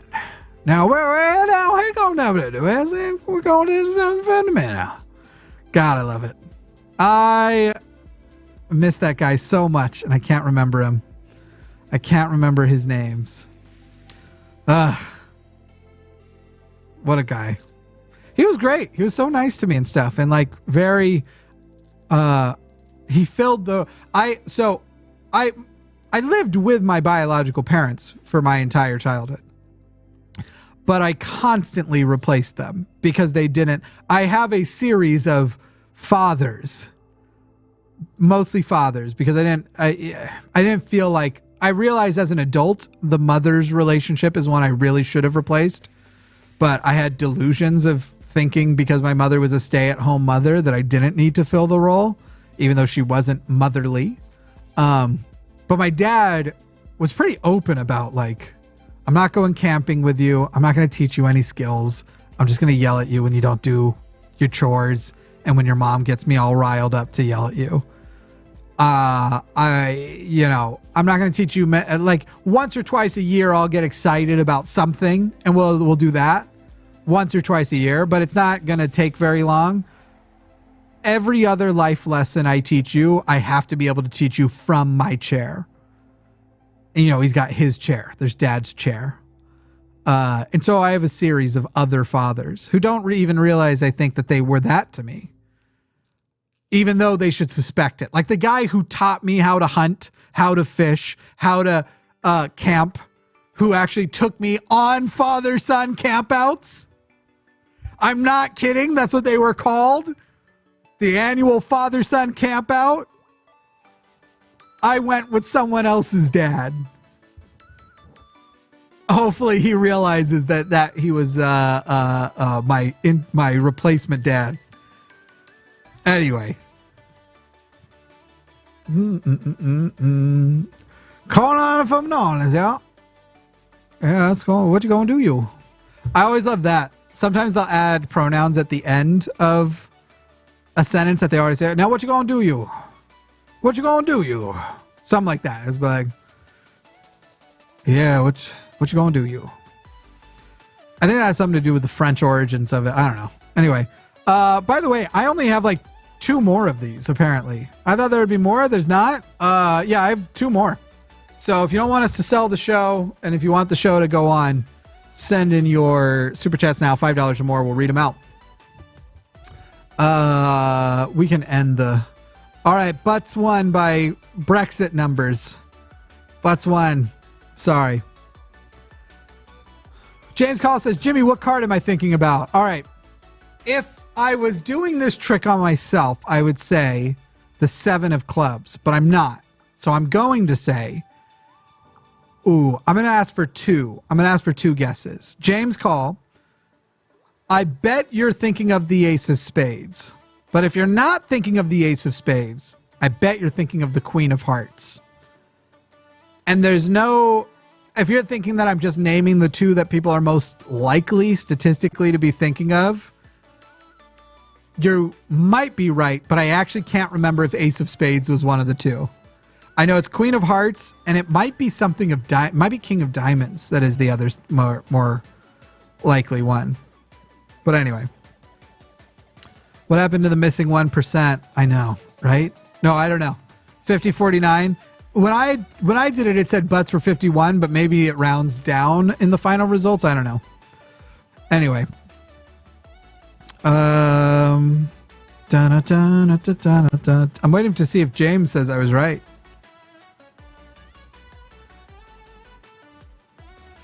Faye says, ugh, all the worst atrocities / dictatorships were caused by atheists. Atheist science caused Hiroshima. Show us a card trick. Go fuck yourself, Jimmy. I believe you were ironically saying those things because it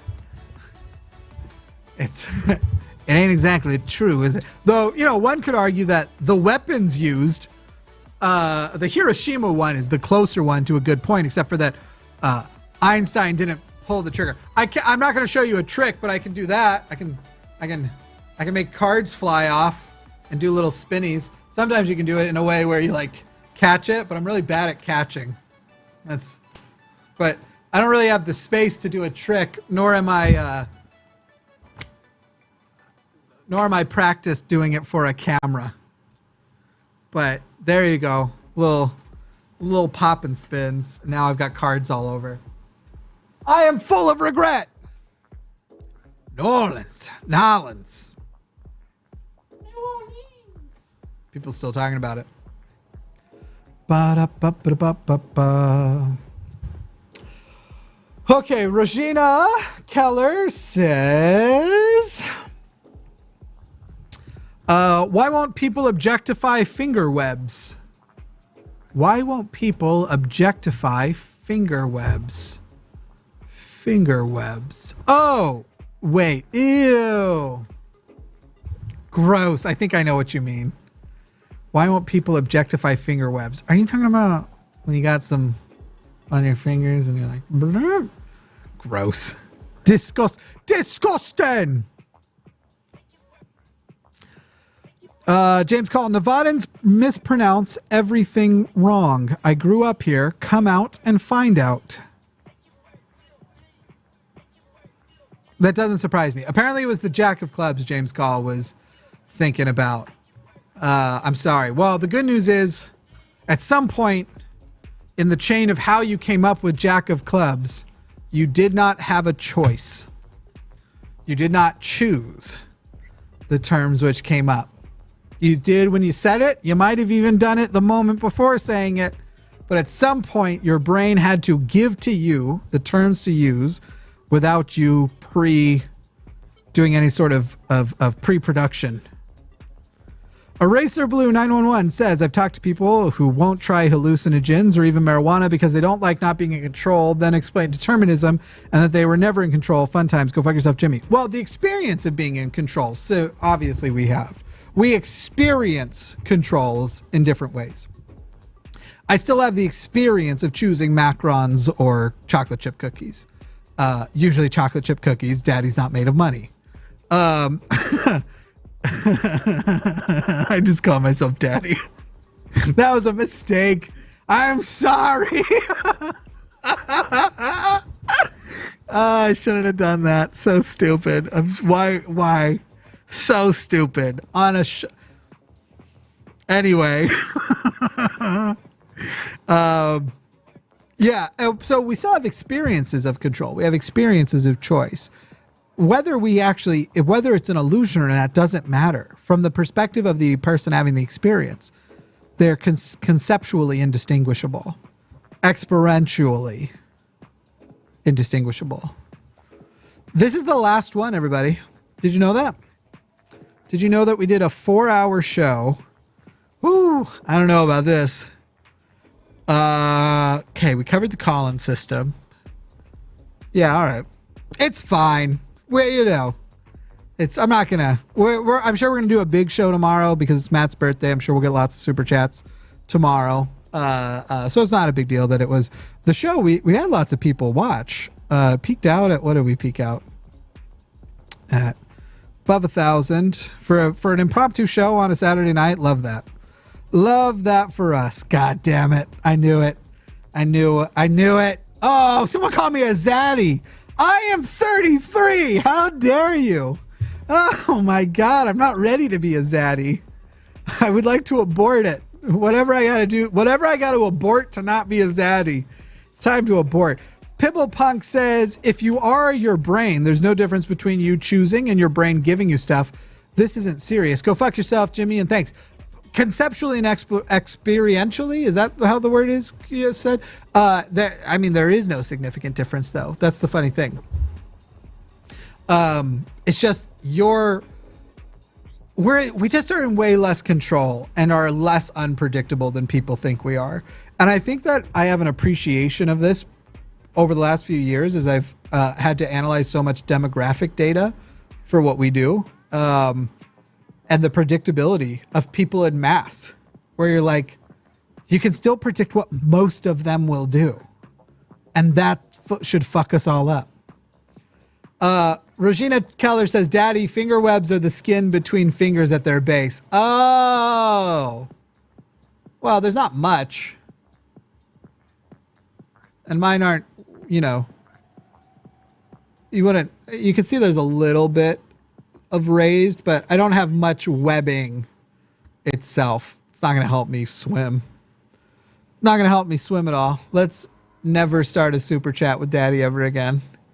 But I appreciate your enthusiasm, even as we close out the show. This was fun. I had a good time. I'm glad I did it. I knew I wanna, and then I did I would say my back's starting to be a little bit meh again, so might go get some ibuprofen in it. But other than that, I don't know. It's been good seeing y'all, and y'all know that I like to end the show the way we begin it, with the best fucking intro in the goddamn world. But it's really an outro too.